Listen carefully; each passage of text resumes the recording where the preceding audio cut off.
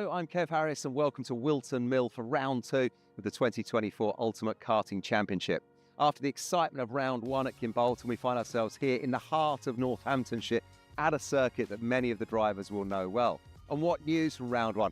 Well, it didn't disappoint, did it? We saw fast and furious action under scorching hot skies, and there was close racing in every class. There were experienced champions running alongside seasoned campaigners and a few new faces in the mix as well, all wanting to make their presence known. And come the podiums on Sunday night, well, anyone who stood there, it was hard fought, wasn't it? But I think the winners overall, they deserved the spoils. So let's remind ourselves then of who came out on top at Bolton.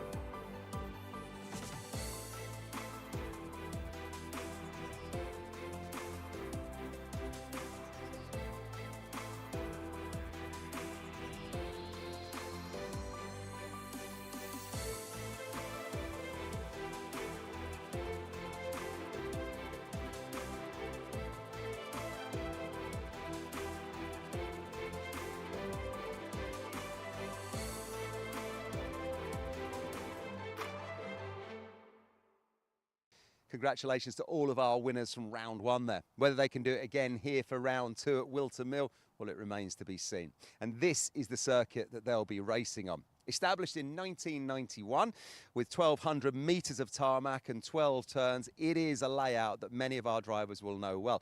And it's one that has it all. From fast straights into hairpins and fast corners and double apex sections. And the names of some of those, well, they're famous within karting, aren't they? We've got Oblivion, and then we've got Fine Lady, Manuel's Bank, Christmas Corner, and the infamous Boot, which has had a little bit of a redesign for 2024.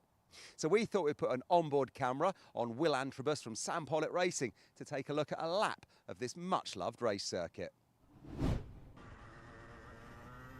So let's join Will Antrobus then as he crosses the start-finish line on this hot lap. Through Oblivion, down into the bottom end of the racecourse. Take plenty of curb because you're going to need it as you sweep through Fine Lady and up Manuel's Bank into Christmas Corner.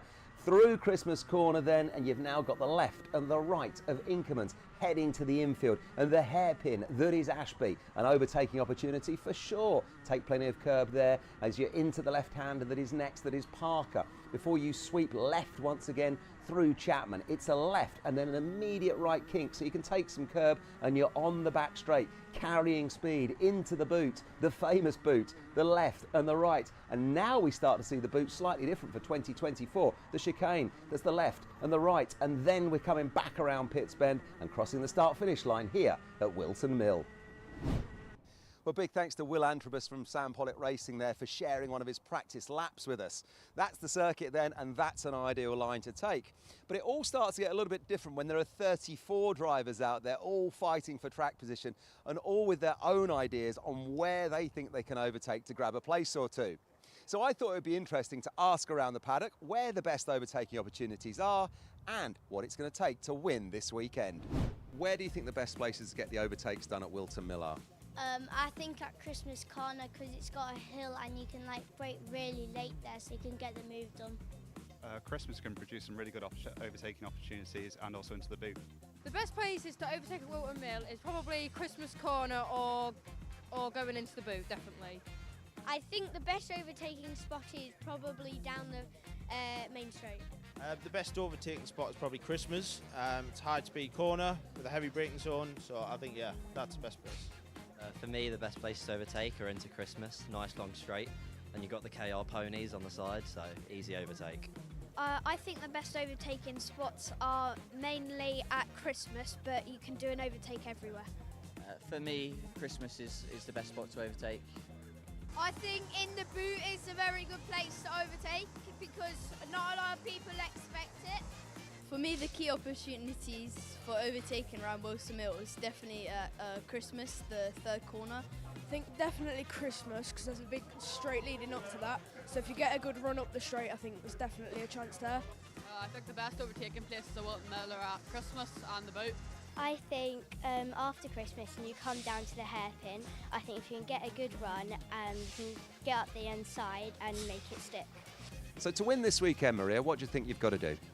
To win this weekend, I think I need to make sure I'm on pace, and even if I fall back, just put my head down and overtake to get to the front. For me to win this weekend, it's going to take a lot of speed, practice, and I just got to try and do my best. I think it's going to take a lot of confidence with the overtaking and a lot of pace with good setup ideas. To win this weekend, I have to have a good quali and avoid the crashes that happen in the middle of the pack.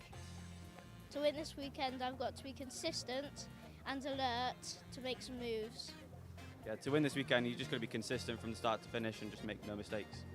To win this weekend, you've got to be consistent and have the strength for the bumpiness, really. Well, thanks to everyone that we spoke to there, and apologies if you didn't quite make the edit. We simply couldn't fit you all in.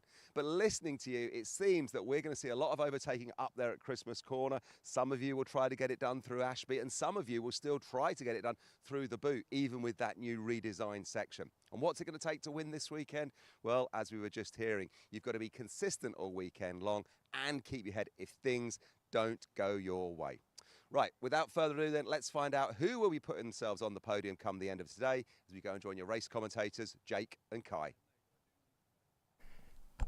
Thanks, Kev. It's going to be a very exciting battle ahead of us here at the Ultimate Karting Championship second round of the 2024 season after a brilliant start at Bolton.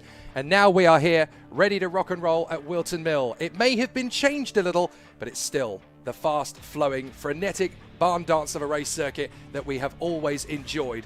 Wilton Mill always delivers in spades, and across the 6 categories that we have here today for the second round of UKC, it is definitely going to be exciting stuff. Jake Stanson and Kai Bacchini with you all the way through. We have got ourselves a fantastic battle across all 6 classes. It's still pretty open in both junior and senior rotax, as well as in Mini Inter after wins for Griffin and Minto yesterday.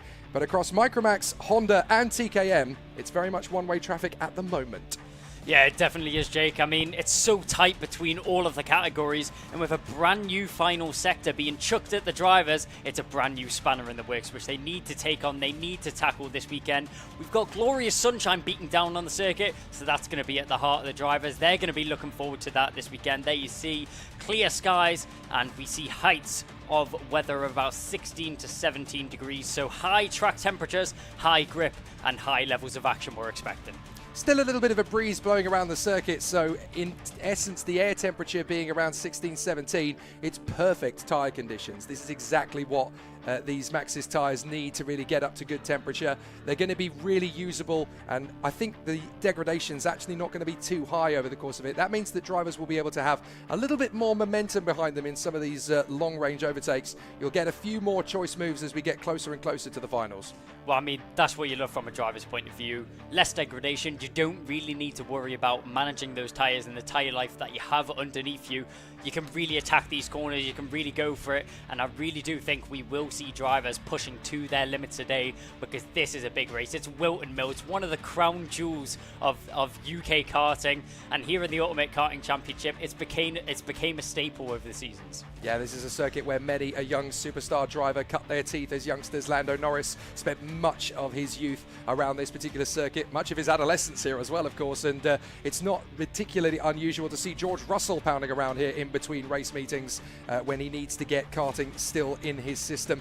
This is the first time we've actually been to Wilton Mill since the track configuration layout change, so it's definitely going to be an interesting one. Super Heats are underway. The Mini Inter is going to be the first race out on track today, and we've got 8 Super Heats before we get ourselves to the 6 finals later on. Big race action to come here at Wilton Mill.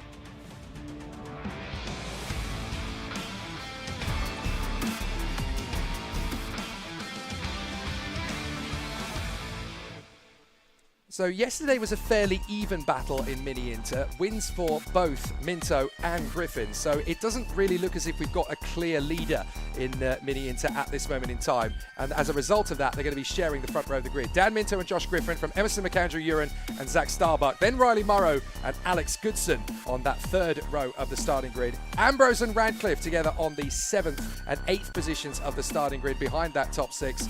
Watch out for White and Cleary as well on the 5th row of the grid. They want to really make a big impact into this race. One of the key riders in the runner for this one is on the 6th row of the grid alongside Braskov. Teapot himself, Thomas Potter, watch out for him. He's actually been really strong in his first appearance really in UKC, and what he was able to put on in terms of racecraft yesterday, they were really starting on the back foot, but as a privateer going up against the big guns, he's shown some real flair and quality so far. Blair Smith and Miles Burton on the 7th row of the grid, then Tom Jackson and Rayan Townsend, the grandson of Brisker Formula 1 star Gary Townsend. Drew Davidson and Ruben Jenkins on the 9th row of the starting grid. It'll be very competitive indeed in Mini Inter this time. Soren Gallagher and Zach Jennings, followed by the Scotsman David Hjorns, and then Charlie Stapleton, with Lomond Wilcox rounding out the field. Plenty of big talent, good rookies in the field as well, and a very changeable circuit here at Wilton Mill. I was actually talking to a few of the teams and drivers yesterday. Fascinating how different teams and different engineers have got a different opinion as to how this Wilton Mill circuit has changed with this new chicane at the end. Some people were telling me that in terms of the gear ratios, they've been changing them anywhere between 3 and 4 teeth on the gearbox. I asked a few teams, any changes? They said, nah, not really. Well, I mean, setup's always been a massive thing around Wilton Mill. Tyre pressures are always going to be a big difference for the drivers. It depends on how hot you go at the start of the race or if you want to conserve yourself for later on in these races. But with not long on the clock on these Super Heats, only 10 minutes are these races. It may feel like long for the drivers, but that time really goes by in a blast. The drivers will be out on their formation lap, weaving side to side, trying to get as much heat into their tyres as possible on the one singular formation lap that they are handed.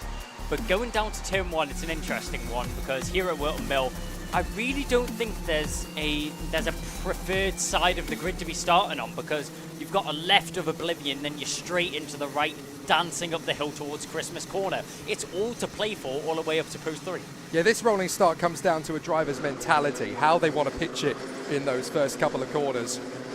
Dan Minto on the front of the starting grid with the very new and dynamic livery, this CS55 racing colours for Hunter Motorsport, based on the new chassis, which is part of the OTK group, but it's very much a new direction that the team are going in. They obviously will go wide around the old configuration of the circuit for the rolling start, and then on the first lap they will cut in and make that the new chicane. So a fascinating battle to get us underway.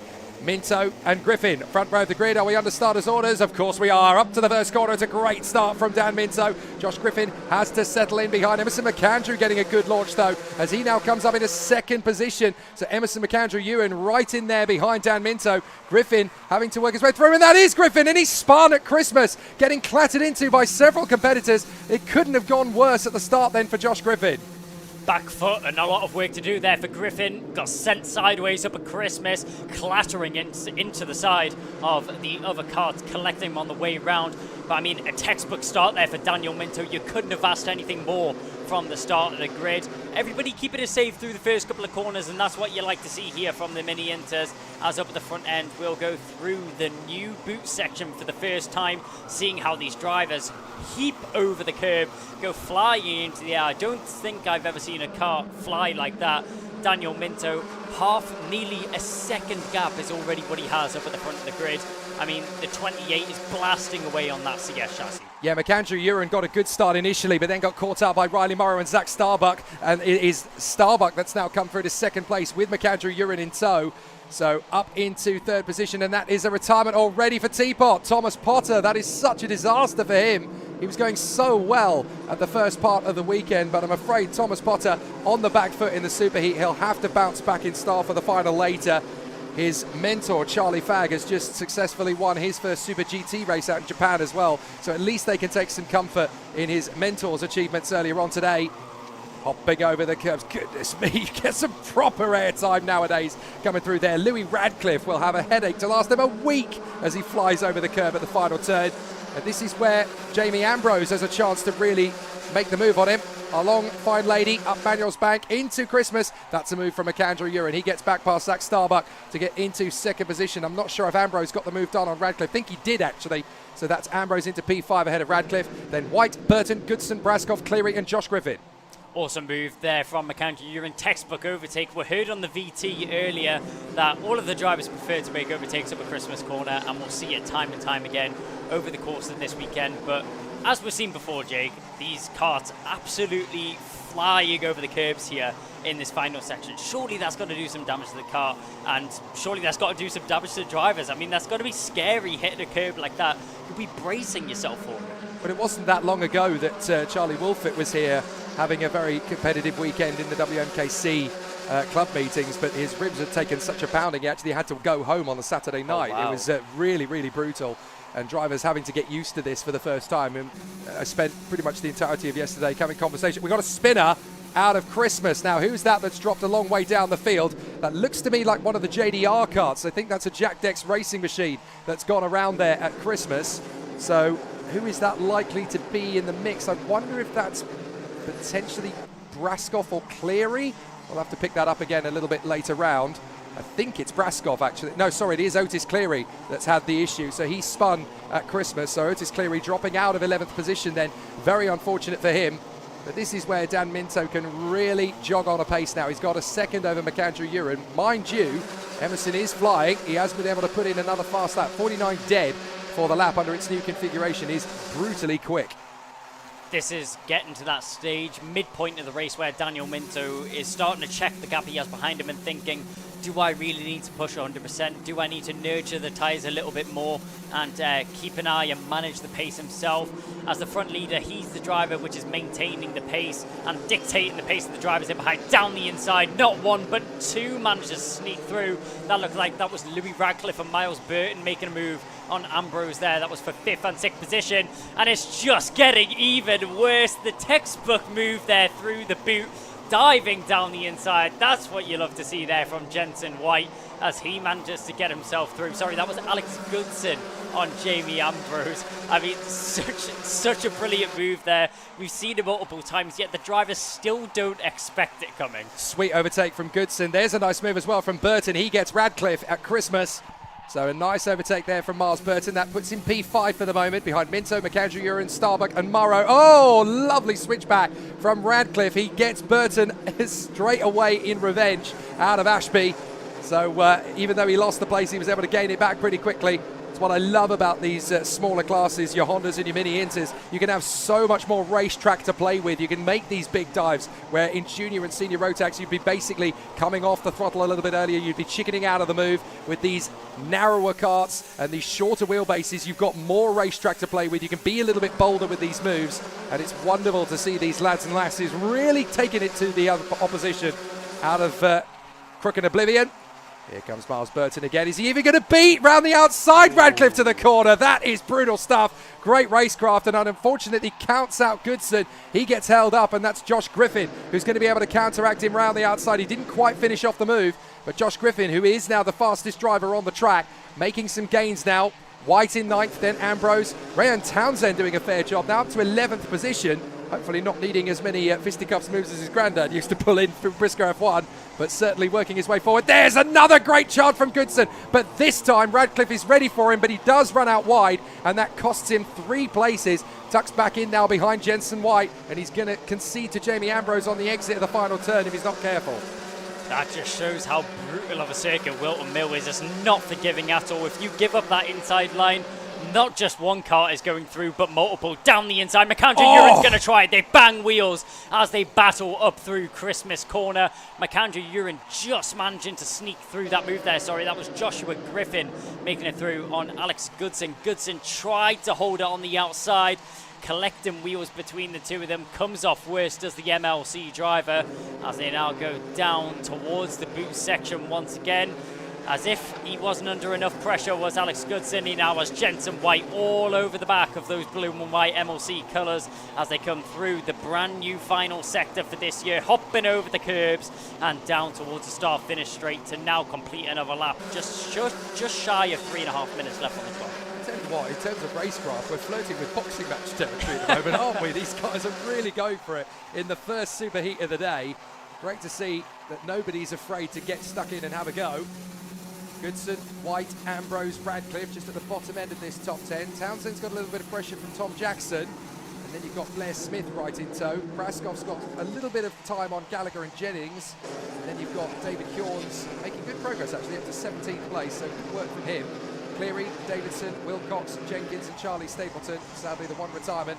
Thomas Potter not being able to complete the superheat, but after his pace yesterday, he should be able to come back strong from the back of the grid in the final with very little pressure. Once you're at the back, there's only one way, go forward. So hopefully he'll have a good one. There's a warning for contact, and that's at Ashby, I think, for Blair Smith. So Blair Smith, who's just outside the top 10, just a little bit of a ticking off there. Just needs to be reminded to wind it in a little bit. Oh, David Horns has disappeared. So David Horns, I think, has had a bit of an issue somewhere and has not come through. So we may well see a stationary number 25. Either that or they've just basically had to crawl their way back to the pits. As we look at Alex Goodson on the MLC colours. Having a fantastic run at the moment, just in front of Jensen White. Having a very sturdy run for Bradley Shepherd Racing, doing a fair job there in the black and orange colours. And how about this? Dan Minto had a big lead, not anymore. Emerson McAndrew-Uren has been chipping away at it every now and then. Just a little bit here, a little bit there, and all of a sudden, Dan Minto is not looking like a dominant force anymore. Well, 1.3 seconds, down to half a second is now what separates those drivers. A little check over the shoulder there from Daniel Minto, and that will confirm his suspicions that Emerson McAndrew-Uren is clawing down that gap. He's closing in on the back of the number 28. Daniel Minto, he's already taken up a heat win in his bag today, but Emerson McAndrew-Uren, where it really matters, championship points are up for grabs, and Emerson McAndrew-Uren is going to take as many home as he can here in the superheats. He's getting very close to the back of Daniel Minto. Yeah, Minto's nervous. He keeps checking over his shoulder every third corner. That's an invitation to Emerson McAndrew-Uren. I'm nervous. I don't think I've got the pace to handle you. So Emerson McAndrew-Uren will know this is my chance. I can get him. Minto needs to stop focusing on the man behind. He needs to just continue looking up the road. Focus on your apexes. You've got 5 to 6 kart lengths on McAndrew-Uren. That's enough to win the race. Stop focusing on what's going on over your shoulder. Look up the road, because McAndrew-Uren is out of your control. But you can go a bit quicker just by focusing on each of your own radiuses and apexes. McAndrew-Uren has hunted him down on the Lando Norris chassis. Now he's got an opportunity. So it's CS55 versus Lando Norris kart. And both of these chassis, of course, part of the OTK group. But now we're going to see a battle royale. Minto versus McAndrew-Uren. Minto's having to go defensive down towards the boot. He holds the middle of the road. McAndrew-Uren's going to try and slingshot him out of the toe. Can he get alongside? No chance. Minto wasn't born yesterday. He's not going to concede any easy overtakes in this one. No, McAndrew-Uren also a very opportunistic driver. We know that he'll wait until he has the best opportunity available to him.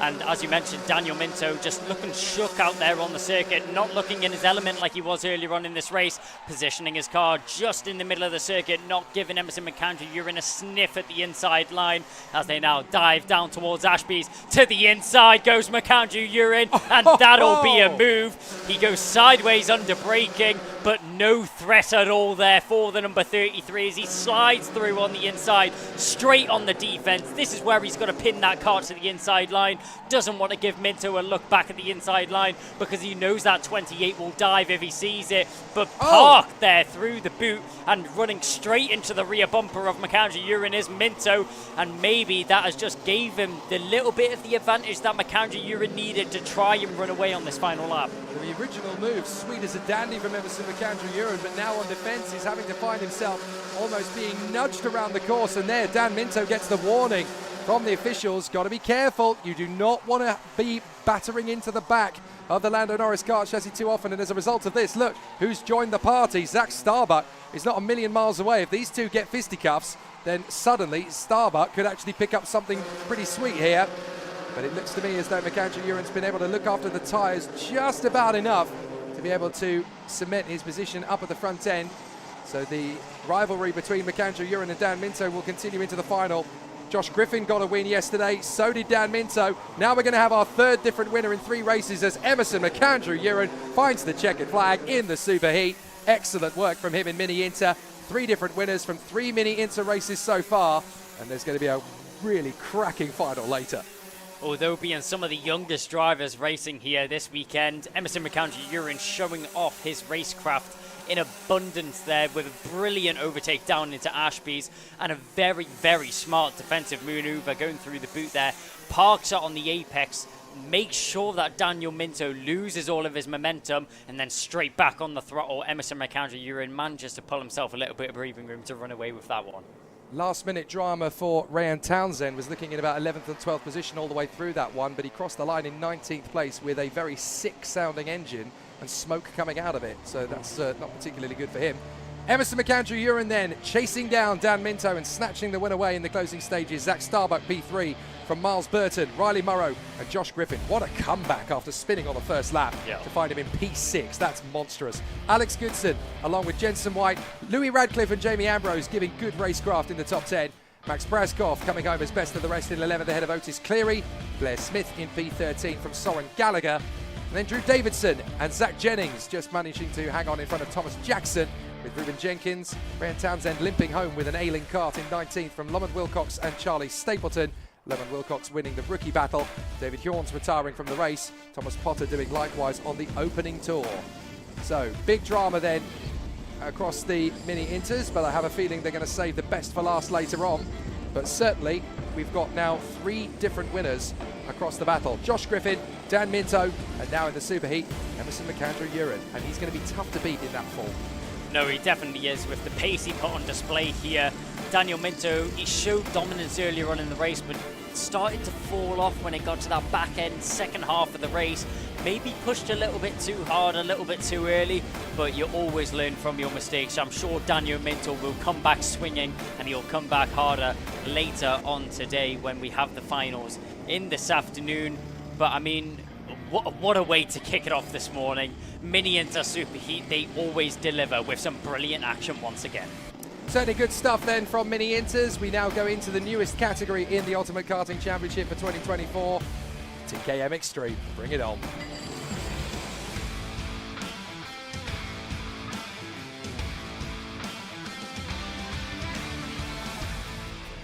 Anybody who knows their British karting history knows full well TKM is the world that gave us the talents of Abby Pulling, 2-time British champion in the TKM categories in her youth. Chris Whitton, the dominant force so far this weekend, alongside Kian Bennett, Spencer Lane and Leo Robinson on that second row of the grid. We'll be fascinated to see how Robinson gets on in TKM Extreme Machinery. Adam Sparrow, you can never take karting out of him, even though he's a Mazda driver these days in the BRSCC. He's definitely always ready to bounce back in the TKM Extreme. Alongside Kai Springfield, another driver who should be very eager to watch out for. Al Patterson and Michael Cornell, along with Alfie Garford, who only decided he was going to go racing on Friday night. Johan Kalachern rounding up the top 10, with William Bryant alongside Jessica Fitch-Hall, one of the star new faces in the Ultimate Karting Championship. And then on the 13th and 14th spots on the grid, we have Jarman and Stewart, row 7 together, with Morrow rounding out the field. TKM Extreme, a very tough category, very old school in terms of the racing, but it definitely provides us with great racing talent. And who else from the TKM world can't stay away from Wilton Mill this weekend? Ted Bradbury. He's always a factor within TKM. You can never quite get him away. Even though he's not on the grid as a racing driver, he has to come here to support his mates and figure out what's going to happen next. It's been fascinating to see how the TKM Extreme have really adapted to life in UKC, and I think it's fantastic that Paul Phelan has opened the gates to this very exciting category. The slowly dying embers of a class, you could argue. Maybe the numbers have not always been there compared to what they were back in its heyday 10 years ago when it was one of the most popular classes out there, but there's still great talents that have come out of it. You've only got to look at the people who have gone through and won the TKM Festival over the years. Still some great talent coming out of these classes.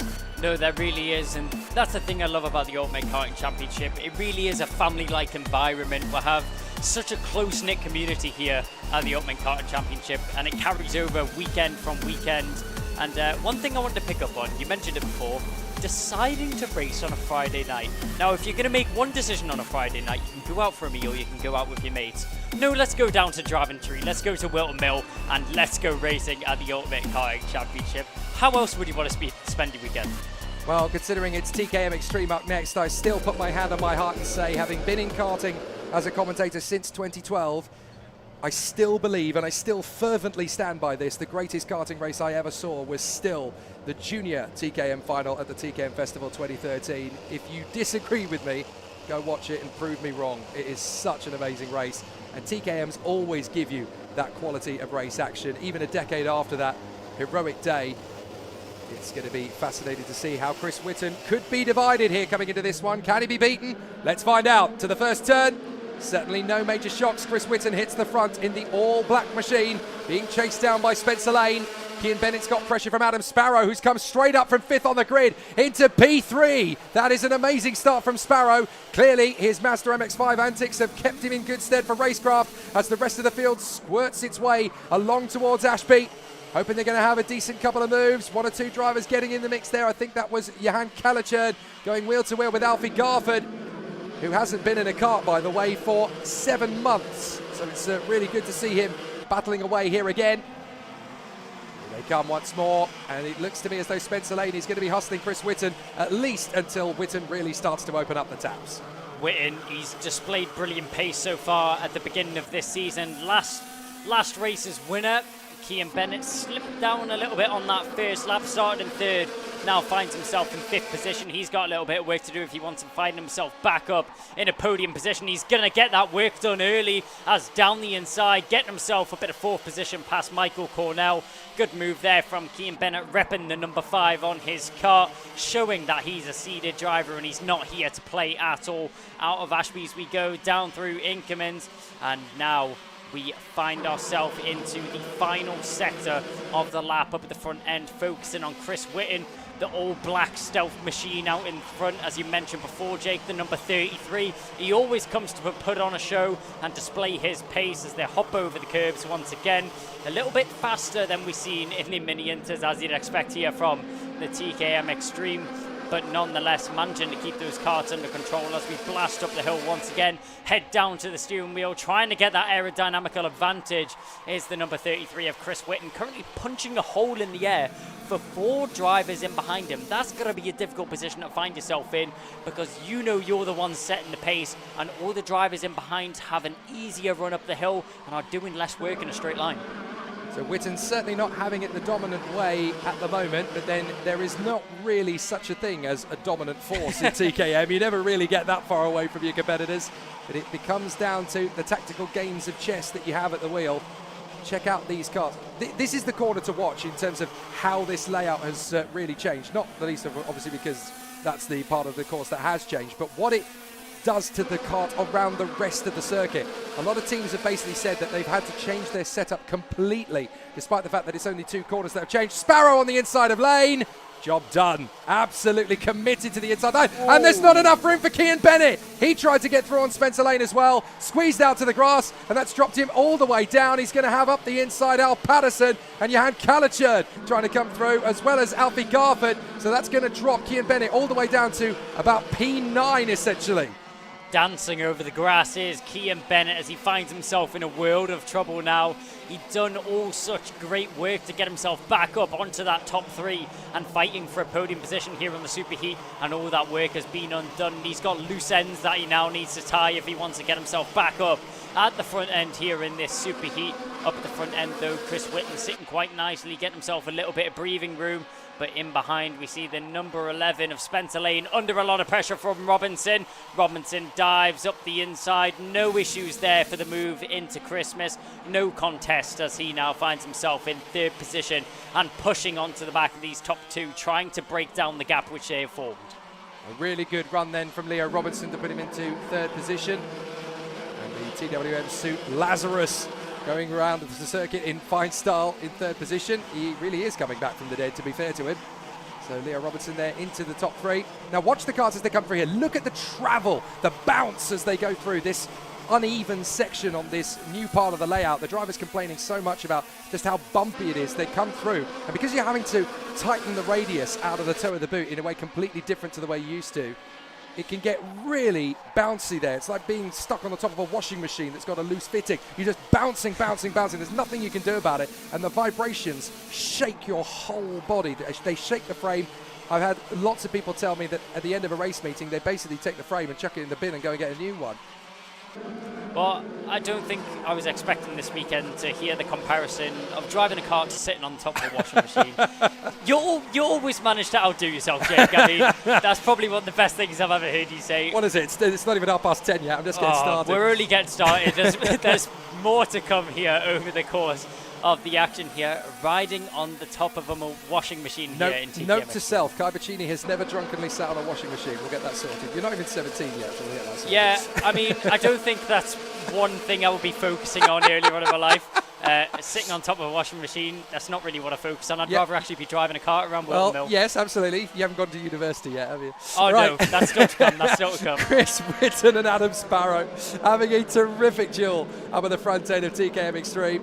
This is good stuff from Adam Sparrow, really clicking with this kart once again. It doesn't take a driver long to get back into the role of Supreme Racer once they know the craft, and Adam Sparrow really does know the craft of TKM Extreme. I said to him when I spotted him yesterday, oh, this is fabulous, isn't it? You can take the racer out of karting, but you can't take karting out of the racer. They always want to come back at it. And actually, watching Whilton and Sparrow, they're not the only ones in this. Leo Robinson has now dropped lane a little. Cornell's under pressure from Calichurn. So this could be a three-man battle for the victory. And look who's back on the scene. An angry Kian Bennett. He's got the red suit and the red mist. He wants to come straight back into this and go straight for Cornell and Calichurn to get himself back in contention. But Robinson is swarming all over the back of Whilton and Sparrow now. Game on, and anyone is in the hunt for the victory here. It's very much open season. Well, Kian Bennett's going to have vengeance in his sights as he now finds himself back on an attacking position, back up at the front end. But Liam Robinson glued to the rear bumper of Adam Sparrow there as they make their way into the boot, really poising himself here in an attacking position, ready to go on the offense as they come blasting down the home straight into Crook and Oblivion once again. Robinson tight on the inside line. Will he opt for the move up into Christmas? We've seen it a few laps ago. He won't try it this time round, just a little bit too far back. Didn't have the gap quite closed down that he would have wanted to get that move done. Maybe a little bit of a poor run out of Oblivion there. Wasn't able to set himself up quite right, but they come down towards increments once again. Leo Robinson, the trailing of these two. Maybe he's just I was about to say maybe he's sitting waiting for a move to happen, but no, he's going to be the one that initiates the attack. He's going to get the move done. Great move there from Robinson. Promotes himself up in a second. One down, one more to go as he now goes through the final couple of corners. He's straight onto the back of Chris Whitton. Wasting no time is Leo Robinson through Crook and Oblivion once again, virtually pushing the black machine of the number 33 up the hill and up into Christmas. Once again, he'll do it right. Leo Robinson finds himself in the lead of the race for the first time this weekend. Well, Leo Robinson making Adam Sparrow look a little bit hesitant. Here comes Whitton back on the inside for Robinson. Watch out, boys. Sparrow is going to have another opportunity to split them as he comes in on the far side, and up the inside comes Spencer Lane. He grabs third position as a result. Sparrow gets back in on the inside of his teammate, dives through, gets the job done. The two Talcos running away in third and fourth position, but now it's going to be Leo Robinson really edging Chris Whitton to the edge of the radius of each of these corners. Come on, man. You know I've got you, Chris Whitton says. Are you sure? I've got you back again, mate. You're going to have to come up with something better than this. And now we've got 1, 2, 3, 4, 5, 6, 7 of them in a long train. This is what TKM is so known for. Battle after battle after battle. Here comes Robinson again, up to Christmas, dives up the inside, that'll do nicely, back to the lead once more. Chris Whitton having to surrender to come for second position, now he'll get the tuck back in for Ashby, and this time Robinson's ready to defend valiantly. Whitton can still get the switcheroo on the cutback, and they bang wheels! Robinson is determined, you're not getting back through on me, sunshine! Whitton cuts back across again, and here comes Spencer Lane and Adam Sparrow. Sparrow's got through, and it looks as though Spencer Lane's actually fallen out of the equation. That's Jan Calichurn. Calichurn has popped up into third position out of nowhere. Defensive efforts have been through the roof here from Leo Robinson. Amazing, valiant racing, which he's managed to keep himself out in the lead right now. He had a great running in with Chris Whitton there. Whitton tried to slap him in the face with a reality check. He throws that backhand back at him, does Leo Robinson. Finds himself still in the front lead. Glued to the inside line as they go up towards Christmas. Leaves himself a little bit more room on the outside so he can swing that back in for the racing line. Number 36. He's trying to back off Adam Sparrow into Calichurn. Let's see if he's going to manage to be able to do it. Through Winkelmans they go, still on the defensive effort as Leo Robinson. This is going to be a long last couple of laps if he wants to keep this one in his favour, as all the drivers in behind squabbling for position, backing up all of the drivers. Leo Robinson in a world of trouble at the moment. This is competing with 2013 TKM Junior Rotax finals at the moment. Every time 2 or 3 drivers battle, they queue up the rest of the field. And look at this train now. We've got about 12 of them in the mix, all the way down to Will Bryan in P12. Anybody's in this fight once more. So this is excellent stuff. In fact, Bryan actually got past Al Patterson at the end of that lap there, all the way down to Harrison Morrow, who's come up from the back of the grid, don't forget. So Harrison Morrow started dead last and now finds himself in P10. What a resurgence. Robinson absolutely determined to keep Sparrow, Calichurn, Whitton and Cornell off his back. They come out of Ashby. Now towards the 2 left-handers. Round the outside, Spencer Lake trying to get himself back into contention further back. Meanwhile, Chris Whitton down in 4th position, having won both the heats yesterday. Needs to come up with something special to take on Calichurn. Never mind the 2 men in front. Time has run down to 0. We're only going to have 1 lap after this one. And parking the bus up front, Leo Robinson hunting down this opportunity. Out of the final turn, can he hang on from Sparrow? Last lap begins. Well, if we've learnt anything from the junior ranks for Leo Robinson, the one thing we know from him is he knows how to put that car in the right position defensively and offensively, and he's put that on display throughout the whole of this race. Veers across to the middle of the track, manages to open up Christmas corner there. That's Garford. Look at Garford. He's bounced up into the top 5. The one plate has come straight up. The reigning British champion has suddenly found himself up there in the top 5. Robinson having to hold this, middle of the road. Got to keep it nice and wide. Sparrow's all over him. Robinson knows he's got to keep this cart as wide as a Buick. This is going to be very tricky. We've got a slow cart breaking down as they come past down the back straight. Whitton trying a move on Calichurn. Calichurn going for Sparrow. Sparrow thinks he's got one last shot on Robinson. What have you got in the final chicane? Whitton's going to lose out to Garford, who snatches 4th in the final dying embers of this race. And Robinson hangs on for the superheat victory. Wow, wham, bam, 11 carts across the line by 2 seconds. That is TKM all the way. Well, that was definitely some extreme racing there from TKM. Leo Robinson with some of the best defensive efforts I've seen on display all season so far in British karting. How did he manage to hold off that whole pack of drivers tucked in behind him? Adam Sparrow did not let off that throttle at all. He kept the pressure on all the way through those closing stages of the race. Calichurn hoped to pick up a little bit of debris from those drivers, but wasn't able to snatch anything up. Just to point out how defensive that race got at the end, who was the fastest driver on the last lap? Jess Fitch Hall, who was 12 seconds behind the rest of the pack. That's how slow the battle for the victory got at the end there. Leo Robinson, Adam Sparrow, Johan Calichurn, Alfie Garford, Chris Whitton, Michael Cornell, Cian Bennett, Luke Jarman, Spencer Lane, Will Bryan and Harrison Morrow, all in a line across the line. 11 carts battling for the victory. Can we have a war later, please? Al Patterson, 12th position, Jess Fitch Hall in 13th, and Jack Stewart unable to bring it home on the same lead lap. 14th place for him. But what a magnificent run from Leo Robinson, finally crushing Whitton's dominance for the weekend so far. And there's a lot of drivers who have now got a sniff of victory. 11 of them could have taken that. So when we get to the final later, all bets are off. Well, what a way to kick off the action. Mini Enter followed up by a hot and heavy TKM Extreme. 10:30 on a Sunday morning, and we're already warmed up and ready to go for the rest of the day. If this is a sign of what is to come, I am so excited for the finals later on this afternoon. Yeah, really good racing from our TKM Extreme competitors. A really strong addition to the UKC catalogue of racing. And I have to say, it's so good to see TKM in UKC. Right, we continue to march onward. The Superheat is up next in Micromax.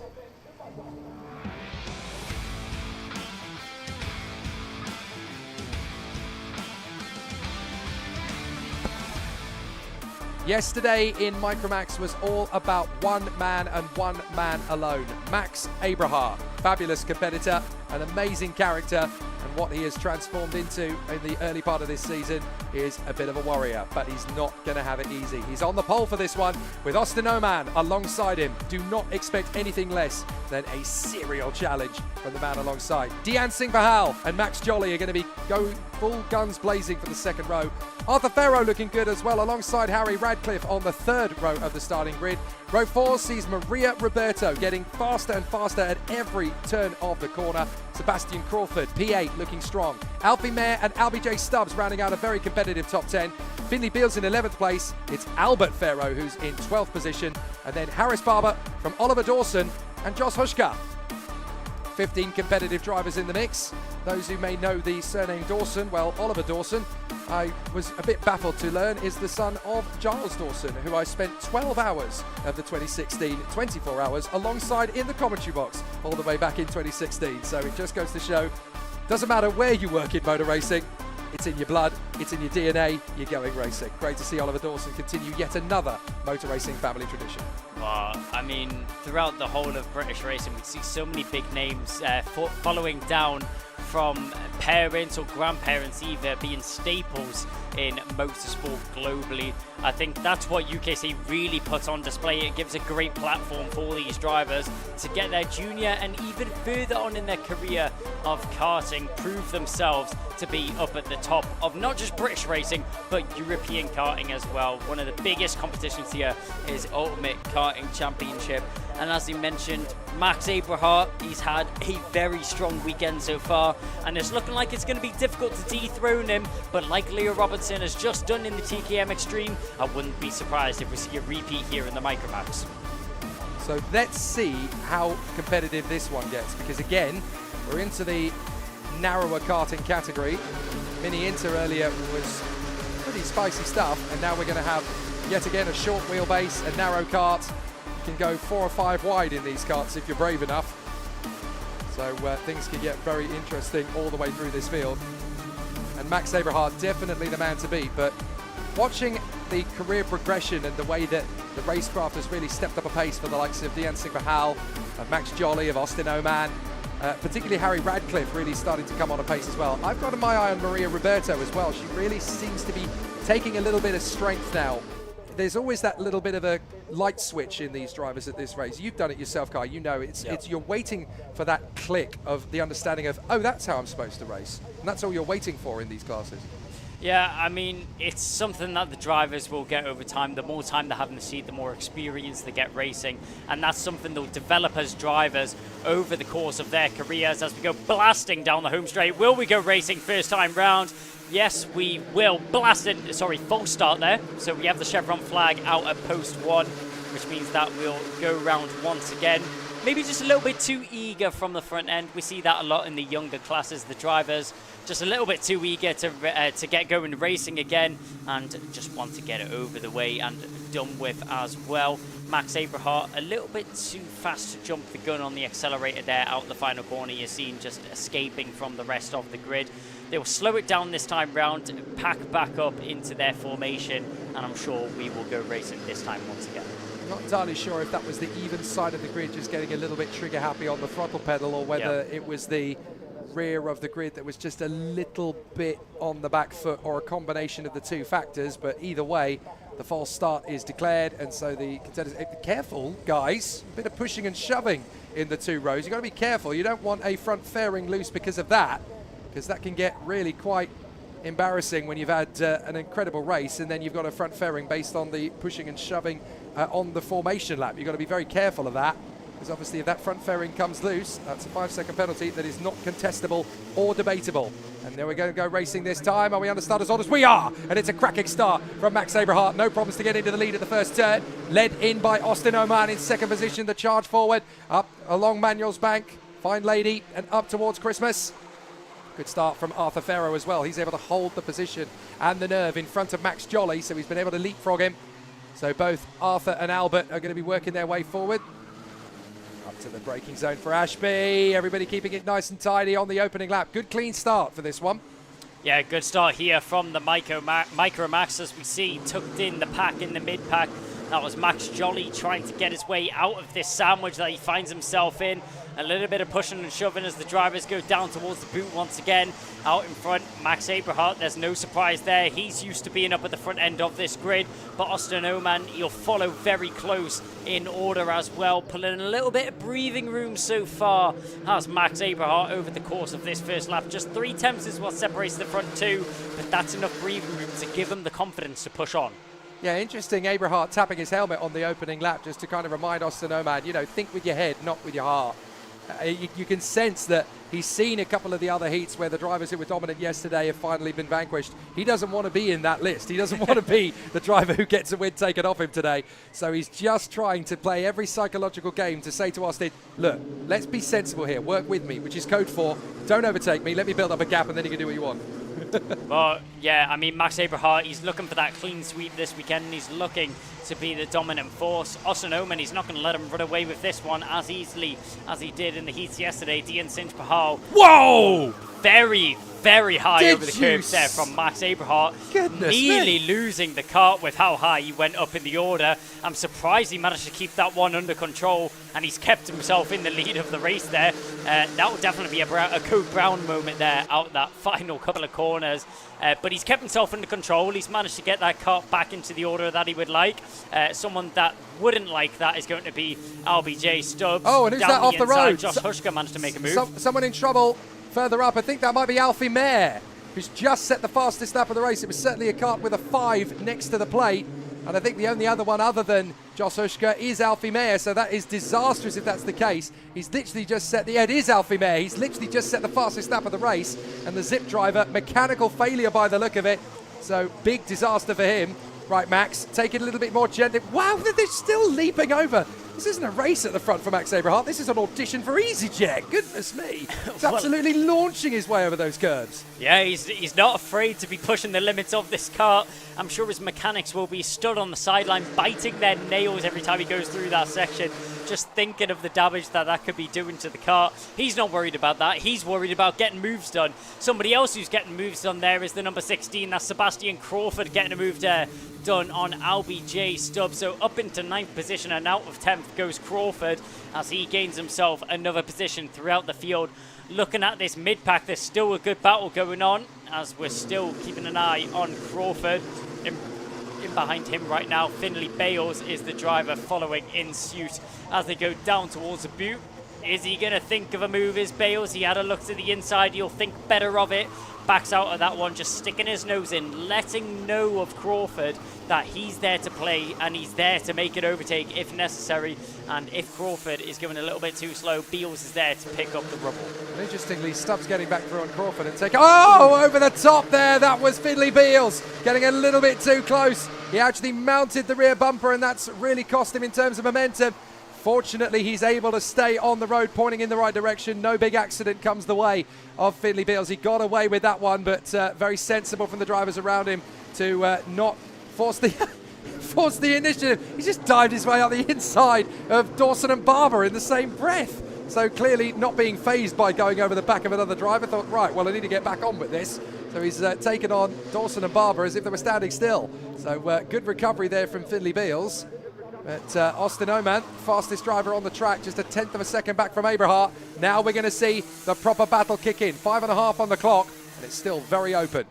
Beals clearly wasting no time in gaining back the space that he lost on the circuit earlier on in this race. Looking over his shoulder, another tap to the helmet. Come on, let's push forwards, let's work together, he says to Austin Oman. Oman's been pretty... he's been pretty calm, and he's been pretty chilled out so far in this race as we get ourselves... going towards the halfway stage in this race. Will Austin Oman start to push onto the back of Aberhart? Will he start to apply a little bit of pressure to the back of the 61? We'll have to wait and see. Only time can tell in this race.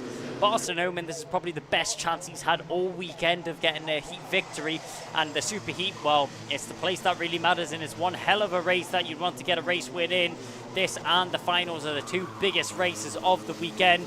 Austin Oman just keeping in suit, making sure he's still stuck to the back of Aberhart. Dian Sinch Bahar in third, though, trying to break down that gap, and he's doing a good job of it, gaining himself the final lap. Fastest lap, sorry. Loving the body language of these guys. Obviously, Max Aberhart tapping his helmet to Austin Oman to say, come on, let's just work together. Let's just make sure we're staying in the front. Austin Oman's response is quite clearly, no, I want to beat you, so I'm not going to work with you, mate.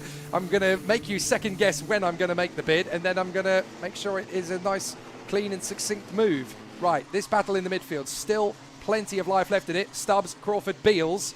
It's a very impressive comeback from Finley Beals under the circumstances. B12 no longer, now up to 11th place, having got past Dawson Barber and Albie Farrow.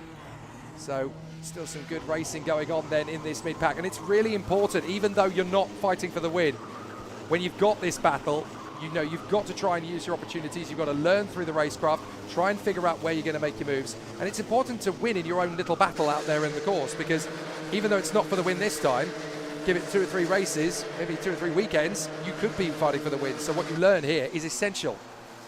Well, I think Crawford's intentions are pretty much set here, and that is getting the move done as soon as possible. He's been hacking away at the back of LBJ Stubbs, hacking away so much to the point where he's managed to gain himself a contact warning.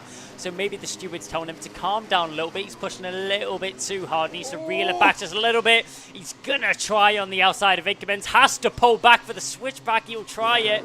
Not able to pull that one off there is the number 16 of Crawford.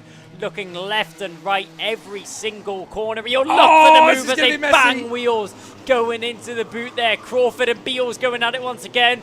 Beals went over the back. Oh, that was vengeance. The final corner. That was pure vengeance by the look of it. Goodness me. Sebastian Crawford did not like getting shoved around there by Finley Beals, so he retaliated. It was that red mist that came down. He was angry, he was frustrated, and he just missed his breaking point, tapped the back end. Finley Beals spins around, his hand is in the air. What was that for? Well, big frustrations there in Micromax as the two drivers battle away further round. We've got another terrific tussle. This is Jos Hushka versus Maria Roberto. Great comeback drive from Jos Hushka. This is now 7th position for a fantastic race drive through the field. Yep, slicing through the field like it's butter right now is the number 55 of Jos Hushka. We can see fighting all the way throughout the field. Loads of mini battles going on, and that's what we'd love to see around here.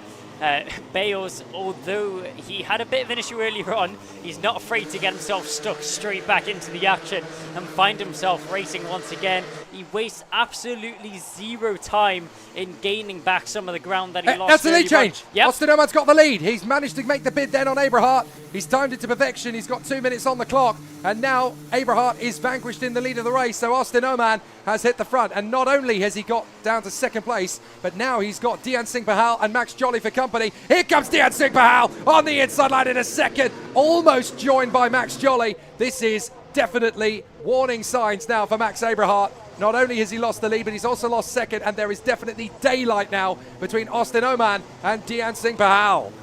Max Aberhart caught a little bit dazed out there on the circuit, maybe felt a little bit too comfortable in the lead and caught lacking by Austin Oman and Dian Singh Pahal as they slide through into 1 and 2.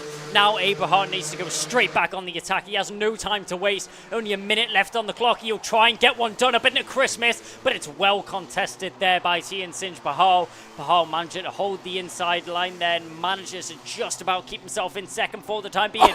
Through Ashby's around the outside, hand in the air. How is he doing this, says Max Aberhart, as they go through Ashby's and into Incumbents now, going down towards the boot. This is where it's going to really be interesting here. Will Max Jolly even try for a move on Aberhart, or will Aberhart keep applying the pressure onto the back of Pahal? Oh, yes, he will. Enough. And oh, there That's goes Dian Pahal. Singh Pahal. So what happened there? Was there contact? Did the engine seize on him? What on earth happened? Well, he certainly didn't seize on him because he's able to keep going again. I couldn't really see. Was there any contact? Was he just nerfed on the inside line there? Very tough to tell. Or did he lose it on his own over the curbs? Whatever, it's Dian Singh Pahal who's now essentially kicked out of the battle for P2. So unfortunate. Now we've got Max Jolly all over the back of Max Aberhart, and that's going to be a window of opportunity for Jolly. Can he find an opportunity now? They come into Ashby. And a long way back, you've got Radcliffe and Farrow having a great ding-dong for 4th position. That spin for Dian Singh Pahal has actually really benefited Jos Hushka as well. That's now P6, ahead of Maria Roberto, and Dian Singh Pahal has recovered in P8. I couldn't really see, the angle wasn't clear whether that was Dian Singh Pahal making the mistake or whether he was escorted to the scene of the spin, essentially. Yeah, it wasn't quite obvious from our perspective. Might have just used a little bit too much curb and hooked that cart around. Or was there contact? I guess we'll never know. That will be down to the steward's office later on if they decide to investigate that incident or not. But back up at the front end, all eyes are peeled on this battle right now. Final lap, and Abraham's done the work that he needs to do to get himself back into a lead race fighting contention. It was about 7 tenths which separated these drivers. Now just shy of 4. Check over the shoulder there from Oman. He knows he's in trouble. He knows he's under pressure here from the 61 of Abraham. Abraham, he's gunning with the fastest lap under his belt. Will he be able to convert that into a race victory though? Will he be able to get the clean sweep? He's only got a few corners to go. They dive into the boot, and there he goes down the inside. Abraham, he manages to get it done. What a brilliant move there from the number 61 of Abraham, and a move that even he can't believe. Hand on his helmet and hand on his heart when he went for that move. Max Abraham, one of the overtakes of the weekend, has just been put on display in the superheats. What a way to round out your morning, and what a way to assert your dominance going into the finals this afternoon. Max power from Max Abraham. What a slam dunk of an overtake into the boot. That really took some conviction. He had to know that it was worth the gamble, it was worth the risk. It was just stunning from Max Abraham. Found the gap, found the opportunity. Thank you very much and good night. And he's still got a final to try and wrap up this clean sweep. Austin Oman P2, Max Jolly in P3. And very unfortunate that Dian Singh Bahal was not able to stick in that battle. Here is the provisional result then. Max Abraham snatches it on the final lap from Austin Oman and Max Jolly. Harry Radcliffe in a very strong P4 ahead of Arthur Thero. Josh Hushka, great fighting comeback there ahead of Maria Roberto. Very solid again in the top 10. Dian Singh Bahal, what a shame. 8th position is all that he can take away from this race. Sebastian Crawford winning over in the battle between him and LBJ Stubbs, and actually getting clear of him as well. Oliver Dawson in the mix there as well. Good run from him in 11th place. Finley Beals, Harris Barber and Albert Farrow. Plenty of racecraft from them. And rather sadly, Alfie Mayer retiring on the opening couple of laps of the race with a mechanical failure of some kind. Well, exciting stuff from the Micromax Superheat, and for Max Abraham, it's going to be very tough for anybody else to pull off a kung fu move like that one. Was perfectly clean, no worries at all, but you had to be really brave to know you could pull that off. Chucks caution to the wind does Max Abraham. I mean, an outstanding dive to the inside line. Not many drivers would even think of taking that feet on and going for that overtake. Max Abraham, a league of his own out there on the final lap, and really proving that he is one of the top drivers here this weekend and a force to be reckoned with. Still great race action to come then at Wilton Mill, the second round of the Ultimate Karting Championship 2024.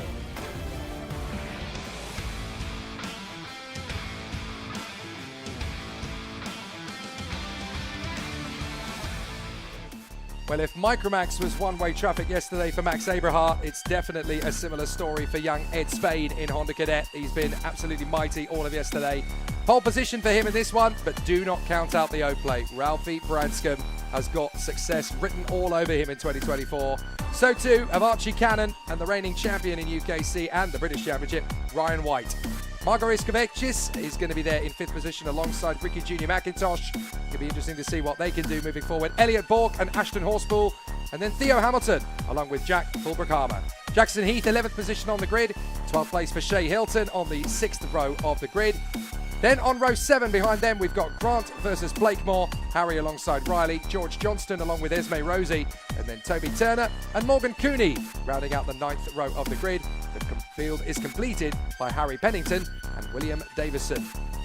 And I've got a feeling this is going to be a bit of a crescendo battle at the end of this one. Ed Spain versus Ralphie Branscombe. And Ralphie has a habit of saving his best for the final. I don't really think we've seen all he can do yet. Well, if it's a rinse and repeat of Kim Bolton, we don't count him out until the closing stages of the race. He fought all the way to the end for that one, did Ralphie Branscombe, and the O-plate being repped on the side of that car shows he knows how to race. He shows that he's got brilliant racecraft and brilliant pace, because the O-plate doesn't come easy at all in British karting. One of the staple races of the year. Branscombe walks away with that one, and he'll rep that number 0 all the way to the end of the season. Starts second on the grid though. Ed Spain's had a very strong weekend so far. maybe knows this track like the back of his hand. We'll have to see how he goes in this superheat though. We've seen everything can switch up in this superheat. A little bit more pressure for the drivers and a little bit more for Stake. Ed Spain, will he be able to tackle the Titan which is in front of him? Will he be able to keep his winning streak going and take another one going into the heat and into the finals later on this afternoon? Sorry, it's all about confidence and it's all about a boost going on to it later on. But Ed Spain or Ralphie Branscombe, Archie Cannon and Ryan White, the #1 plate from last year, is sitting there in 4th position. Make sure to not count him out. So many big names, so many strong drivers. Honda Cadets obviously the only standing start for the classes here this weekend. Throws another spanner in the works and a little bit more developmental work here for the drivers, but it always provides great action. Reaction times combined with brilliant racing. It's Honda Cadet. What more could you ask for? Yeah, it's a very different skill in karting circles, and you know, some drivers like it, some really feel that they should be doing the same thing on the rolling starts, but it just mixes things up a little bit. And certainly in Honda Cadet, you've got some real talent that's able to utilize and put on an excellent display and an excellent show. The drivers not shying away from the opportunity to move their way forward in terms of speed and lap times. Karts making their way to the starting grid once again. Ralphie Branscombe with the pink racing helmet to the far side of the course. Very distinguishable, very talented young man is Ralphie Branscombe. Going to be a very interesting challenge for him to see him work his way forward. Ed Spain, though, the dominant force so far this weekend. But as we've seen already for the likes of Chris Whilton, all it takes is one little mistake here or there and suddenly the opposition are on you like a ton of bricks. And Ed Spain does not want Ralphie Branscombe to crack his defences at the moment. Archie Cannon, though, right there in 3rd position, could be one to keep an eye on for this. So too Marjoris Kavechkis, as well as Ryan White, reigning champion, of course. Let's go racing at Wilton Mill. And it's a perfect start for Ed Spain. No worries at all, chopping across in front of the O-plate, Ralphie Branscombe. And a good start, too, for Ryan White. He puts himself into 3rd position without hesitation as the field works its way through Crook and Oblivion. Along Fine Lady up Manuel's Bank and into Christmas. Everybody keeping themselves to themselves. No silly moves on the opening lap of racing. Everybody all the way down to Morgan Cooney, able to keep themselves on the racing line without issue. And now the drivers jogging away. Just a little bit of a squirrely moment for a couple of drivers there into Ashby. But in essence, everybody's still on the black stuff. Yep, all drivers facing the right way, and that's what you love to see here for the Honda Cadets. The youngest drivers which are racing this weekend, but they always still put on a show with some brilliant action throughout the race, and they kick it off on the first lap, a dive to the inside. We've seen it done in the previous race, but it's not going to be easily repeated there. That looks like that might have been Elliot Bork going for that overtake, the number 14, getting down and dirty, ready to get racing here on the first lap of this race, making a statement as they go up the hill down towards, up towards Christmas Corner, checking over his shoulder twice on that straight. Elliot Bork is not looking comfortable. Branscombe's got through on Spain, so we have a lead change. Ralphie Branscombe, the O-plate, hits the front ahead of Spain and Ryan White. So just to come back to Elliot Bork, moving his way over to 6th position with some feisty racecraft, not afraid to get stuck in nice and early. Always good to see drivers really starting to push the envelope in the early phases of these super heats. As the tension mounts over the course of a weekend, Saturday you can pretty much just take your results and get yourself into a relatively good position. Things start getting serious on Sunday morning. Very different style of racing, of course. Ed Spain just hunting down the gap on Ralphie Branscombe once again. Branscombe controlling it on the O-plate, looking very neat and tidy at the moment from Spain. Then White, Cannon, Kavechkis, Bork, Horspool, Hamilton and McIntosh. Some good starts to this race then already all the way through this field. But is Ed Spain going to come straight back in on Branscombe? Well, why should he? He can just sit there behind him in 2nd position, let Branscombe do all the hard work, and he can actually win this race by just solidifying himself at the back. Whoa! Somebody going up and over on the Christmas Corner, just about managing to land it. So just as well, we did have a flip over the course of one of yesterday's earlier heats. I think it was in the senior rotax race that we had of it. But fortunately, everybody relatively okay after the difficulties yesterday. But then, as you pointed out to me, when do you get the Wilton weekend when somebody doesn't go over? It's a tough circuit, this one.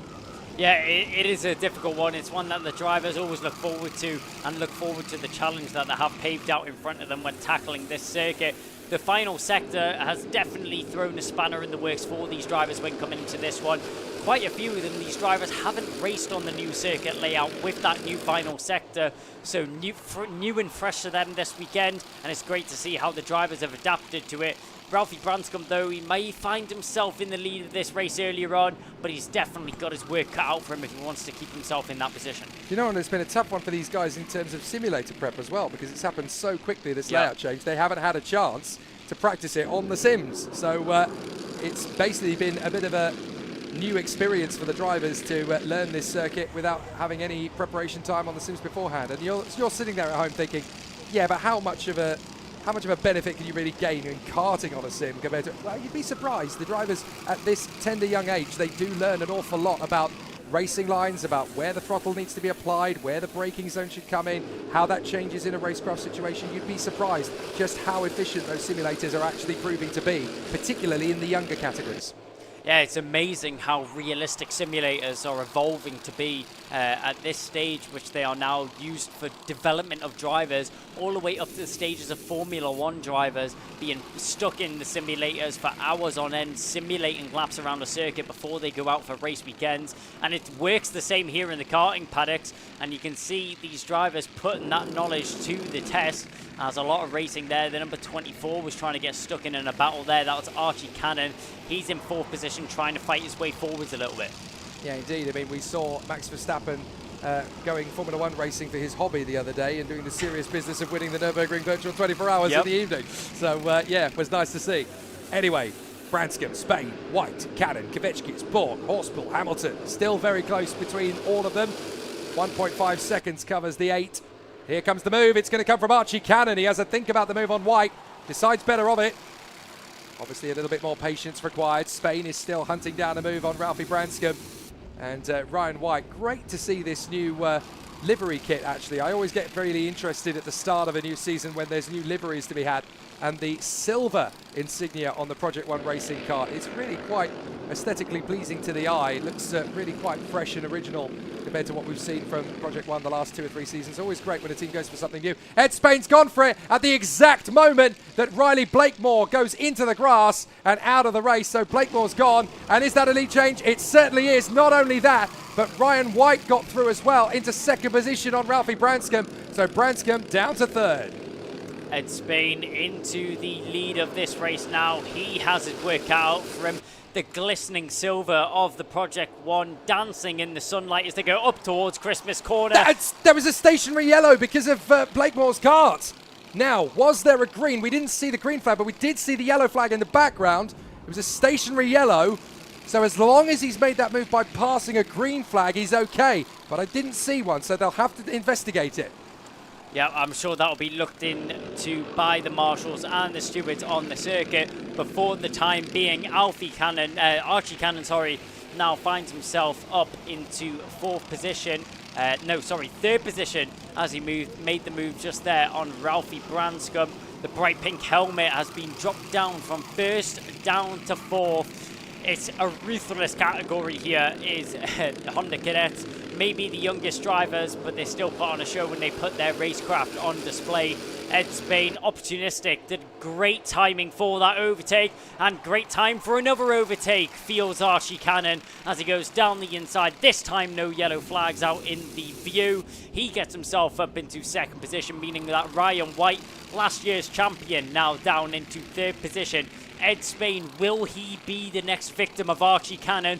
Only time will be able to tell, and with time running out, only 3 minutes remaining on the clock, we're going to have a great battle on our hands going forwards. Yeah, great driving from Archie Cannon to get into P2 on Ryan White, and now he's got 0.4 of a second to make up on Ed Spain. Ralphie Branscombe getting himself straight back on the horse to move himself back onto the toe of Ryan White, and again these guys going airborne as they work their way through. Very tricky stuff. Ryan Branscombe, of course, racing in the LMM Motorsport colours, the team from Scotland. Very passionate about working with young drivers, was chatting to their team principal yesterday. Obviously very passionate about having a new fresh-faced set of drivers every year. They find a lot more excitement working with the new faces than they do establishing champions year upon year upon year upon year. It keeps everything fresh and keeps everything really exciting. And there's some really strong talents in the LMM awning this year. Good to see. So Ralphie Branscombe fighting his way back into contention, right in behind Ryan White. Kvetschkis going well, P5. Elliot Bork, Ashton Horspool and Theo Hamilton still there or thereabouts. A little bit of a gap back to Ricky J. So Ricky Junior McIntosh hoping for his chance to move forward. And you can see that it's a waiting game at the moment. They're just ticking down the laps, ticking down the minutes. And now we've got 8 karts battling away for the victory. You've got to be very careful about how you time these moves. You don't just want to go in and go hungry early. You've got to really time it right to know that the momentum is going to remain with you after the battle. White defensive on Branscombe, and that holds off the charge for the moment. Yeah, going defensive so early on in these closing stages of the race could be detrimental to his attempt of trying to get into this leading 2 battle. Ed Spain maybe was feeling comfortable earlier on when he had a bit of breathing room and find himself with a bit of a gap compared to the other drivers earlier on in this race. But Archie Cannon carving his way through the field, making an overtake lap on lap, has done a great job at closing in on the number 72 and now finding himself fighting for race contention and for the lead here in the Superheats. This is the big one leading up to the finals this afternoon. The question is, will Archie Cannon be able to pick up that pace? Will he be able to get the move done on Ed Spain? We'll have to wait and see. But going on in behind, we can see the O-plate. That's Ralphie Branscombe. He was in the lead of the race earlier on, going defensive. 0 versus 1 as Ryan White once again pinned to the inside line. Hand in the air there from Ralphie Branscombe, saying, what are we doing here? Why aren't we working together? Why aren't we pushing forward and contending for the lead of this race? Instead, we're stuck here fighting for 3rd position, letting them drive away and letting them get away with the race contention and the race lead. Ralphie Branscombe maybe getting a little bit frustrated here in 4th position as he's finding himself stuck in behind Ryan White. Yeah, this is racing driver code for, I don't mean to be rude, but we're wasting our time here in 3rd and 4th place, mate. So a little bit of hesitation and agitation from Ralphie Branscombe, just wanting to get Ryan White to hurry up. 3, 2, 1, time up. So now we are on the penultimate lap. Archie Cannon now sets the fastest lap of the race, tucking in right behind Ed Spain. So Cannon's got a real shot at this. We would thought at the start of the race that maybe Branscombe would have a shot at this, maybe White would have a go at it. But Archie Cannon has been the one who, at the closing stages of this race, has really held the torch to try and take on Ed Spain and crush his dominance so far this weekend. But it's all going to come down to timing. When do you get the move? When do you make the pitch? Are you going to leave it to the last lap? Are you going to take the first gap that presents itself available? And you can see that Ed Spain is running scared. He's now got the left shoulder engaged as he looks over it to try and figure out, where is Archie? Where am I going to put the car? How am I going to respond to this into the last lap? And it's game on for the victory. Well, nerve-wracking moments here for our leading driver of Ed Spain. The number 72 has been dominant so far this weekend. Can he keep it going in style, though? That's the question. Archie Cannon has been firing his way through the field. Will he try it up at Christmas? No, he won't. He'll actually opt to be picked in behind Ed Spain as they go into the braking zone. Battling going on in the background, but our ties are focused. Out up at the front end, Branscombe tries to the inside. Ryan White defends once again. We've seen this lap after lap, the number 1 pinning it to that inside white line, and Branscombe finding difficulties to make his way past that car in 3rd position right now. But up at the front end, Archie Cannon looking over the shoulder there is Ed Spain. He's worried going into the boot, and so is Ralphie Branscombe. He's finally got himself into 3rd position, but Ryan White, will he be able to pick up the cloth? No, he won't. That's the question, which will be answered when they cross the line. But Ed Spain, he keeps his force going. A great race from him as he crosses the line in 1st position. Archie Cannon crosses the line in 2nd with the fastest lap to his name.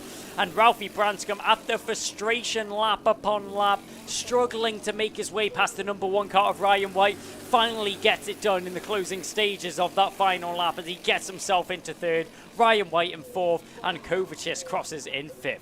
So 2 drivers then remain unbeaten over the course of this weekend. Max Aberhart in Micromax and Ed Spain in Honda Cadet. Fabulous performance from both young men. Ed Spain, your provisional winner of the Honda Cadet Superheat. Archie Cannon right in behind him all the way. Ralphie Branscombe able to steal that 3rd position away from Ryan White on the final lap then. That bodes well for the final later. Martin Iskadevechkis in 5th position in front of Elliot Bork, Theo Hamilton and Ashton Horspool. Then Ricky Junior McIntosh and Shea Hilton from Jack Fulbrook-Armour right in behind him. Harry Grant, Toby Turner, Esme Rosie and then Morgan Cooney. The leading novice in 16th place, Harry Pennington. And then Jackson Heath in front of George Johnston with William Davison, and rather sadly, the spin that we saw earlier on from Riley Blakemore, pitching him out of this race. Great battles so far then, and certainly across Honda Cadet Superheat, it is Ed Spain that remains victorious. However, the Honda Cadet drivers can take comfort from the fact that perhaps there is a little more to come in the final. Things are going to be very different when we go to the main event. Well, if you haven't been entertained by the action-packed morning that we've had so far, some of the biggest races are coming up now. We've got Junior Rotax Group A and B, and followed up to finish the morning before our lunch break, Senior Rotax are also coming out to play. It's going to be an interesting last couple of races here of the morning. Junior Rotax, their qualifying was separated by minimal fractions between our top drivers, but the question is, when it comes to that race pace, who's going to come out on top? Yep, for those who are collectors of vinyls, you've had the B-sides.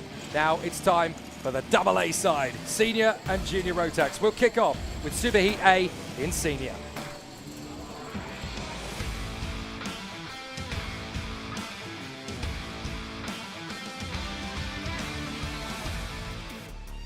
There are two types of racing driver in this field. The ones that are going to climb the ladder of motor racing that will one day find ourselves in Monte Carlo, Indianapolis, or Le Mans. The other type of racing driver are already in the pinnacle. There's nothing quite like Senior Rotax at the top level. Reigning champion Kai Hunter, pole position after 2 heat wins yesterday. Brandon Klein Nagelvort alongside him. Archie Walker, the powerhouse for KR Sport. Watch out for him. Pearson Bullock Carter, P4 on the grid. Alex Moody, always a factor, alongside Ryan Ward. That top 6 of the grid, ultra competitive. Stephen Duncan and Morgan Hudson-Brown, definitely wanting to make some gains. James Tester, right up in the top 10, alongside Ben Southgate. Also keep an eye on Rachel Robertson, very strong talent, making massive gains every time she comes out on the circuit. Gabe Fairbrother on the back foot, down in P12. Definitely wanting a little bit of a resurrection in this one. Rhys Bailey and Archie Buttle, Harry Lamond and Alfie Bushell, and then Gemma Hjorns, the Scottish lady, alongside Mac McGilvray. And then rounding out the top 20, we have Presley Walker in 19th position. So let's see how this first superheat gets underway. And this is all about trying to crack the unbreakable force that is Kai Hunter. Ever since he broke his way into Senior Rotax a couple of seasons ago, he has been almost unstoppable. But the key word there is almost. Oh, Kai Hunter poised as the champion of the Ultimate Karting Championship last year in Senior Rotax category. The question is, can he keep that form running here at Wilton Mill? This is definitely a driver's track, and it's all to play for. There's so many drivers that are on their top form this weekend and are fighting for those lead positions. The question is, can Kai Hunter fend them off, and can he keep himself in that pole position that he finds himself in right now for the finals later on this afternoon? He's going to have a lot of work to do. He's got it all cut out for him, and it's going to be close, but we're ready to get it started here for Senior Rotax. We're definitely in Dinah Washington mode here at Wilton Mill. What a difference a day makes. Yesterday was very cold, a little bit damp, had a bit of a blustery breeze, clouds over the circuit, the threat of rain. Not today. The sun is out, the sky is a beautiful pale blue, and it's all going to be about the driver's mentality and racecraft on track. Now we're going to get to see if anybody can get under the skin of Kai Hunter. And that's the thing, when you're the number one, when you're the guy at the front, yes, you've got all that pace, you've got all that passion behind you, all that ability, but you've also got the biggest height to fall from. Well, you definitely do, but there's big shouts coming from names right in behind him. Brandon Klein Nagelvort, he's been so fast over the course of this weekend. He was putting in blistering pace in qualifying, blistering pace in practice, and also proving that he has the racecraft to fend up with the top dogs up at the front end. Archie Walker, the number 7 seed from last year, he's looking to improve that position. And don't forget about Alex Moody. He may be an underdog name which many don't recognise at home, but he's a force to be reckoned with. He's proved his pace multiple times over the course of last season, and he's here to do it again this weekend. He'll start on the 3rd row there in the Cato Motorsport colours, but what can he do in the superheat? Very true words spoken. Kai Hunter backing this pack up so slowly out of the boot. I mean, this is practically walking, this is slower than walking pace. A snail could overtake them at this point. So let's see if Kai Hunter and Brandon Klein Nagelvort will have a strong start out of it. This is all psychological gamesmanship from Kai Hunter, and that's why he's done it. It's a perfect start for Hunter. Brandon Klein-Nagelvoort has to suck into second position as they weave their way through Crook and Oblivion. Oh no, it's a false start actually. So Kai Hunter pushed his luck there a little bit too hard. You can see, what did I say about having the highest height to fall from? Even Kai Hunter not quite nailing that start. A little bit of a chink in the armour there for Kai Hunter. A little bit of crack under pressure there, not able to get the start perfect this time round. But as you mentioned, that slow, very, very slow formation lap going into the start. It's textbook from Kai Hunter. We've seen it time and time again, not just in British karting, but also European karting. He likes to get the drivers in behind him nice and slowed down to a controlled pace where Kai Hunter feels like he's in control of the momentum of the drivers around him. And this is what he'll do. This time round, once again, slows down the pack to a crawling pace. This is painful for the drivers in behind, but it's great for Kai Hunter to get his foot down at a last minute moment. Let's see if Kai Hunter can do a better job this time. That's much more like it. Up to the start, and we're going straight across as Kai Hunter chops right in on the nose of Brandon Klein-Nagelvoort. Manages to hold it through turn one. Everybody very feisty as they come through. Archie Walker's not lost any ground as they come up. Pearson Bullock Carter trying to come right round the outside to put himself into the hunt. Has not been able to cement it as they go out of Christmas. Chopping across on the far side. It's Hunter, Klein-Nagelvoort, Walker, Bullock Carter. Down to the brakies over the hairpin. Nice slice up the inside there from Rhys Bailey. Not able to convert it into a decent move or two, but has been able to hold off the treble one of Gabe Fairbrother. So a little bit of tough racecraft in the middle there. Rachel Robertson giving herself a chance to roll her sleeves up and go for it as well. Great racecraft on the first lap. Yep, senior rotax putting in the work already on the first lap of this race. We come diving down the home straight once again. Kai Hunter manages to get himself the fastest lap of the race so far as he starts to try and pull a little bit of breathing room, pull a little bit of advantage over the drivers in behind him. Brandon Klein-Nagelvoort, he'll have no intention of going anywhere though, but intention of going on the inside there from the A plate is Stephen Duncan as he dances on the inside of Christmas corner. You'll get that overtake done. He'll find himself in 8th position now, diving down the inside, maybe a little bit too brash there from the number 22, trying to make that move done, but Archie Buttle a little bit deep there into Ashby's and actually loses more than he will have gained.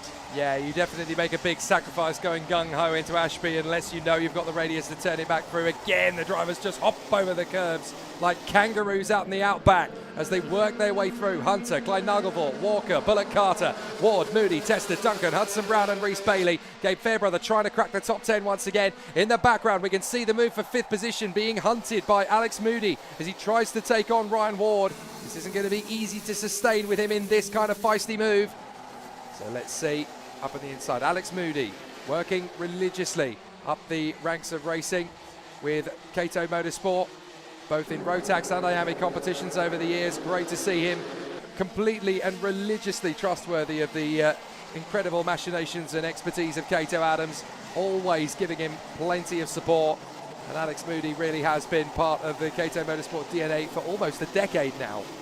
Yeah, Kato Motorsport always take care of their drivers that they have underneath that awning, and it's great to see when that pace is translated into good results on the circuit. Here comes the move. Yep, they're down the inside. There's the move that we were expecting. What's happened to Brandon Klein-Nagelvoort? Brandon Klein-Nagelvoort slowing by the look of it. He's disappeared from second position. He's out. He's out. Brandon Klein-Nagelvoort out of the race with a mechanical problem. That is disastrous going into the final later. That will plummet him down the order, and it hands the lead to Hunter on a silver plate as Moody gets his man then, finally gets the move on Ryan Ward. James Tester's coming in behind him. Oh no, sorry, that is Tester versus Duncan, the A plate. Trying to work his way forward once more, but devastating bad luck for Brandon Klein-Nagelvoort. Bullock Carter now with the man on a mission. He's the one with all the work to do. He needs to push as hard as he can now to try and break down that gap to Kai Hunter as quick as possible. The sooner he finds himself on the back of our leading driver, the easier it makes the second half of the race, and the easier it makes that attacking opportunity easier there for the number 3, as blasting through forwards in the pack right now. great camera angle as we look down through Ashby's. Now we're keeping an eye on Stephen Duncan, and it's a good job we were, because down the inside he dives nonetheless to make the move on James Tester up in a 6th position. Stephen Duncan not afraid of putting that car in a dangerous position to get a move done, and it pretty much always pays off for him. Flies over the curb there as he goes down towards the final corner. A little bit of airtime never hurt anyone. You couldn't film that overtake shot on Stephen Duncan better if you'd had another dozen goes at it. That was absolutely textbook. Up to the hairpin again. Here's the move once more from the 41 Rhys Bailey. Takes on Morgan Hudson-Brown. Gets the move done. That's up into P8. And now Gabe Fairbrother's got the idea. He wants to make the same move.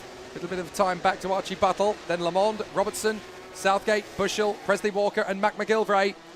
So some good racecraft in this one. 2 lady drivers in the field in this particular heat alone. Rachel Robertson mixing it well in the racecraft just outside the top 10. And then Gemma Hjorns, who is trying to keep up with Mac McGilvray at the moment. But what a devastating end to the race for Brandon Klein-Nagelvoort. When it's out of your control like that as well, when you know you've done nothing wrong, and you know the mechanics haven't done anything wrong either. They've set the car up exactly the way they should.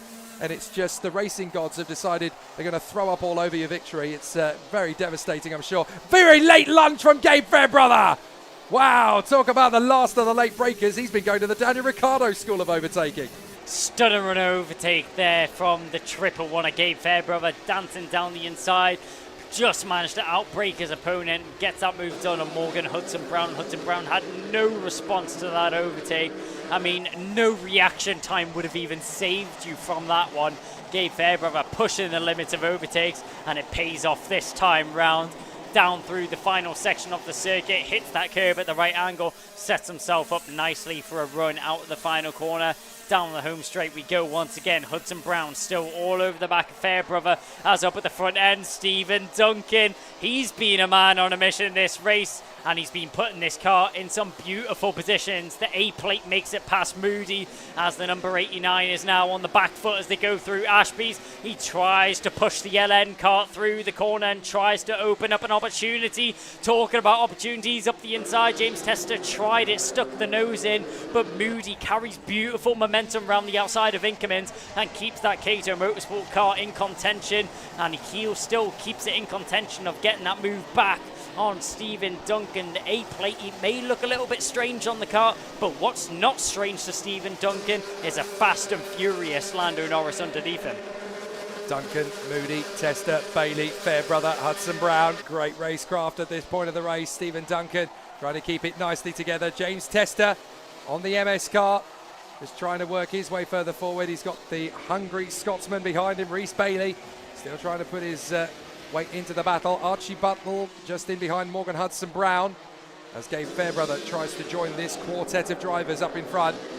But that retirement from Brandon Klein-Nagelvoort really has put the victory in this heat to bed, as Kai Hunter now has 9/10 of a second on Pearson Bullitt Carter, with no need and certainly no desire to push any harder than he's currently doing. 9/10 of a second is more than enough of a gap to be comfortable in senior Rotax, as long as you just look after your apexes. There is the CS55 chassis in the lead. Kai Hunter in front of Pearson Bullitt Carter, going very well as he runs there in P2. Archie Walker, solid and strong as always, P3 for the KR Sport Cosmic. And then Ryan Ward in P4. Some good performances so far all the way through, but certainly once BK was out of the run there, very unfortunate that it kind of cemented the position for Hunter out front. Bullitt Carter is still tripping away at it, trying to do the best he can to get that gap down. Fastest driver on track, by the way, is, surprisingly enough, Archie Buttle. He's come up with a 45.88 on the last tour round. So good to see that there's still some strong showing from Archie, managing to get his way into 10th position past Morgan Hudson-Brown. 2 minutes on the clock, and this man, Alex Moody, wants a bit more than P6. Well, you can't blame him. He's just lost out on it to Stephen Duncan, who now finds himself in 5th position. Kai Hunter out in front, just extending that gap slightly over Pearson Bullitt Carter. Bullitt Carter will definitely not give this one up until the checker flag flies. We know that he's a relentless driver. Is the number 3 car in 2nd position right now, but down the inside, Fairbrother's normally the one making that move, but this time round it's but one Fairbrother, and following through, it looked like just picking up the scraps was Morgan Hudson Brown if he was able to slide through. No, he tried it, but well held there by Gabe Fairbrother to keep himself from losing 2 positions there. Archie Buttle managing to extend some breathing room, extend some kart lengths between him and the triple one of Fairbrother, as he had the task of fending off Morgan Hudson Brown to keep himself in a top 10 position to Gabe Fairbrother, and he'll fight this one all the way to the end of the race. The end of the race not being far away, just a minute on the clock left. Yeah, strong and decisive from Archie Buttle. Good to see him make his move and make it stick. So now we're going to see what Gabe Fairbrother can do to hang it out with Morgan Hudson Brown. Good racecraft all the way through. And again, as we keep saying it, this may not be for the win between these two, but you certainly want to battle your opponent. You want to take on your rival and still win that little tussle, because next time it'll be for the top 5. The time after that, it could be for the top 10. The time after that, it could be for the win. You've got to just keep in, and you learn so much in karting. This is a sport where you can never know everything, and you're always learning. You're always reacting to it. I think if there are any kart racers out there who feel they know everything, they're not doing it properly. Yeah, you're always taking little wins that you can get as a driver. It just boosts your confidence going on to the latter stages of the weekend, or the latter stages of the day in this case, with only one more race remaining for these drivers on the grid right now. Pushing through to the final sector, we're keeping an eye on Morgan Hudson Brown and Gabe Fairbrother, but up at the front end of the field, he'll cross the line and he'll have 2 more, just 2 more parade laps for Kai Hunter. Feels like he's comfortable enough to do another 2, but Pearson Bullock-Carter following in behind, 1.25 seconds in 2 laps. It's looking like this race may be eking out of his grasp. Well, if Kai Hunter had just blipped the throttle coming out of that final turn, we'd only have 1 lap to go rather than 2, because he crossed the line with a second to spare in the timer. So we get 2 laps out of it rather than 1. That's probably to the good for Pearson Bullock-Carter, because that's 1 extra lap that he's got to try and take on Kai Hunter. But for the man up front, it's just delaying the inevitable. Yeah, Kai Hunter, he's done a job that you can't fault out in front right now. I mean, managed to get the move done early on in the race, blasted it down towards the first corner, and it was pretty much a flag to lights victory at this stage in the race. Don't want to put any commentator's curse on him, because there is still about 2 sectors remaining in this race. We'll see how he tackles that one in front of him, but I highly doubt Kai Hunter will be pushing this car to its absolute limits on the remainder of this lap. This race is pretty much in the bag here for the northern driver. Pearson Bullock-Carter, he's done a good job to keep Hunter on his toes throughout the whole race and to keep applying the pressure. He didn't give up until the end of this race. Based out of Warden Law in Sunderland, Kai Hunter doing a fantastic job out in front, driving to command this one, and it's 3 wins out of 4 so far for Kai Hunter. Certainly for the races he has started, it's 3 wins out of 3. So it definitely helps him out heading into the senior rotax final later on. And don't forget, of course, there's only a limited amount of spaces on the grid for that one. So you've got to make every single result count. And it certainly has counted for Kai Hunter at the right time. Pearson Bullock-Carter P2, Archie Walker, superb, very smooth, not really overdriving at any point, coming home in a very commanding 3rd position with the points that he racked up from yesterday's heats added to a 3rd position in the super heat. That should steer him well going into the final. So here is the provisional result then.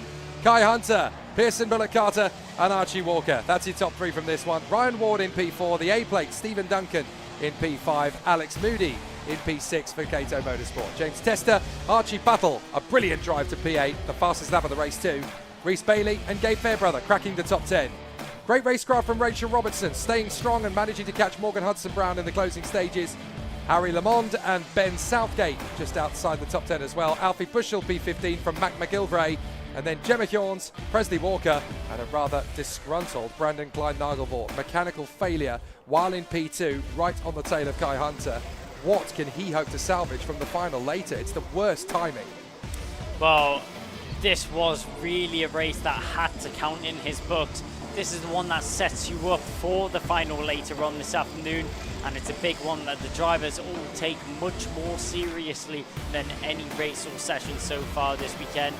With Bland like Klein-Nagelvort's situation, I mean, it's a difficult one that he's going to find himself in going into the final later on this afternoon. he'll be starting for the back of the grid, if that. So there's only way that he can go, and that is forward. Well, Senior Rotax has definitely started in the right frame of mind. We'll carry it on with Superheat B.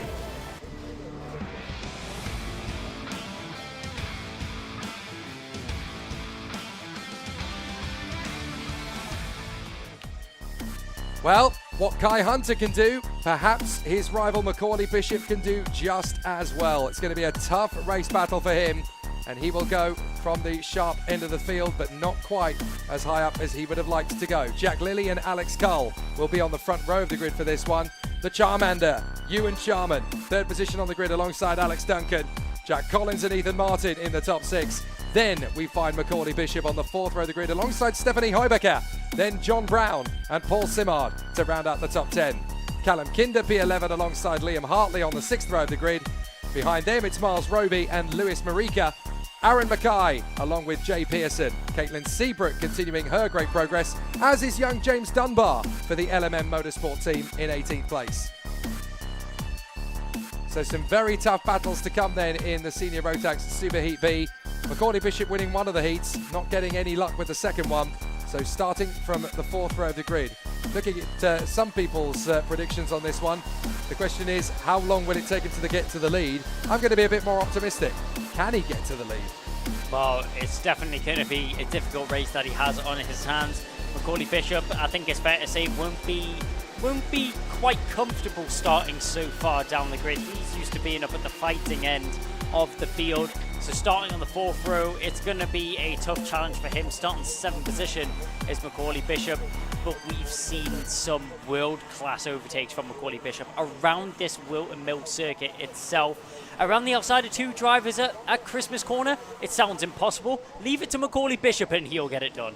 Well, on this one, I've got an eye for Ewan Charman, the Charmander. He could be a very interesting one here on the Birrell Arch chassis. Definitely one to watch out for. He's got plenty of opportunity under his right foot. Alex Cull will want to take full advantage of this chance alongside Jack Lilly on the front row of the grid. Alex Duncan want to keep an eye out for as well. Let's see if we go racing first time. We do, and Jack Lilly into the lead, no problem. Charman goes with him. So Ewan Charman into B2 as the rest of the field squirts their way through Oblivion and Crook. Little bit of decisive defensive moves there from Alex Duncan, hanging on to 4th position on the way up through Christmas, and he was just able to get across to thwart the onslaught from the drivers behind without contact. But that was a little bit tentative from Alex Duncan. He means business as a little bit of a spin further back. That's Caitlin Seabrook, unfortunately, who has fallen away to the back of the field. Hopefully she'll get her chance to recover. But up front, Jack Lilly versus Ewan Charman. Bring it on. Yeah, top 2 are going to bring us a fight indeed. A difficult start and a bad start from the outside line means the best Cole can recover from that one is 3rd place going down into the first corner, and he's not going to get away with that one at all. Alex Duncan, the 363, will go straight to the inside line, waiting no time to go down the inside into Christmas Corner. Up into 3rd goes Alex Duncan, and Alexander Cole drops down into 4th position. A move in the mid-pack, that looks like that was Jack Collins making a couple moves, and Liam Hartley as well making one further back down the inside. That's the 75 losing out on a position.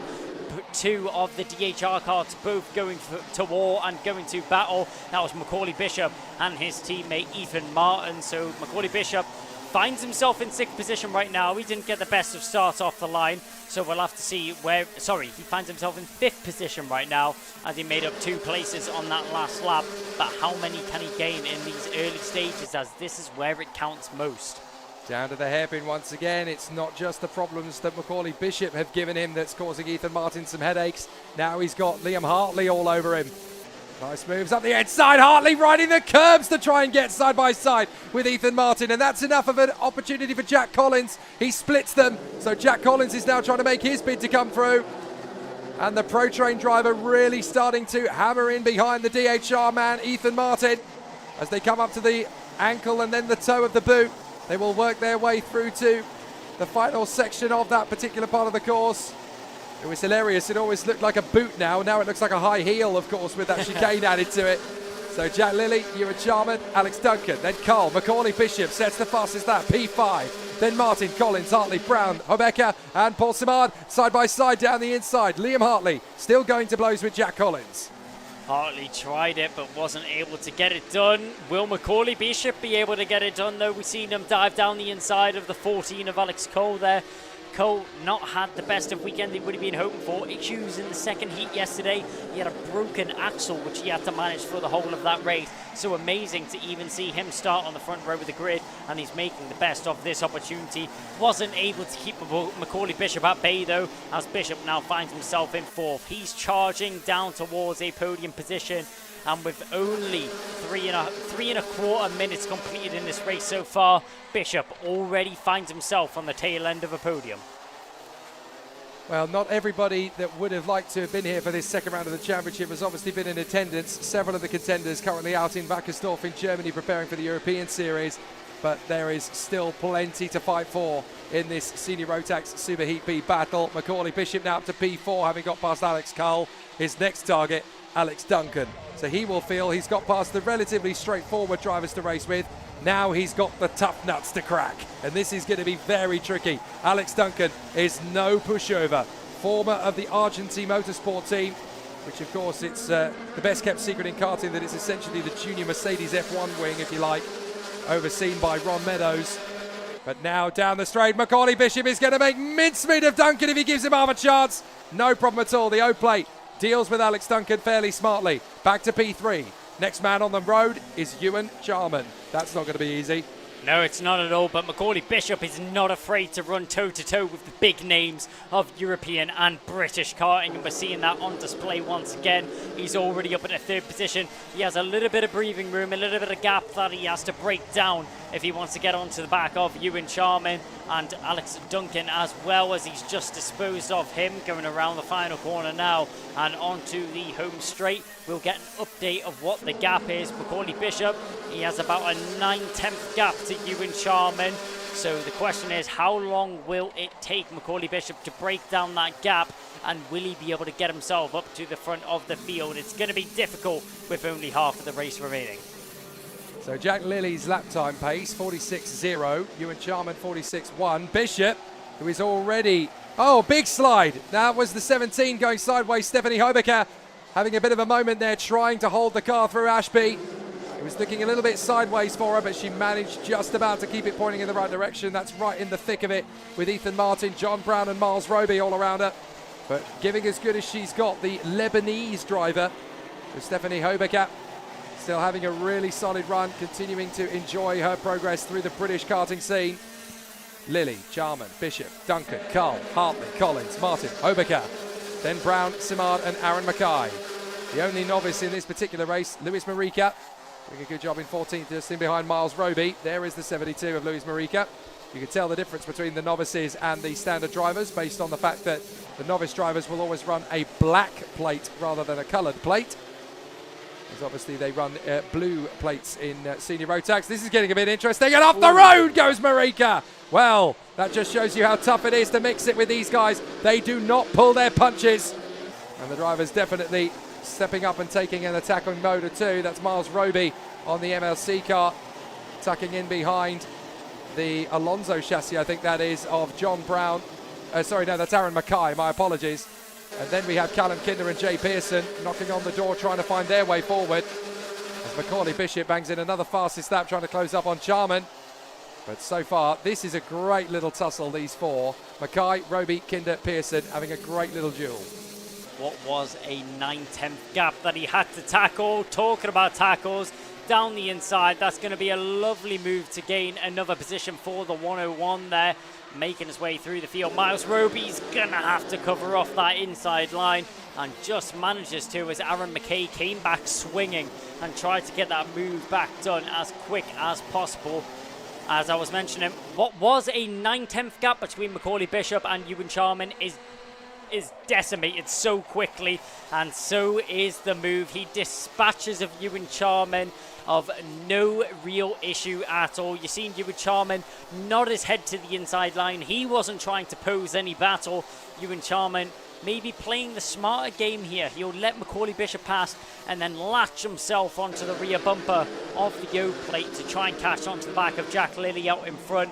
And that looks like that's what's going to be the tactic here for the Birrell driver as they go through the final sector, down through the final couple of bends now. Ewan Charman, all he has to do is sit on the back of Macaulay Bishop, and he finds himself in a good position to be fighting for the race lead towards the latter stages of this race. Fascinating stuff from Bishop to get through on Charman, now chasing after Jack Lilly with a seconds deficit. 2 minutes left on the clock. People will be looking at that move, how straightforward it was on Ewan Charman, and wondering how is he just able to catch up with so much speed? Is that to do with engines? Is that to do with the equipment? Is that to do with Bishop being a better driver than everyone else? I don't really think it's one of those things. It's a combination of the factors, but it's also, you've got to take into account that at this level, it's confidence. It's about the extension the kart that gives you as a natural driver. It essentially becomes like a shoe that you wear. It feels that in sync when you are that in the flow with the machinery that you're driving, and it just feels so natural to be behind the wheel, to hop over those curves, to get that apex. Once you're in that zone, and racing drivers in karting sometimes take a little bit longer to get into that mind frame. Some get it almost instantly, your Lewis Hamiltons, your Charles Leclercs, your Max Verstappens. Some, it takes a little bit more time. Macaulay Bishop is certainly at British level one of those, and it just exudes the confidence he has in spades when he's able to work his way back into a competitive position and charge after these guys. There is Alex Duncan in the CS55 kart. This new chassis that enters UK racing for the first time, courtesy of Hunter Motorsport.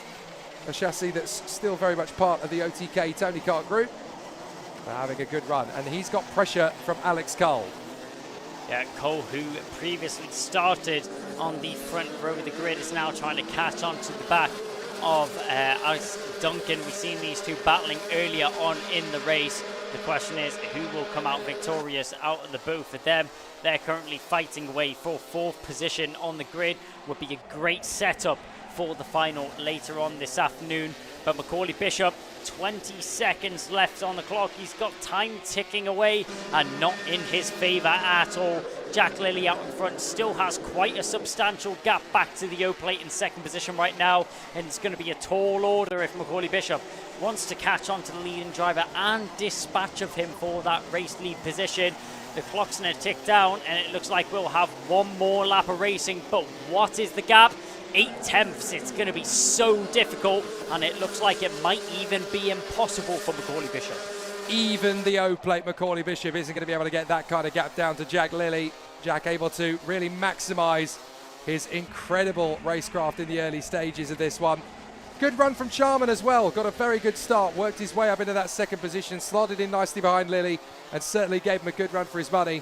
In terms of the racecraft, you've got to say as well, Alex Duncan, forceful but determined. Nothing wrong with the way he's been able to assert himself in the top five. But this man, Jack Lilly, doing a very fair job indeed for the Sam Pollitt Racing team, keeping it nice and tidy all the way through, never overdriving the kart, natural, full of flow, full of rhythm, and he takes his first win of the weekend. Excellent work then from Jack Lilly, who adds himself to the winners list. And that now means that of the 5 races, 3 of them have been won by Kai Hunter, 1 by Macaulay Bishop, and 1 by Jack Lilly. This final is going to be fascinating. Well, it is indeed Jack Lilly putting his pace on display there, proving that being in the lead, he's not going to feel pressure from the drivers behind. He's going to focus ahead and drive on forward. A great race victory there for the number 5 to put in his bag. So, Senior Rotax is delivered with the 2 superheats, Kai Hunter and Jack Lilly, now race winners. Macaulay Bishop in second place from Ewan Charman, ahead of Alex Duncan, Alex Cull, Liam Hartley and Jack Collins. Then Ethan Martin, John Brown, and a solid top 10 finish for Stephanie Hobecker. Paul Simard and Aaron Mackay ahead of Miles Roby and Callum Kinder. Jay Pearson, P15, ahead of the novice Lewis Marika. And then James Dunbar ahead of a rather disappointed, I'm sure, Caitlin Seabrook. That moment on the first lap, stunting her progress. Well, some good battles still to come then from Wilton Mill, but certainly in Senior Rotax, it's harder to predict how it's going to go. Bishop is obviously fast and confident. Kai Hunter is the immovable force at the front end of that field. But Jack Lilly throwing his weight into the hunt now. Could be interesting to see what little tweaks they can make to be ultra competitive going into the final later. Well, just looking at the stat sheets, you may look and think, it's going to be a 3-way battle with Hunter definitely having the upper hand coming into the final. but I say it's going to be more. I say there's plenty of drivers which can put up a good fight. We've got Jack Lilly, we've got Macaulay Bishop, and we've got Kai Hunter, but we can't count out the likes of Ewan Sharman, Alex Duncan, Alexander Cole, and many more drivers which will be challenging up at the front end of this race. It's going to be a tough one to call, but one that we'll look forward to. Senior Rotax will put a pin in it on the board for the moment, but we've got 2 more races to come before we head to the finals this afternoon. Bring on the juniors.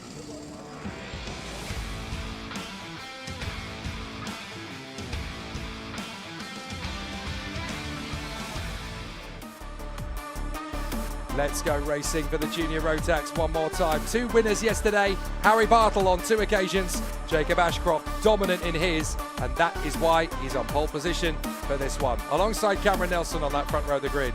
Lewis Goff and Jack West looking hungry for success on the second row of the grid. Then Zane Quaker alongside the Kenyan star Shane Chandaria. Could be interesting to see how he goes. Will Archer and the ever-impressive Lucas Blanford still rising the ranks. Jared Fox-Whiteley and Noah Barham in the top 10. Kian Bernard alongside Oakley Garthwaite just outside the top 10. Row 7 of the grid will see Ollie Wise alongside James Kell. Then the Indian talent Aryaman Bansal alongside Kai Veach. Lizzie Mentia, a strong day yesterday, hoping for more on Sunday alongside Elliot Powell on the grid. And then Thomas Hill and Zach Turner to round out the top 20. There's plenty more talent where that came from. Michael Dalton and Oliver Fabricius in the 11th row of the grid. Daniel Whitfield beside Jensen Hinchcliffe to round out the top 12 rows of the starting grid. William Antrobus alongside Charlie Benson. Oliver White and Alfie McBain on the 14th row. And then Owen Wallace alongside Zach Mackay. We're still not done yet. Matthew Clark, 16th row of the grid, alongside Jake Grufferty, who's definitely going to be trying to make progress from the back of the grid. A very unfortunate day at the office yesterday. And as you can see, with a big grid like that, we've already taken ourselves to the start of the race out of the final turn. So what can Cameron Nelson do against Jacob Ashcroft? There's only one way to figure that out. Let's find out to the first corner. Oh, a bit of a sluggish start from Cameron Nelson. He almost gets sucked in by the pack as Jacob Ashcroft is able to run at the front end of the field in the treble 2. They run their way to Christmas, and it's all guns blazing through the hairpin for the first time in this Junior Rotax Superheat A as everybody works their way through. Nobody's off to the chicken feed on the far side. Couple of drivers taken to the grass. Up for Ashby. Can everybody make it through? Little bit of a wrestling match in the middle field, but every way they go, they are still able to hold it together. So Jacob Ashcroft in the treble 2 holds his nerve and holds the lead for the moment. Bit of argy-bargy throughout the field there, but all the drivers keeping it in the right direction and keeping it going to round out the first lap of this race. Good start there from Jacob Ashcroft. You couldn't ask any more there from the triple 2. Our victor from the last round. Will he be able to do the double and get it done this time round once again? That's the question which we'll have answered later on this afternoon. But his DHR teammate goes diving down the inside with no time to waste. Cameron Nelson in the number 41 hits the front and not going to let that one slide is Jacob Ashcroft. He'll pin his nose to the inside line. Have a look to the inside, and that's so well held there from Cameron Nelson to keep himself in the lead of the race right now. Amazing to see that he's got the racecraft to keep that car in the lead position. Look out for third position. Jack West is getting involved as he dives down the inside, following through. Lewis Goff will get there as well. Zane Quaker tries it, but he's cut off there. Shuts the door to Jacob Ashcroft. He doesn't want to lose too many, but he's down to 4th already. That is the cheekiest of the cheeky overtakes from Jack West in the toe of the boot. Absolutely brilliant, though, into second position. No holds barred. Now a dive up the inside from Fox Whiteley, going wheel to wheel with Shane Chandaria. This is really good racecraft, and the Kenyan having a very tough education as to what racing is like in Great Britain. Has he got the strength to cope with it? Of course he does. He's really going well with it. Zane Quaker trying to get himself in the mix there as well. Don't forget, this is really Zane Quaker's first proper race season within a team. They've been privateers all the way, so this is a big shock to the system for them to be going full burn. Treble 2, Jacob Ashcroft finding himself down in 4th position, having to do some hard work for a change. Lewis Goff in 3rd position. Nelson, West, Goff, Ashcroft, Fox Whiteley and Chandaria up in the top 6. Then we've got Quaker, Kian Bernard, Lucas Blanford going well ahead of Will Archer. So there's a lot of great firepower in this one. Up the inside, here comes Ashcroft side by side with Goff. Thank you very much, I'll have that. You've seen Jacob Ashcroft biting at the heels of Lewis Goff throughout the whole of that last lap. Manages to get the move done, and getting the move done as well. That was the number 59. That's Lucas Blanford down the inside of Kean Bernard. Will Archer managed to follow through as well. Fox Whiteley's going to lose out on one as down the inside. That's going to be a move, and not a difficult one that he's going to struggle with, as down the inside Shane Chandaria gets the move done into the final section of the circuit. Keeps it held in the pro train, and down the home straight once again Shane Chandaria gets himself up into 5th position. Lewis Goff now down into 4th, and Jacob Ashcroft trying to undo the overtakes which were done on him. But new leader of this one, we first had Jacob Ashcroft, then we had Cameron Nelson, and now Jack West has hit the front. It's his turn to be out front of this race, and it's really starting to heat up at the front end. We've had 3 different leaders throughout this race so far, not one dominant force so far. Will Jack West be the one to take it to the line, or will we see continuous more switch-ups? Brilliant move from Jack West in the KR Sport Cosmic to get up into the lead of the race. Little bit of like a daisical racecraft coming in here in the middle of the pack as a couple of drivers ending up getting shuffled down the deck there. I think that was at the expense of Shane Chandaria. It was indeed.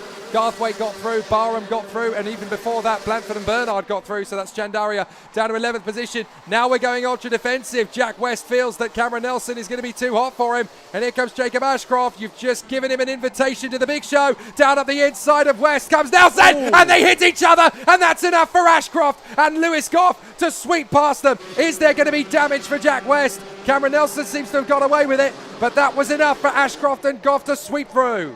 Desperation from both Jack West and Cameron Nelson there, going wheel to wheel, maybe going too far between those 2 drivers as they bang wheels. Both spit up into the air and both lose out. Coming off less worse is Cameron Nelson, but Jack West definitely got the bitter end of that stick, no question about it. They go down towards Crook and Oblivion to the rest of the field right now, but up at the front end, Jacob Ashcroft, he now finds himself returning to the lead of this race, but in the mid-pack we see some great defending as edging to the inside line.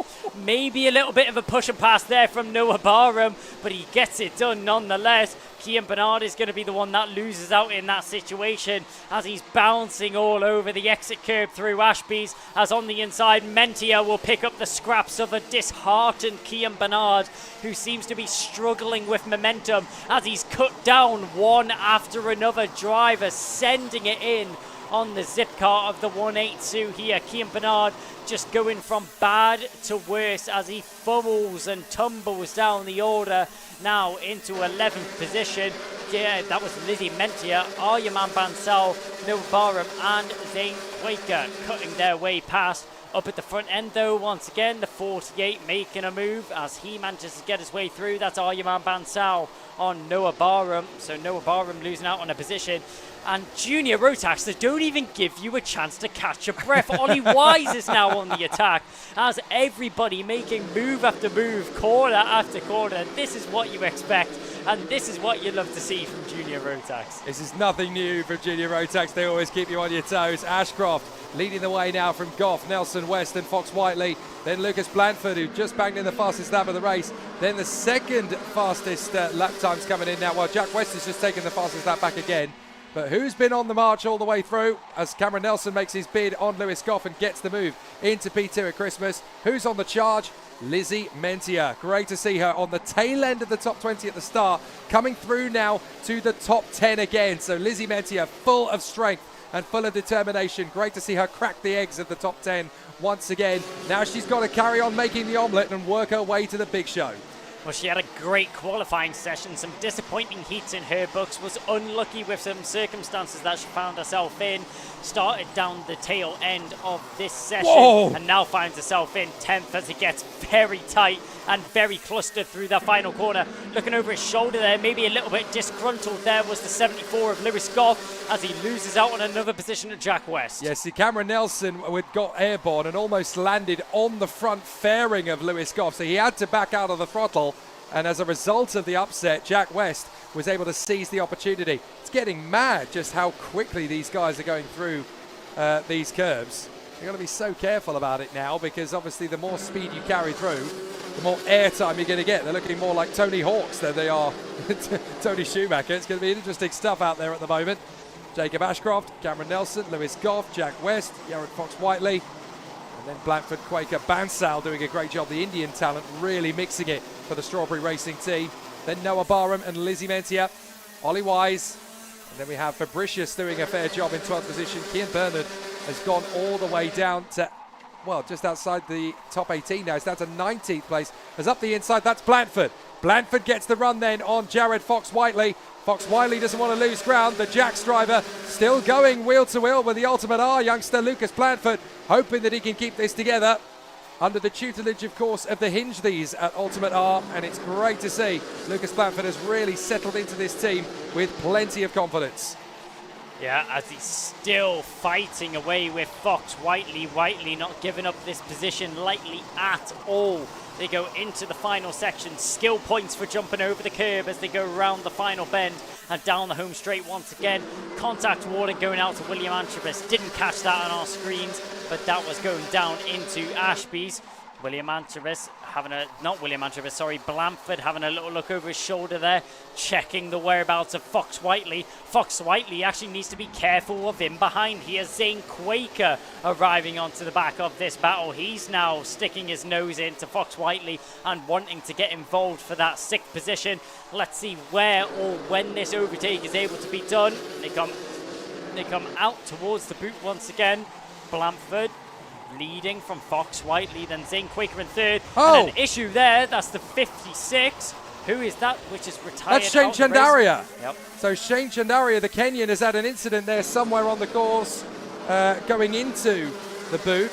I'm not sure if that was mechanical or whether that was an incident with another driver. It's hard to tell, but he's certainly got the marshals around him to give him some support. So we hope it's nothing too serious, but certainly there'll be yellow flags in the boot as a result of that. So now we've got Ashcroft, Nelson, West, Goff, Blanford, Whiteley, Zane Quaker, Lizzie Mentia up to 8th place now. She's now got past Adiman Bansal, who's in 9th, and then Noah Barham, P10 ahead of Wise, Fabricius, Hill, Archer and Zach Turner. So Lizzie Mentia absolutely cannoning through this field now, like a battering ram through paper, just absolutely monstering every overtaking move she could find. She's making good use of it. Last lap, and it's all down to Jacob Ashcroft to hold on to this half-second advantage over Cameron Nelson. Well, he's looking quite comfortable out in front right now. Half a second is a decent amount of room going on to the last lap of this race. All he needs to do is string together a half-decent lap, and this race will be under his grasp. But Cameron Nelson, he's going to push this kart to the end, because if he doesn't, he might fall into the grasps of Jack West. West is just here waiting for the final stages of this race, waiting for the final couple of corners. An opportunity may arise as he goes into the boot. We'll see. Hooking the curb on the inside. Opportunity has not arose just yet, and I don't think it will through the final couple of corners. Great race from Jacob Ashcroft. Was put on the back foot early, but put on the burners and takes away the race win once again. Cameron Nelson in 2nd did a great job to hold off Jack West to the line. Lewis Goff, Lucas Blanford, Jared Fox-Whiteley and Zane Quaker finish in the order. No changes between them down to 7th. Yeah, really good comeback drive. Goodness me, nearly 4 wide in the middle of the pack there as they came across the line. If you could do it, why not? But no, a good recovery from Jacob Ashcroft. Really had to measure himself through the course of that race to try and earn his stripes back to the front once more. So really good to see drivers all the way through. Looks like Ollie Wise had an issue right at the end there. Was able to come through though, that's the main thing. So Jacob Ashcroft getting the win from Cameron Nelson and Jack West. Very close between them as 2nd covers the 3. Lewis Goff, Lucas Blanford and Jared Fox-Whiteley in that top 6. Then Zane Quaker ahead of the hard-charging Lizzie Mentia, Adiman Bansal and Noah Barham in the top 10. Oliver Fabricius in front of Thomas Hill, Zach Turner coming home 13th in front of Will Archer by only a 1/10 of a second at the flag. Will Antrobus and Ollie Wise were right in there with them as well. That was the quartet going through the line side by side. James Kell, Dan Whitfield, Kian Barnard, really difficult to see him drop all the way to 19th. Michael Dalton ahead of Elliot Powell. Owen Wallace and Alfie McBain, Jake Grufferty trying to recover well and got to 24th.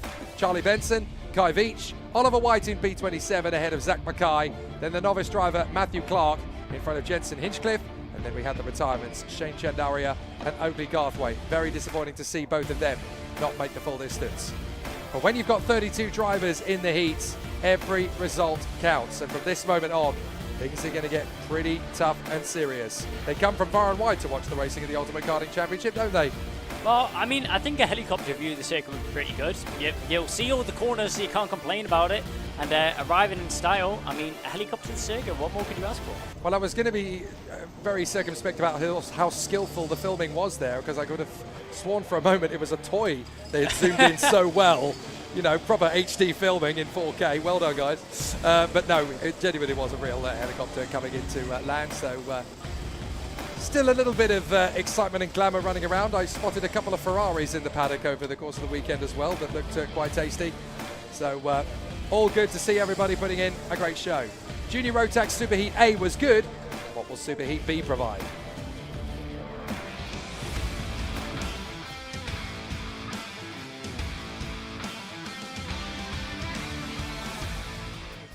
Two each then for Jacob Ashcroft and Harry Bartle. Can Bartle make it 3-2? Let's find out. He's going to be there from the sharp end of the field after a great day yesterday. The Thai-based driver Charlie Neve will be alongside him on the front row of the grid. Then Josh Turnbull and Adam Wooden, second row of the grid. Finley Buck and Jacob Dukes on the third row of the grid. They'll be ones to definitely keep an eye on as we fight for the sharp end of the field. Sky F1's young gun, Zach McDonald, on the fourth row of the starting grid. Seventh position on the grid for him alongside Callum Foster, Benjamin Baker and Addison Smith rounding out the top 10. Jack Thompson and Logan Lauder on the sixth row of the starting grid. Then it's William Webb and Dan Kilpatrick, another great talent to watch out for. Mikey Walker and the now fully recovered Charlie Wolfett. Rayan Dharmadasa will be there in 17th place, the Sri Lankan, alongside Emily Cooper on the 9th row of the starting grid. Rounding out the top 20, Vlad Tomachuk alongside Stanley Clark. Then James Philip King and Rex Ashley, with Amy Peacock beside Joshua Whitcomb on the 12th row. Just beside them, we'll have on the row 13, Henry Cameron will be alongside Sebastian Lusch, fresh out of the world of Micromax. Then Alex Lynn and Rachel Turnbull, and then Ethan Hatch and Alessio Lamalfa, rounding out the top 30. The final row of the grid will see Oliver Vo beside Ryan Rapini. Now, for Harry Bartle, there seems to be a little bit more pressure than he would like coming into this one. Having won 2 heats yesterday and been very commanding and strong, he now wants to finish the job and get himself to pole position for the Junior Rotax final later this afternoon. But that's easier said than done. He's going to have a big mission. Daniel Neve would have done his homework overnight. The team will have worked him into a good position, and Strawberry Racing are never to be counted out. They have definitely worked overnight to try and get something stronger from this particular qualifying heat. Keep an eye on the likes of the drivers around them as well. They're going to have a lot of tough battles to come in this super heat. This is the last race before the finals. Well, Bartle coming into this one with, I think it's fair to say, a target on his back. He's been very strong over the course of this weekend, and he has a lot of pressure riding on into this one. Charlie Neve will be looking to take a fight into the first corner on that front row of the grid. On that outside line, is it preferred? That's the question. We've seen a couple mixed opinions going down into the first corner and a couple mixed results as well. Harry Bartle, he'll have to do everything he can to fend himself into the first corner, as it can be do or die. Charlie Neve will start alongside him. Joshua Turnbull and Adam Wooden, though, on that second row, they'll be looking to take a challenge and push these leading drivers to their limits if they can. Yeah, I really rate Josh Turnbull's chances in this one from that third row of the grid for the DHR squad. He's got a real opportunity here to do something pretty special with it. He really wants to split the Strawberry Racing duo up at the front end of the field. Keep an eye on their stablemate as well. Zach McDonald will want to come through from the fourth row of the grid to really challenge them. Finley Buck has never backed down from a decent fight, and he's going to be a real contender for the Ultimate R squad. Expect him to really stand up and pay attention on this one. And don't forget, of course, for the KR squad, you've got Adam Wooden in the mix as well. Let's do it! Up to the first corner. Oh, there's contact already! Problems in the first corner! Now, what on earth happened there? It's caused all sorts of issues, and karts have splattered around everywhere going into Oblivion and Crook. Half the field have carried on without incident. The other half are stranded at turn 1. Now, I don't think we're going to see a full course caution here. The race is carried on regardless, but all sorts of problems and all sorts of melee trying to figure out which drivers haven't made it through. So, Vlad Tomachuk, Emily Cooper, Rayan Dharmadasa all involved in that first incident. Trying to see who else got caught up in it. Benjamin Baker was in it. So too Josh Withicombe and Henry Cameron. Lots of drivers caught up. Most of them able to get away with it. But there were definitely some problems as drivers ended up getting tagged in at the first turn. So it's Charlie Neve who actually leads this race. There is the damage to the 63. So that is very unfortunate for Vlad Tomachuk. His was the car that was essentially in the epicenter of the problem. And up to the front again comes Harry Bartle. So that did not take long. Not only does he get past Charlie Neve, so too does the KR Sport driver Adam Wooden. Well, Neve, not a long-lived throne seat that he found himself in the lead of this race so far. Harry Bartle snatches that up very quickly and finds himself in the comfortable position he's used to, as down the inside, that was Joshua Turnbull making the move on Adam Wooden for third position. Finley Buck trying to get involved in this battle as well, as you can see him fighting through his order in the Tony Kart colours. We come down the home straight once again, crossing line. There's your confirmation. It's Harry Bartle from Adam Wooden, from Joshua Turnbull, Charlie Neve, Jacob Dukes and Finley Bucks is our top 6 right now. All of these drivers covered in order right now, battling in the background. That's the number 33 on the switchback. Will he be able to get it? Yes, he will. Logan Lauder doesn't need to worry. Callum Foster is not even a challenge for him going up into Christmas. As a great switchback he's able to pull off going down as we go through Ashby's and now through Inkerman's. Diving to the inside there. That's going to be Jacob Dukes on the charge. New colours for him this season as he's fighting his way through the order. The ex-kart graduate, he used to be a factory driver, finds himself in a new team in a new environment, and he is going strong. Finds himself in 4th position right now, and I'm sure he won't leave it to rest. Yeah, great work so far from Jacob Dukes. P4 at this stage of the race really shows how hungry he is going through this one. Side by side, this is going to be Josh Turnbull into 2nd on Adam Wooden. So now we've got 3 teams up in the top 3 positions. Strawberry Racing on the Tony Kart, Joshua Turnbull, Dan Holland Racing on the Lando Norris chassis, and then Adam Wooden for KR Sport on the Cosmic. All 3 chassis, of course, part of the Tony Kart factory group. So fascinating to see how they all battle away, but for each individual brands, there's a little bit of bragging rights at stake. Oh yeah, 100%. I mean, even though you may not be on the same team, if you're on the same chassis, it's all even playing field for the manufacturers back home in the factories watching along. But across the line, Harry Bartle putting in the work early to try and extend his lead out from Joshua Turnbull in 2nd. And as we look going through the corner, that's Finley Buck and Zach McDonald getting ever so closer, is the back of that number 80 for Strawberry Racing onto Finley Buck in 6th position right now. Those 2 drivers, not much separating them now. Buck looking a little bit unsettled actually as he came down into Ashby's, maybe starting to feel the pressure from Zach McDonald in behind. We'll have to wait and see how this battle manages to turn out. But looking through the rest of the field, we're keeping an eye on the number 69 here of Callum Foster, as he has Mikey Walker all over the back of him. Walker had a look on the inside going into the boot. Will he be able to get the switchback? He thinks about it, but he pushes his opponent through the corner. They come out onto the home straight, and the order just about stays the same, as Callum Foster still under a world of pressure right now from the 195 of Wolfit. So Bartle in the lead with Turnbull in 2nd place. This midfield battle is going beautifully, but the back end almost takes Addison Smith clean out of the race there. Logan Lauder just a little bit too close for comfort on the power slide. Now a big dive up the inside. Oh, that was forceful. Charlie Wolfit had no choice but to let Dan Kilpatrick go as they worked their way through Ashby. He was basically given a choice. Let's crash together or you can back out of it. That's a proper ruthless karting manoeuvre there. So Bartle on a 46.68, the new fastest lap of the race. Turnbull trying to stay with him on a 7/10 deficit. Certainly good to see Turnbull work his way forward. Wooden, Dukes, Neve, Buck, McDonald, Webb, Walker and Callum Foster in the top 10. Here comes the charge forward now from Jacob Dukes. He's going to take on Wooden, and that'll do nicely. The Evolution driver gets through into P3. What a run Jacob Dukes is having. Yeah, great move there from Dukes, and he's actually left Wooden at the bay of the number 49. Sorry, that's Wooden and Charlie Neve going at it. Charlie Neve managed to get that move done going down into Ashby's. And in behind, we're looking at Finley Buck is arriving onto the back of this battle. Zach McDonald is sitting in the bay area right now, just waiting for everything to unfold in front of him.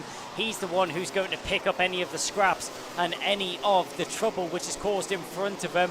As crossing the line they go now. Dukes up 1, Neve up 1, Wooden down 2. So we've got a great challenge now in the top 10. William Webb, Mikey Walker and Callum Foster at the tail end of that top 10, but they want a little bit more than this. Here's Finley Buck with the Ultimate R, with Zach McDonald right behind him, trying to charge forward for the Strawberry Racing team. Zach McDonald looking pretty hungry at the moment, trying to crack that top 6.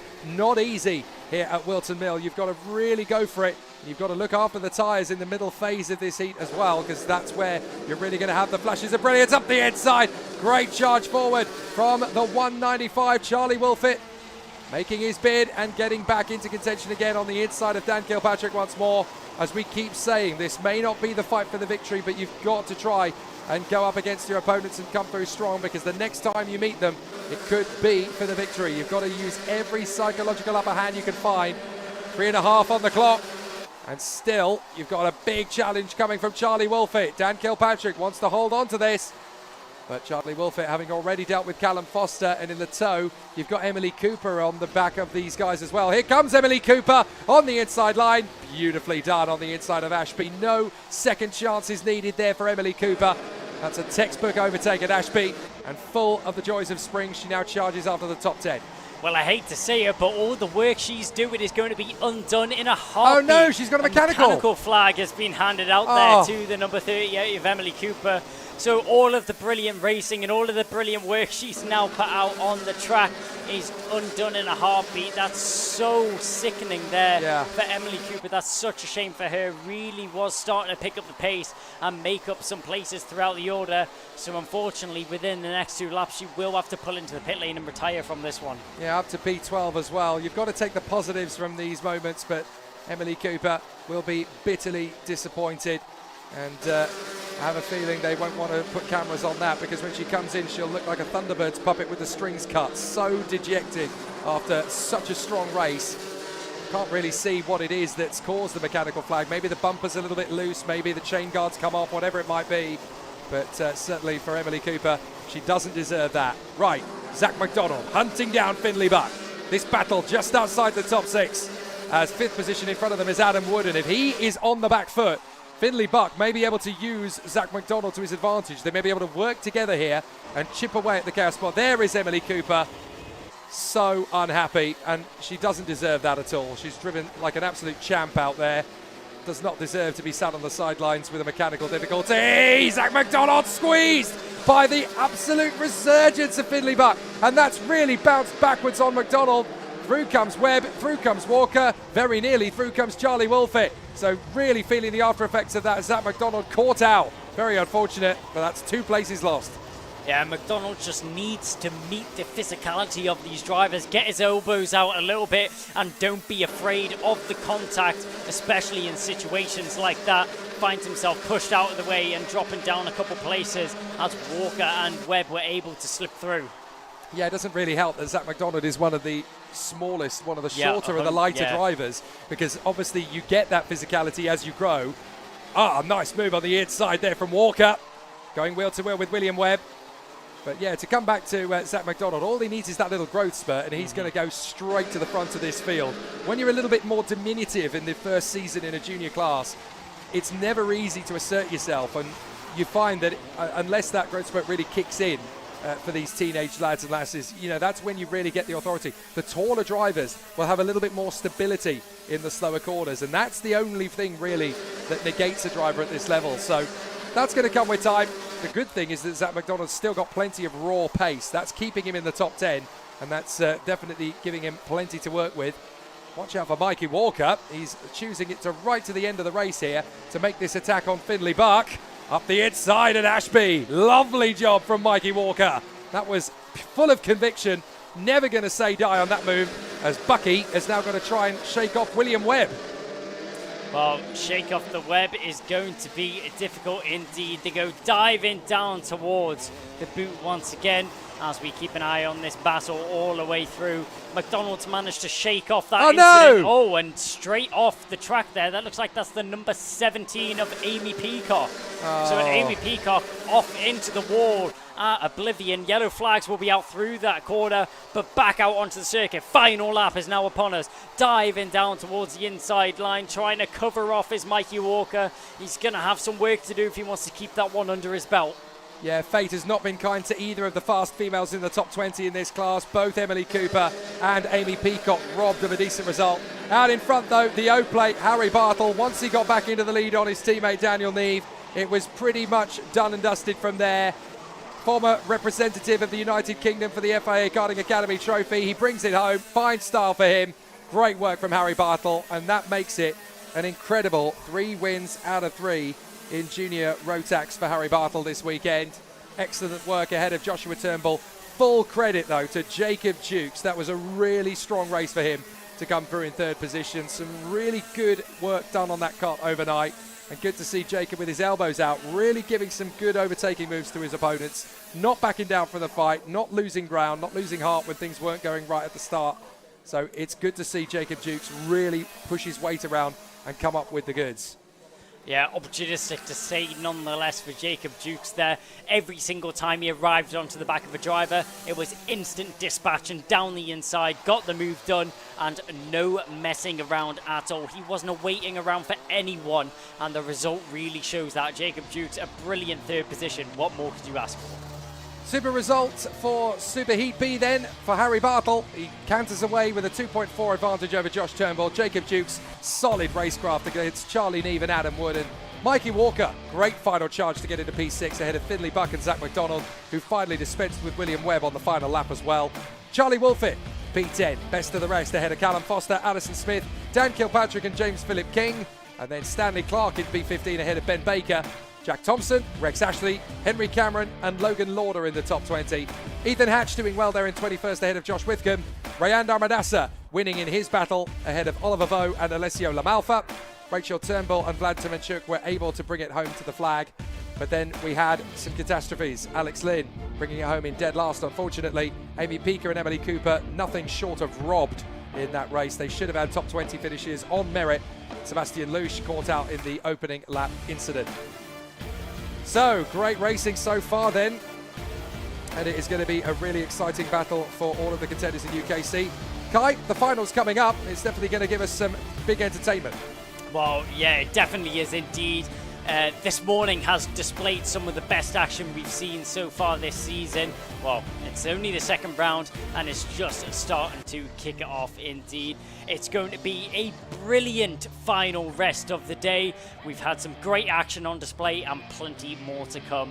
It looks like we're going to get underway with the action not long from now, kicking off with the Micromax at around 1 o'clock. Yep, so stick around. We're going to keep the stream going. We've got some nice features to take you through the drivers and teams lunch break here. We'll get back underway again here at Wilton Mill for the UKC 2nd round of 2024, just before 1 o'clock. Stick around.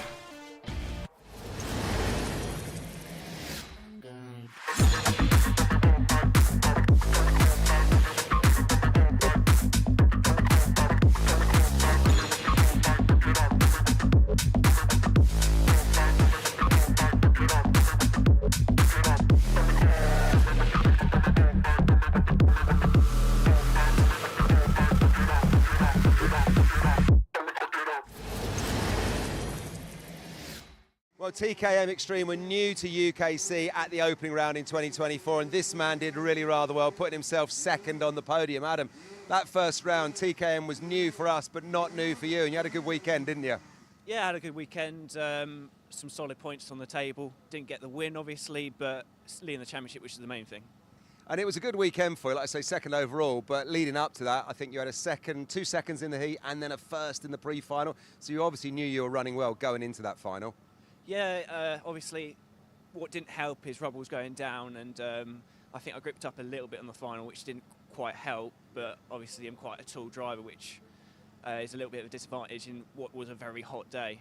See, that's interesting, listening to that. You said rubber was going down and I gripped up a bit, and that didn't help, but like a layperson or even me would think more rubber on the track the better, more grip, that's better, surely.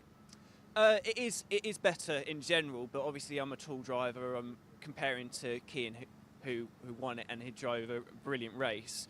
I've got a little bit more weight up high, which would be a bit more grip. Okay, I see. So looking ahead to this weekend, it is a bit grey skies and a bit chilly here. It might not be as sticky and as hot on the tyres, but what are you thinking ahead of this weekend? Points is the main thing, but yeah, just see how it goes. qualifying's a major thing. Make sure we get that so we're in the ballpark, and then take every race as it comes. Adam, very best luck for the weekend. Thank you very much.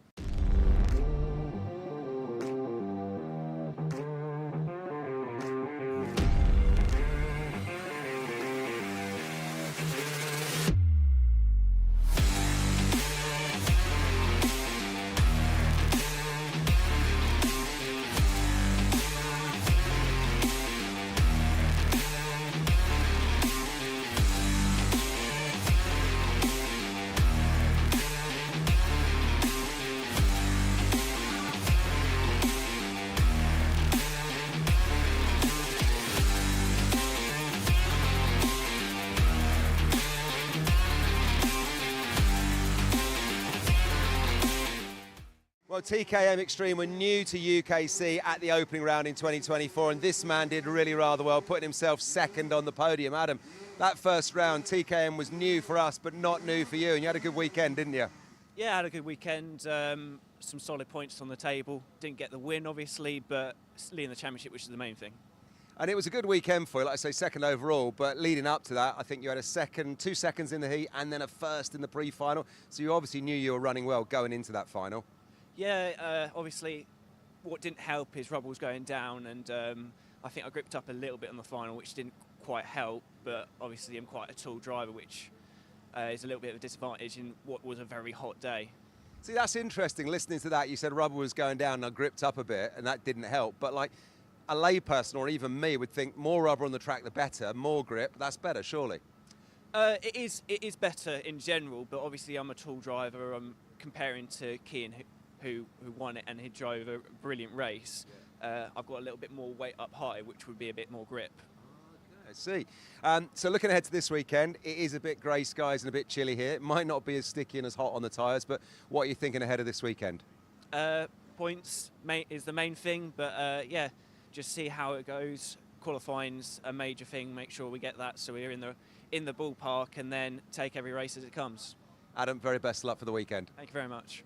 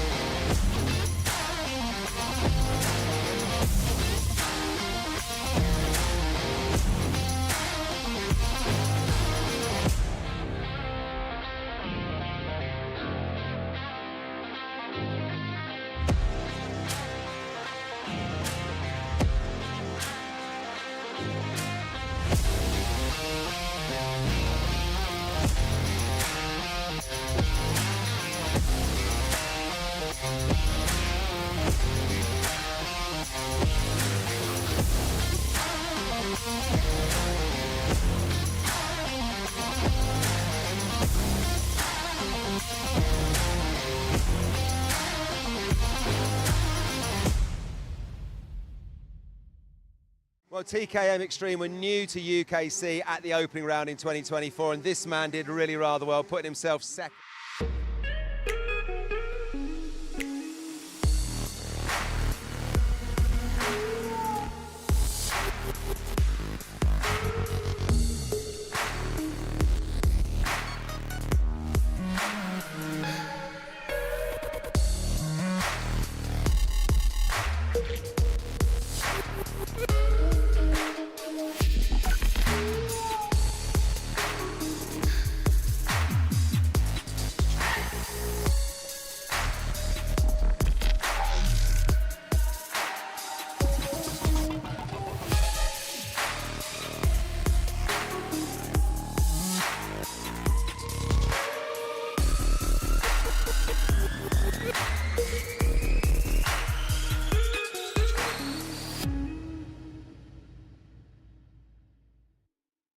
Senior rotax was hard fought at round one, and this man, Archie Buddle, put himself on the podium. Archie, talk to me about that final. It was all go, wasn't it? We had Kai and Macaulay battling it out. It was quite some race, wasn't it? Yeah, it was one to really, well, I was really enjoying to drive. when that all happened, it was just like Aaron parted ways and through I went. And then it was just a hard-fought battle with Gabe to the end. So. Yeah, it was a good battle. It was a great one to watch. Your weekend, it did well. Kind of got better as it went on, didn't it? You had a 6th and a 6th in the heat. I think a 3rd in the super heat. And then you got that 3rd in the final. So you're obviously sort of like, moving in the right direction the whole weekend. Yeah, we missed Friday because of exams, and then we just kept finding pace with the kart throughout the weekend, and then I just tuned it for the final. Brilliant. So coming into this one, how are you feeling? What are you thinking ahead of round 2? Just going to try carry the momentum. Got a strong pace this weekend already. Just need to focus on a couple of corners, and then should be up there. Is Wilton a track that you like? Yeah, I prefer the old one with the old corner. The new one is quite tricky, but getting used to it. So. All right, well, best of luck for the weekend. Thanks for talking to us, Archie. Thank you.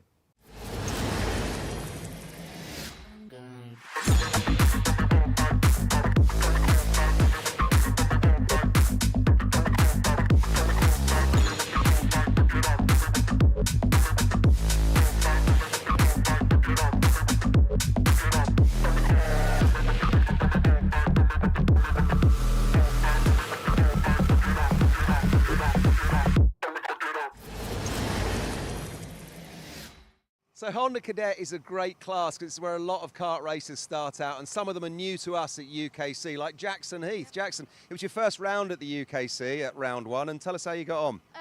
I had problems with my clutch in heat 1 and 2, which caused me to drop a couple places. Yeah. And so I didn't do the performance I wanted to do, but in the final I gained a couple places and I was happy with my performance. Yeah, brilliant. You did your best. You weren't on the podium, but like you say, you were happy with your performance. How are you feeling coming into round 2? Very confident. I think I can definitely, hopefully, get onto the podium. Brilliant. What's brought your confidence here for Wilton Mill? Is it the circuit, or is it the setup of the car, or is it a mixture of things? I think it's actually the setup of the car, because I tried it without camber, but I just thought 1 degree is better, and it gave me a bit more grip around the corners. Yeah. So I feel I can just push a bit more now. Brilliant. And it's a tough field this weekend. Yeah. 20 racers in Honda Cadet, I think, registered. But what's your target for the weekend? Where are you thinking? Hopefully to the podium, but I'll be happy with top 8. Listen, very best of luck, sir. We'll keep our eyes out for you. Thank you.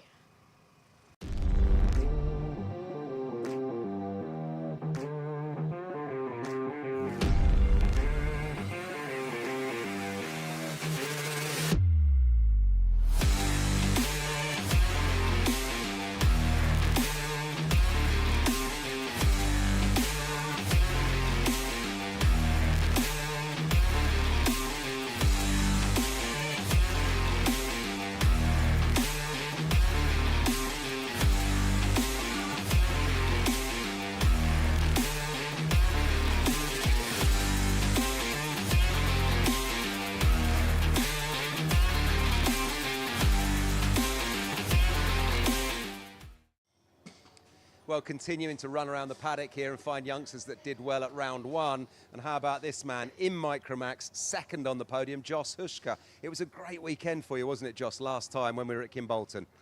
Yeah, it's a wonderful weekend. Everything planned out and went amazing. You got better as the weekend went on because you had a 5th in the first heat, 5th in the second heat, 2nd in the super heat, and then finished 2nd in that super final. It was like you were getting better and better the weekend went on.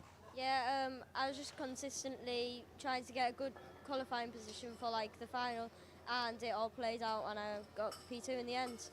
Brilliant. Coming into round 2 then, are you feeling good ahead of this one? I mean, yeah, it's my favourite track. I think I can make something happen with this. All right, well, best of luck. We'll keep our eyes open for you. Yes, 55 Micromax.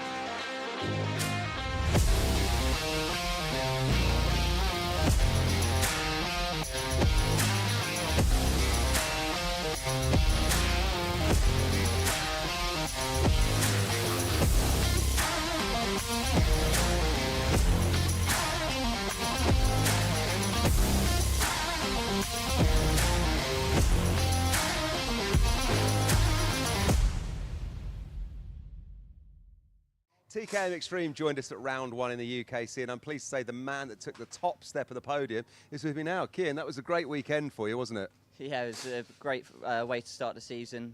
My first, obviously, final win at UKC. And yeah, it was a tough weekend. We got disqualified from qualifying, and then coming through to win it in the final by 4 seconds was just, yeah, I wouldn't have expected that.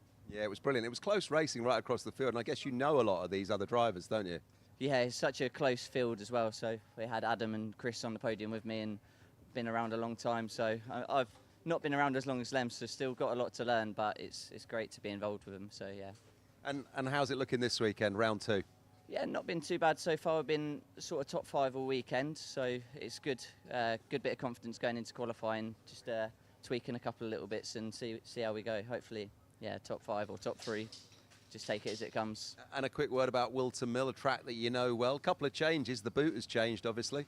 Yeah, it's. I actually quite like the changes. I wasn't sure before I came here, but yeah, we only come once a year here, so that buzz you get from around here, the bumps, it's just great. I had such a great day yesterday.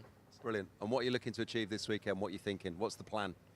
I don't know. I don't like setting targets, but you know, top 5 is about consistency in the championship. So just get the points on the board, especially at this point in the season. So yeah, it'd be nice to get another podium, obviously, but let's just see. Best of luck. Thank you very much.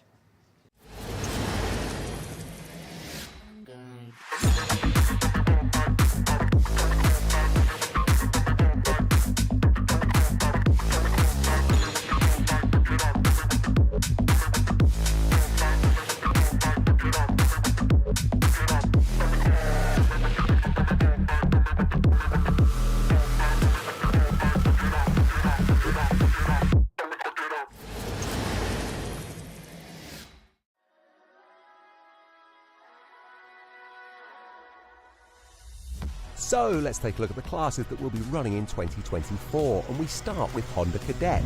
Now these drivers are just 8 to 13 years of age, and they're running that Honda GX200 engine on a 900 or 950mm chassis. Vega supply the rubber that will keep them on the tarmac, and they have a choice of the Cadetti Slick or the WM1 for when it's wet. Next up, it's Micromax, also younger drivers here, aged 8 to 12 years, but now running that 125cc Micromax Evo engine on a 950mm chassis. Vega supplying the rubber once again, and it's the Cadetti Slicks or the WM1 wets. Then we move up to Mini Inter, and now the drivers are 10 to 13 years of age, running a 125cc Minimax Evo engine on a 950mm chassis. But Mojo now supply the rubber, C2 in the dry and CW in the wet. Junior rotax are next, and now things start to get a little bit serious. 12 to 16-year-olds here running that 125cc Junior Max Evo engine. Mojo supplying the rubber, D2 and W5, and we're expecting a huge number of entries in this class, and it's going to be really competitive. Following on from Junior Rotax, and we have Senior Rotax, open to drivers over the age of 15, running that full 125cc Senior Max Evo engine with Mojo supplying the rubber. Win a championship in Senior Rotax and you're well on your way, climbing the ladder of professional motorsport. And new to UKC for 2024 are TKM Extreme, open to drivers over the age of 15, and they'll be running that tag TKM BT82 Extreme engine. 115ccs at their disposal, and they'll be laying down the power onto the tarmac through Maxxis rubber.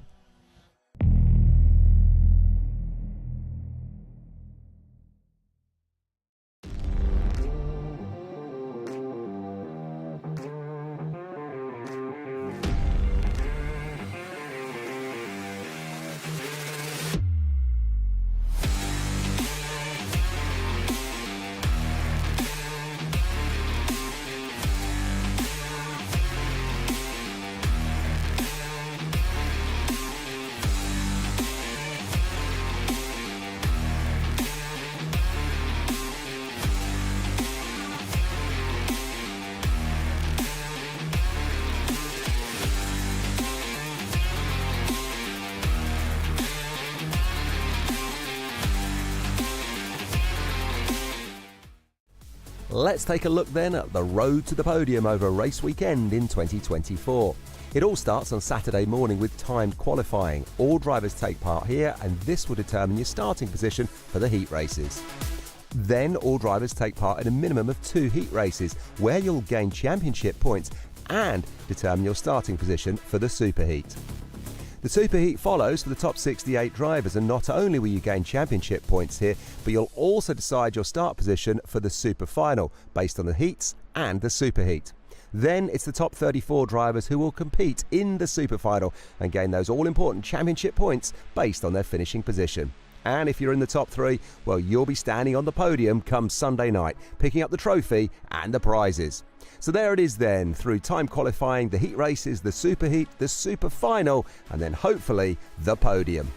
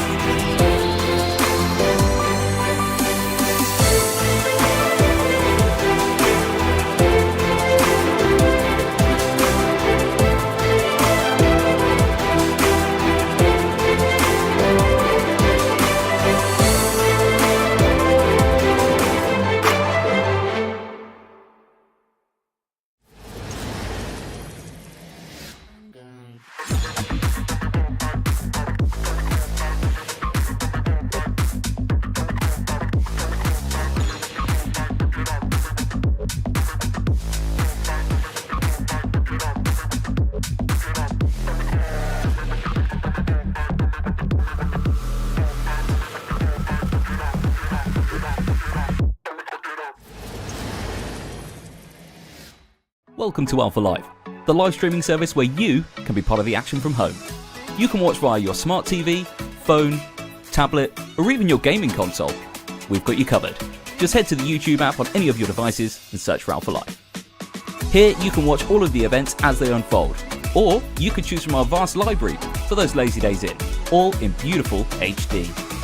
Be sure to hit that subscribe button and click on that notification bell so you don't miss out on any future videos.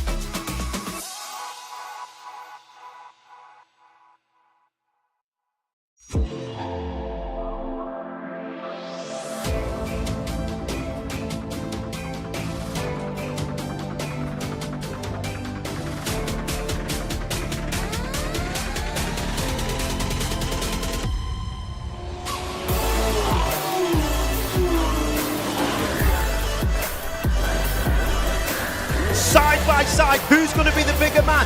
Oh, big off! Straight in the gravel trap. Both cars out. Is it going to work for Sean? He slides up the inside. He's getting very close. He's not made it. Have you ever seen a championship decided like that?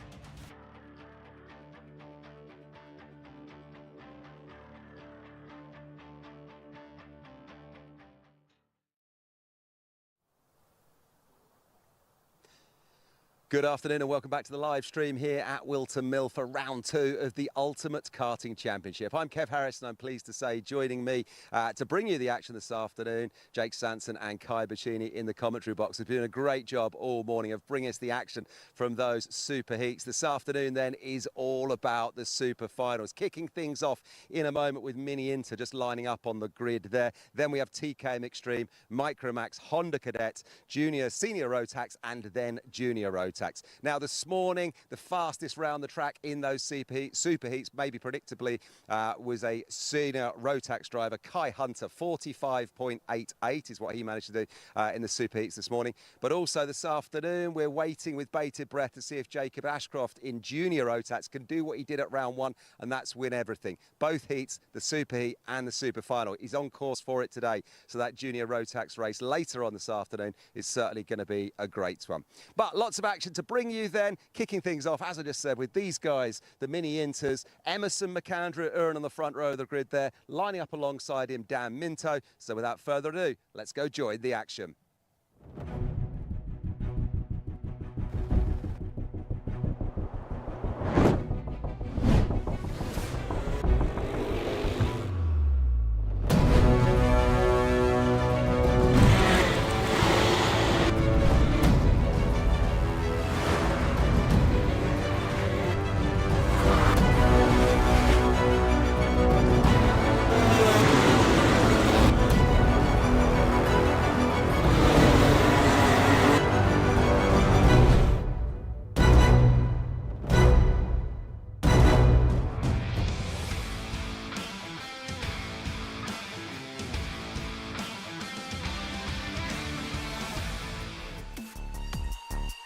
And so we come to the business end of the Ultimate Karting Championship Round 2 2024. We've had some amazing super heats over the morning.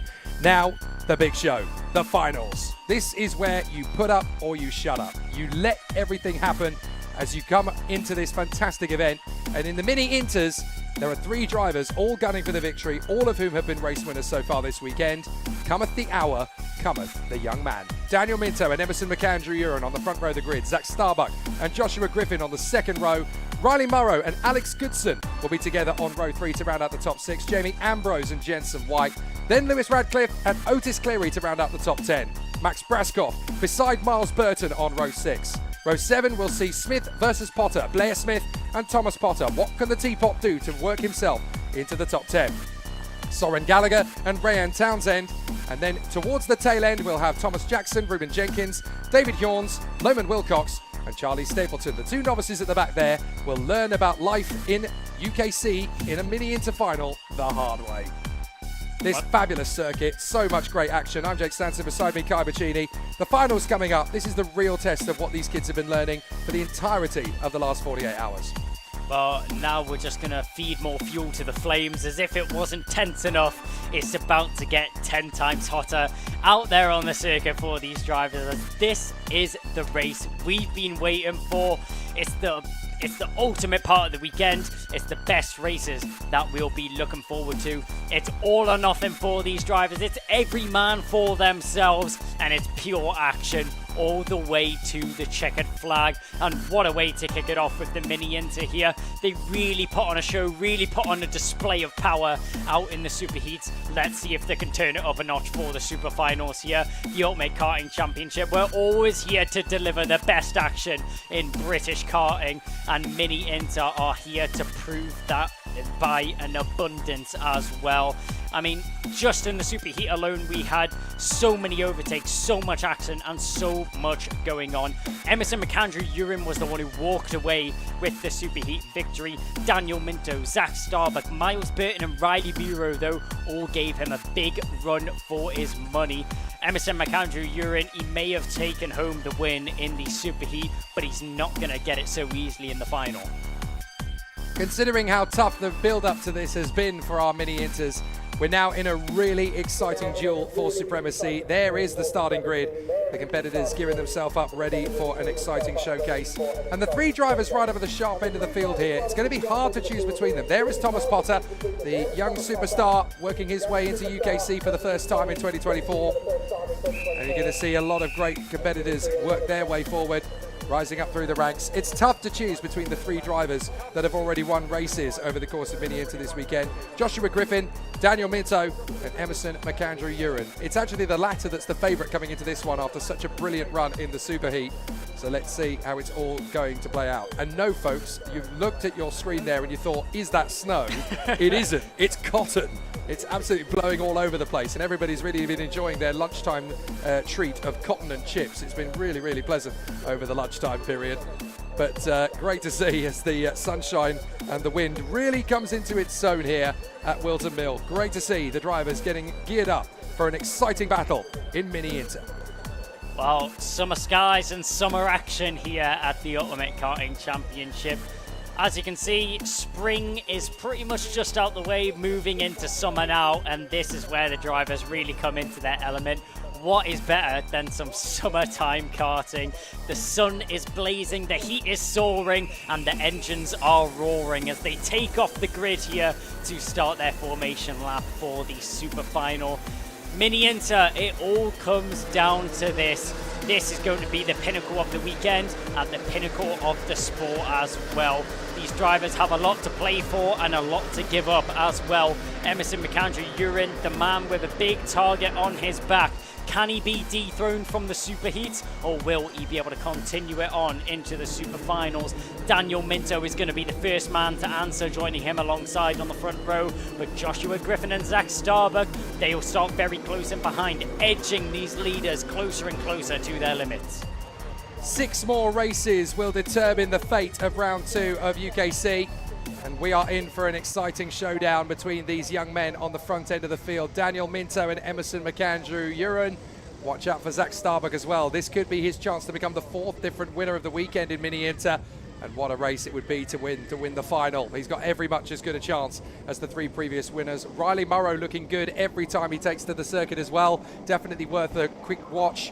Alex Goodson and Jamie Ambrose were very good indeed this morning in the Superheat. Lots to choose between in terms of racing talent. We are under starters orders and off we go for the final. The Mini Inter Super Final underway. And it's a great start from Minto. No worries at all for the Hunter Motorsport ace to take the lead, but he's going to have big pressure right from the outset. Great start from Zach Starbuck. He is initially second, but then he loses ground to Emerson McAndrew-Uren, who pops up in a second position. Now Joshua Griffin's going to be on the warpath. He'll want to try and get into 3rd position as they go through Ashby. It's Minto, McAndrew-Uren, Starbuck and Griffin. McAndrew-Uren wasting absolutely no time in gaining himself back the ground that he initially lost, and now on the back foot, losing a few positions. 2 places going down right now is Zach Starbuck. It looked so promising off the line, and now he's dropping down with Joshua Griffin and Emerson McAndrew-Uren able to slip past on this first lap of the race. All of the drivers bouncing over the curb, coming down the straight for the first time this race. We cross the line. Daniel Minto with a start of dreams. He gets himself into the lead, but Emerson McAndrew-Uren, he's the Grinch. He's going to steal it, maybe even at Christmas, as they come down through Christmas corner for the 2nd time in this race. McAndrew-Uren glued to the rear bumper of Minto. Minto for Hunter Motorsport. Will he keep it in the lead? Kai Hunter, strong driver. So is his teammate of Daniel Minto, as we now go down through Inkermans, and still in the lead right now. The number 28, that was a move in the background. That looked like that was Riley Muro making the move on Zach Starbuck. Yes, it was. Muro gets the move done, and going a little bit defensive is Daniel Minto. Maybe not feeling the most confident out in the front there. Never easy to pull clear in this Mini Inter field. They come off the turn, and that's going to be very close indeed between Starbuck and Morrow as they come off the course. Morrow's actually been able to get into 4th position to slice in on Zach Starbuck, and so the 3 previous winners have got away clear. Minto, McAndrew-Uren and Griffin. Here comes the move from McAndrew-Uren. He gets into the lead of the race then. Emerson McAndrew-Uren up at Christmas takes it on and manages to get the lead away from Dan Minto for the time being. Joshua Griffin there in 3rd position, out through Ashby. Back on the charge and down the drop they will go through the next 2 left-handers. But Dan Minto, plenty of time to get himself back into a winning position. He's going to go for it in the 2nd apex. And a lovely charge forward from Dan Minto. Oh, he had absolutely no hesitation taking on Emerson McAndrew-Uren one more time. Joshua Griffin is now going to try and make his bid to come through past both of these young men as they tighten up again in the final apex and then onto the main straight once more. Minto, McAndrew-Uren, Griffin. Tough move there from Minto, snatches back the lead. Emerson McAndrew Urin thought he had a glimmer of hope, and that's instantly squashed there by the number 28 of Minto. And just to put the cherry on top of the cake, pulls himself the fastest lap of the race as well, as he's in the motion of doing so. Down towards Ashby's, the two DHR drivers will be able to file through. You can see a little stick of a nose cone there into the corner. Daniel Minto, he's not phased though. He's not going to back out unless the car is fully alongside him. Caution is going to the wind in this race. It's every man for themselves. A long look over the shoulder there from Daniel Minto. Yellow flags going into the boot there. Oh! As one car is stranded in the middle of the circuit, very close to causing an incident. Great awareness from the drivers there to avoid causing an incident and causing a crash. I think that scare there has maybe gotten to Emerson McAndrew Urin a little bit, as he's gave Daniel Minto some breathing room. That is as close to a standing crash incident as you are ever going to get without any actual impact. I'm afraid it's game over for Rayan Townsend. Blair Smith having problems as well, I notice, has already fallen a lap behind the field, and Ruben Jenkins pulled off at the end of lap 1 as well. There's the move on the inside from Emerson McAndrew Urin. Slices in on Dan Minto and Ashby. And still this battle rages on. The two drivers still going for it. Here comes Josh Griffin in the second apex of that complex. He now gets past Dan Minto. So it's the teammates at Dan Holland Racing on their home turf. Don't forget, this is their playground. 1 and 2, and driving beautifully at the moment. Emerson McAndrew Urin in the lead. Josh Griffin in second. Dan Minto third. From Morrow, Goodson, Starbuck, Burton, Radcliffe, Ambrose, White. All bets are off now. Minto made a crucial mistake of leaving the car wide there on the corner. Wilton Mill is all about the inside line, and we see that time and time again. Joshua Griffin, opportunistic on the inside. He saw the gap, and no time wasted. Dives to that gap, gets it on the inside line, and now finds himself in second position, trailing his teammate of Emerson McAndrew Urin. Daniel Minto, is the race done for him though, or is he going to be charging back forward? He's got to keep an eye on Zach Starbuck in behind. Starbuck initially had a beautiful start to the race and found himself in second position. Started to fall apart a little bit though in the latter stages of the first couple of laps. Now he finds himself recovered into a good position and back in fighting form.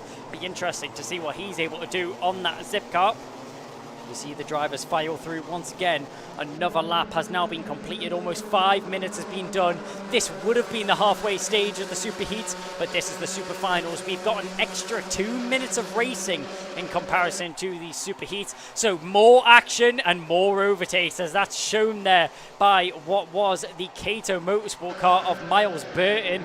Good move there from Burton to get himself into 6th position. Goodson will be demoted down into 7th though, as we go through incomings, and now trailing down the back end of the circuit. Or the drivers, sorry, keeping it very neat and tidy there as they make it down towards the boot. Up at the front end, maybe stringing a little bit further apart than the drivers would be hoping for in the case of Zach Starbuck and Riley Muro. They really need to try and catch on to these leading 3 drivers if they want to be in contention for the race win. Still a quarter of a second between our leading duo, Emerson McAndrew Urin and Josh Griffin. Dan Minto right there in 3rd position. Still pushing on a pace. Here comes the battle for 4th. Riley Morrow ahead of Zach Starbuck, Miles Burton and Alex Goodson. And still they charge away up at the far side of the course. Up to the hairpin at Ashby, looking for the move. But Emerson McAndrew Urin still going full guns blazing as we see the charge from Zach Starbuck, having got himself into 5th position there. Behind Riley Morrow, ahead of Miles Burton. Still plenty of opportunities to work his way further forward. This isn't done yet by any stretch of the imagination. Starbuck closing in on Morrow as they go through the radius of the toe of the boot. Then up to the heel. And through the chicane onto the main straight once again. And they fly up to Crook and Oblivion. In these karts, it is flat on the throttle through these first 2 corners. And you've got to keep it nice and planted on the exit. You don't want to go too far over the curves as you go down the straight to Christmas. And here comes Miles Burton. He is the Grinch that stole Christmas. Got the move on the inside line there on Zach Starbuck. Lovely job. And that puts him up into the position. He's going to go for another one in Ashby. Wow. Ruthless. Wow. Ruthless from Miles Burton. Oh, and a tag as Zach Starbuck goes around for a spin. Oh, what a shame. He just got the rear quarter of the kart tangled in with the battle with Morrow, Burton and Goodson, and there was nothing he could do.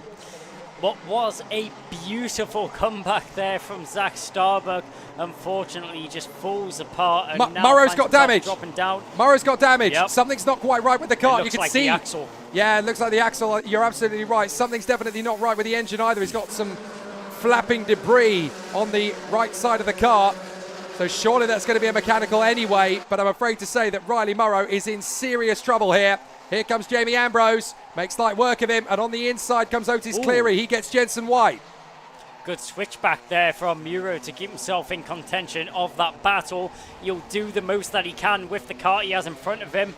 The 82 there just having an issue getting out of the way. That's Louis Radcliffe as he went drifting wide through Ashby's corner. Having a little look on the inside. That looks like that was the 71 or the 11, sorry, of Otis Clear as he dives down the inside into the boot. A late maneuver and deep on the brakes. Great to keep that car under control. Yeah, good run from Ambrose there to keep himself in the mix. But I do worry about his rear bumper actually on the right side of the car.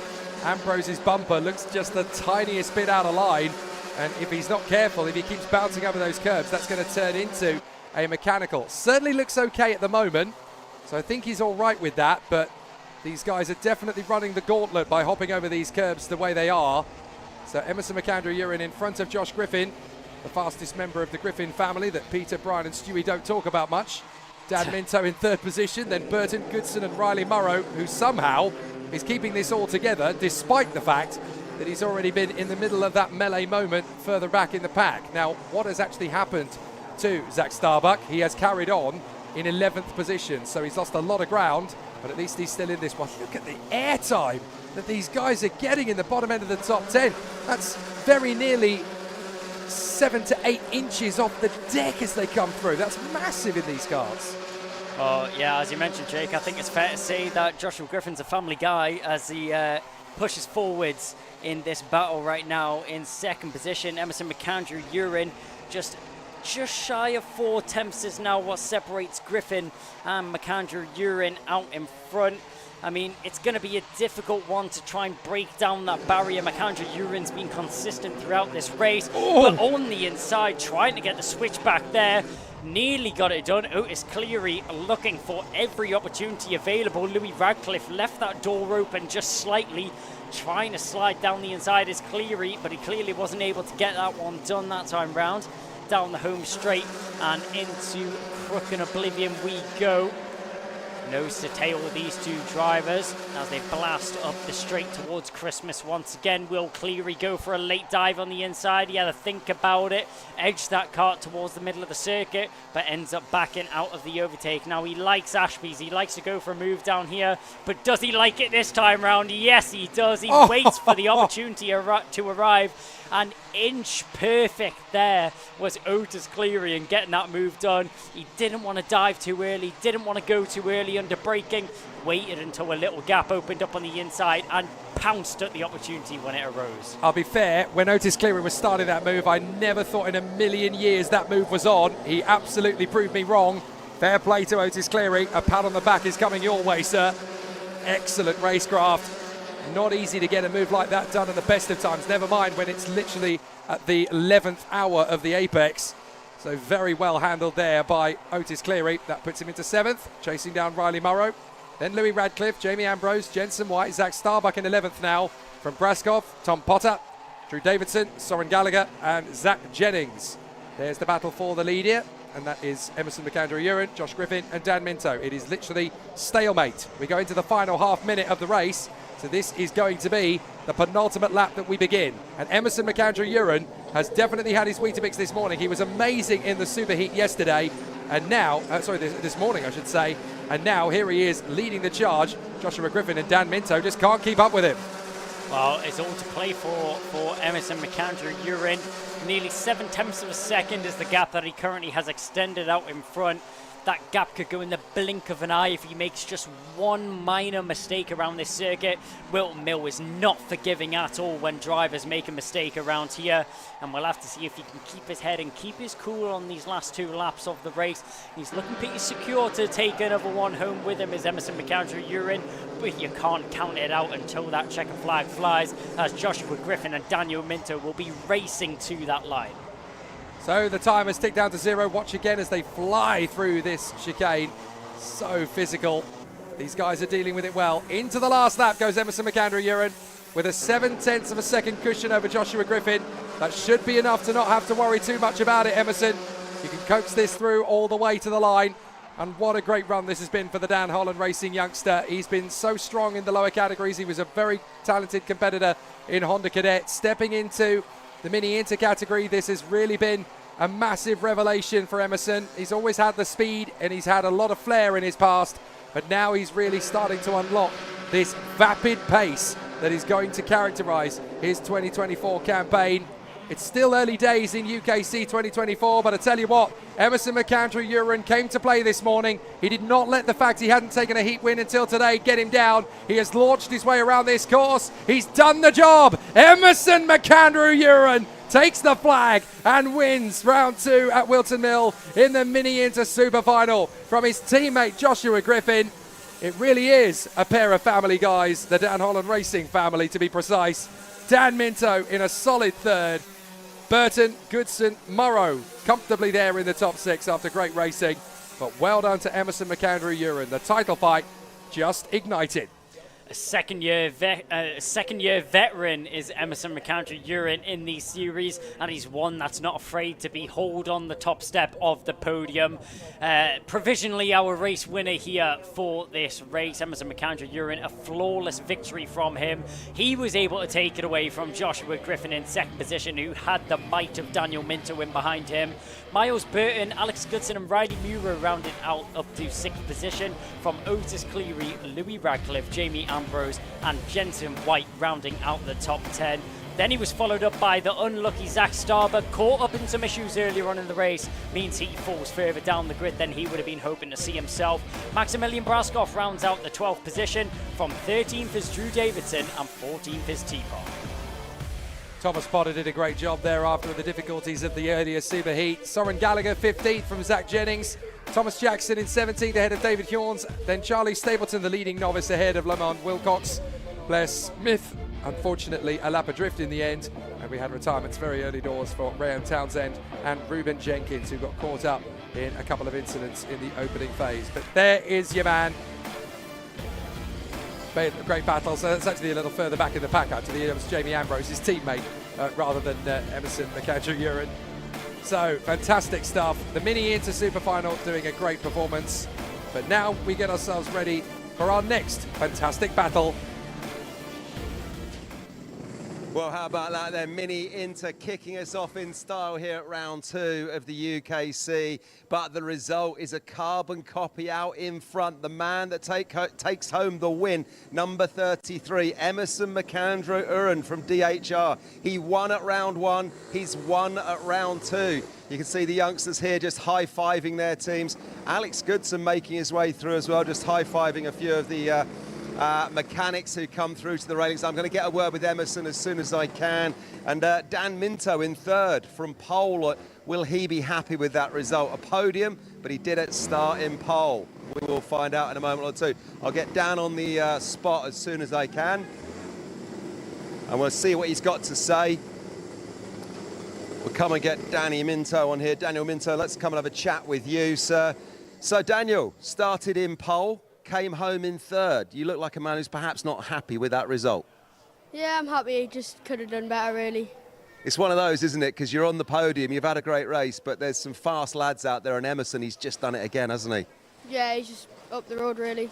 But all in all, you've had a good weekend. You did start on pole. You're quick. You're in the mix once again. Talk to me through your whole weekend. What are the positives we can take from this? Just being on the podium, really. It's good to be back on the podium. Great to be back on the podium. Great to have you here racing once again. Who would you like to thank? Who's been looking after you this weekend? Reese and Kai for making me who I am today. Josh for data. And Jacob for mechanicking. Brilliant. Well, listen, well done. 3rd place on the day. You're going to get yourself on the podium later on and spray some champagne. Smile under there somewhere. I know you feel you could have done better, but is there a smile under there somewhere? Yeah. All right, mate. Well done. We'll see you on the podiums, then we'll see you for round 3 at Warden Law in 2 or 3 weeks' time. Thanks ever so much, Dan Minto. Thank you. Right, let's find our next man. 2nd place then was Josh Griffin. Where is Josh Griffin? Come on over, Josh. Let's grab a word with you. Mechanics just putting the carts up on the trolleys. Come and put your feet on the spot here, sir. Josh, so it's Dan Holland 1-2 at the top of that one there in Mini Inter. You happy with your result? Yeah. Yeah, you are. You don't seem very happy with the result. There's a smile under there. Come on, what's going on with you? It's just quite hard. It's way hard, isn't it? It is really hard out there. But you were pushing in the mix at the front of that. Started on the second row of the grid in 4th, and you came home in 2nd. So it's not bad, is it? Made up a couple of places. Yeah, it was quite good, to be fair, yeah. Who's been looking after you this weekend? Who would you like to thank?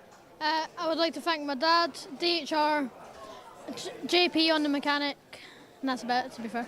All right, well, listen, mate, well done. Go and high-five your mechanics, give your team a well done, and we'll see you at the next round. And we'll see you on the podiums for the champagne a little bit later on. Thank you. All right, well done to him. Now, that's Josh Griffin, but let's welcome up Emerson McAndrew Uren. Come on up, Emerson. Come and put your feet on the spot here, mate. Let's have a word with you, because me talking to you in a winner's position, this is becoming a habit, isn't it? It's 2 from 2 in the UKC. You must be thrilled. Yeah, it's been a great weekend. We've had the pace for all of the weekend, and in the heats, P3 and P3, we'll take that. It was great heats, and we've just done the same in the final from last. Well, you're really enjoying this Mini Inter kart in 2024, aren't you? What's going on with the team? What's going on with you? What are you doing that's right this year? Any changes, or are you just settling in? It's just like last year, really. Well, it's been a great year so far. So, yeah, hopefully we can do the best we can. Good battle in that one there, though. You got yourself out in front, but in the early stages, Dan Minto was out in front, and he obviously started on pole. You had to fight for it, but when you get out in front, are you feeling the pressure? Are you feeling comfortable? What's going on? Yeah, when I was out in front, it happened like last round at UKC Bolton. Like, I swear I heard an engine behind me, but it wasn't my own engine. That's it. You hear those engines behind you, and they're not your own. You know they're coming for you. They were chasing you, but you did well, my friend. Who would you like to thank? I'd like to thank Time Racing Engines, Dan Holland Racing, all of my family and people who supported me, and I want to dedicate this to my grandfather who passed away about a week ago. Fantastic words there, my friend. He'd be very, very proud of you. Well done. Excellent stuff, Emerson. We shall raise a champagne to your grandpa on the podium a little bit later on this afternoon. Huge congratulations to you. See you at the next round. Thank you. Right, Kai, let's go back up to you for some replays. What a great one to start. Very true, Kev. Yes, it was a very exciting battle right from the get-go. And Emerson McAndrew Uren clearly doing his homework overnight, able to put himself into a very competitive position. It was just the discipline of the timing of his moves. When he got past Dan Minto, he knew that he was going to have a kart underneath him that would take him further up the road. It's the discipline, it's the control, it's the patience. That's what gets you a win in Mini Inter.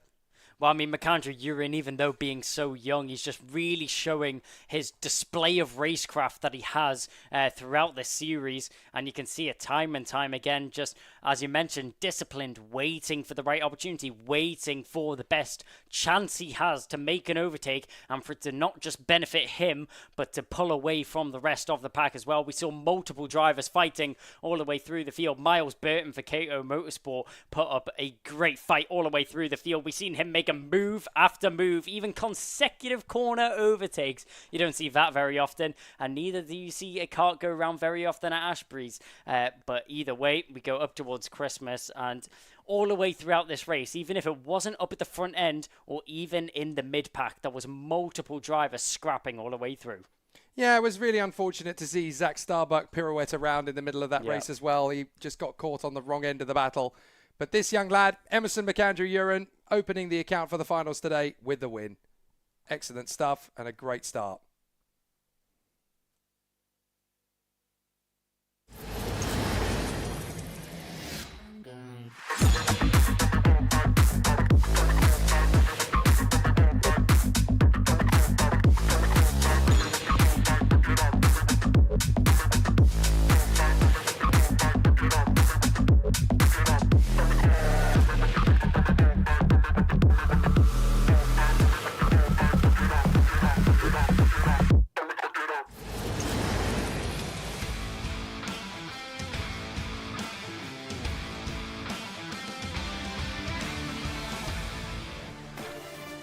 Time to go for an old school final battle now. The TKM Extreme Super Final. Chris Whilton was the man on form yesterday. He's on pole position for this one after some great results. but the others are slowly gaining ground. Cian Bennett alongside him on the front row of the grid. Leo Robinson took the superheat from him earlier on today, and Adam Sparrow, back from his Mazda exploits, still right over the sharp end. Spencer Lane and Alfie Garford, reigning British champion. P6 on the grid for him. Johan Callachern, Michael Cornell, Al Patterson, and Kai Springfield rounding out the 10. William Bryant making good recovery drives at the moment. 11th position on the grid for him in the final. Luke Jarman in 12th position for this one. And then Jessica Fitch-Hall, Jack Stewart, and once again from the back, it'll be Harrison Morrow. But he was able to assert himself very well in the earlier superheat to get himself back into the top 10. So expect the same again. Now, as we saw from the superheat earlier on, TKM Extreme, as well as Junior TKM, although we don't have them in the UKC paddock, have this tendency. You get 2 or 3 guys battling for position, they hold each other up, 2 or 3 more join the party.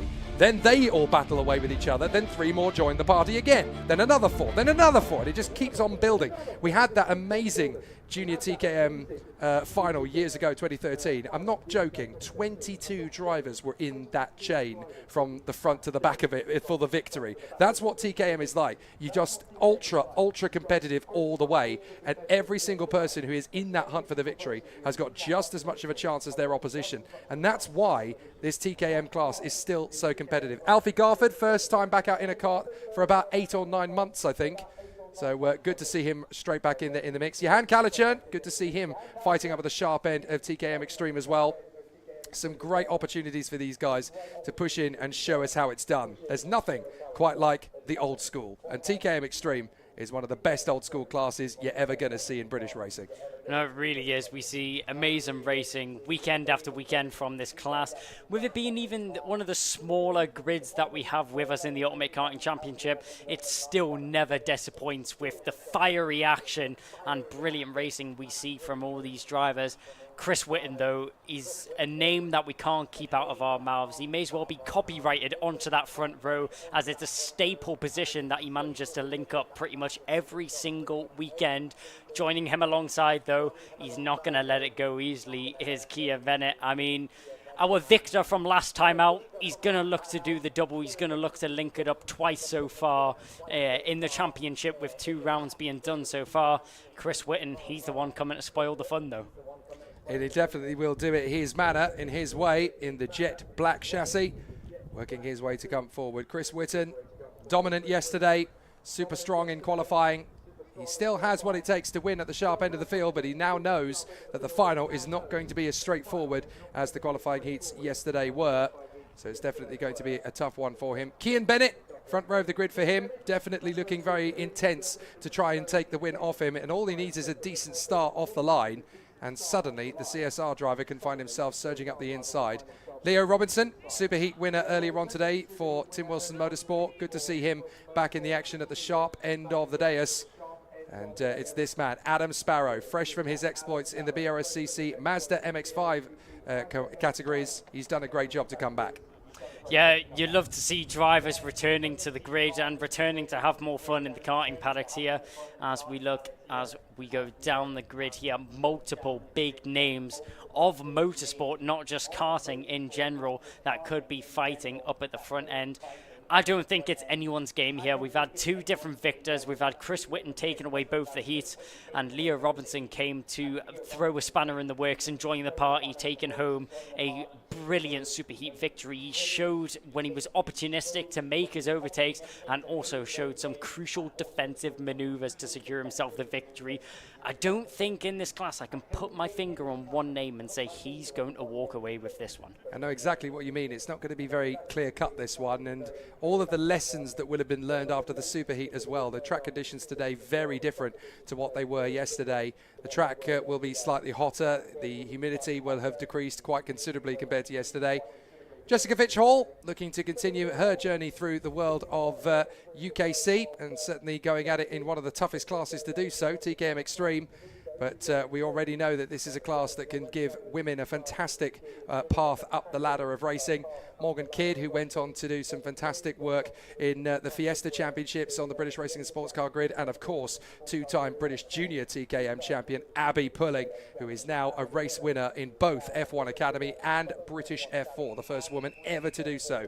From these small trees, mighty oaks will grow, and it is wonderful to see that TKM is one of the classes to really showcase what racecraft is really all about. From that front row of the grid, Chris Whilton and Cian Burnett, this will be a fascinating charge to the first corner. I mean, you've summed it up perfectly, Jake. This class and this championship in general is a breeding ground for young British talent to make their way up through the routes of motorsport and make their way through the stages as well, which we'll see some drivers already doing in this class, just coming back for a little bit of fun for an Ultimate Karting Championship weekend. What more else would you want to do on a weekend off apart from jump back into your roots of racing and karting as well? A little bit of a longer race here. We've seen 12 minutes for the mini inter race, and now we are going to see 14 minutes of pure racing action here from the TKM Extreme drivers, and I'm sure that time will absolutely fly by with pure racing all the way through and never a dull moment with TKM Extreme. Usually does. 14 minutes go on the clock. It doesn't sound like much for a race, but you try and do this when you're a couple of millimeters off the ground in a kart that will accelerate and push you all the way to upwards of around 65 to 70 miles an hour, hopping over curbs, taking off to about 3 to 4 inches of ground clearance, landing again, hoping that the axle isn't going to tear away from the chassis itself or the tyres aren't going to puncture or rupture, and you're there on the limit of adhesion with a dozen other racing drivers at the pedal to the metal stages of this final. I couldn't do it. These guys are absolutely extraordinary, and it is wonderful to see the kind of the caliber and the quality of the racing that we see before us. Just one driver electing that they're going to push start it. That's also a bit of a confidence booster as well, because that's a very strong kind of discipline for Michael Cornell to push start the kart, showcase that you've got that upper body strength. Most of the time the drivers will get a push or get themselves up to a decent starting position regardless of that. Alfie Garford in the number 1, the Weratools livery, which of course he carries from his time fighting for the British TKM title last year. And having obviously worked himself into the world of Fiesta Juniors, he has been doing a fantastic job on the club racing scene, trying to work his way up to the world of the British Touring Car Championship in years to come. But great to see him back in the TKM Extreme category. First time in a kart for about 8 months, I was told earlier today, so great to see him right up at the sharp end with no testing pre-week, just come straight in, arrived on Friday night, we're ready, we can do this, and it's great to see the battles Alfie Garford has put on so far. I have a feeling there are a few more to come. Out of the final turn, Whitton, Bennett, Sparrow, Robinson, Lane, Garford, Calichurn, Patterson. Let's see how it all gets underway as they come off the turn. Are we going to go racing this time? We are indeed. And a cracking start from Whitton. Cuts right across. Robinson dueling with Bennett as they go through Brook and Oblivion. Everybody keeping away from each other for the time being, though. Enough clearance is given to charge down towards Christmas Corner. And on the inside, that's Adam Sparrow trying to take on Leo Robinson. Can't quite get there. Robinson holds third position for the moment. Spencer Lane tucks in fifth position as up the inside. Robinson has to defend from the two Talcos. Sixth position for Alfie Garford. Good start from the British champion. With all this chaos unfolding in behind, though, this is just letting Chris Whitton drive away from the rest of the pack as he manages to disappear into a world of his own already on the first lap of this race, gaining himself a little bit of advantage and trying to gain as much breathing room as possible. He hooks it round the final couple of corners. Cian Bennett, he's not going to let him drive away that easily, though, is he? He'll nicely hook onto the rear bumper of Chris Whitton. 4 tenths is the gap which separates the top two right now. That'll fold down very easily as sideways there through the number 11 was Spencer Lane. He's going to have to be careful if he doesn't want to lose it to Jehan Calichurn. As drivers squabbling all the way through the pack.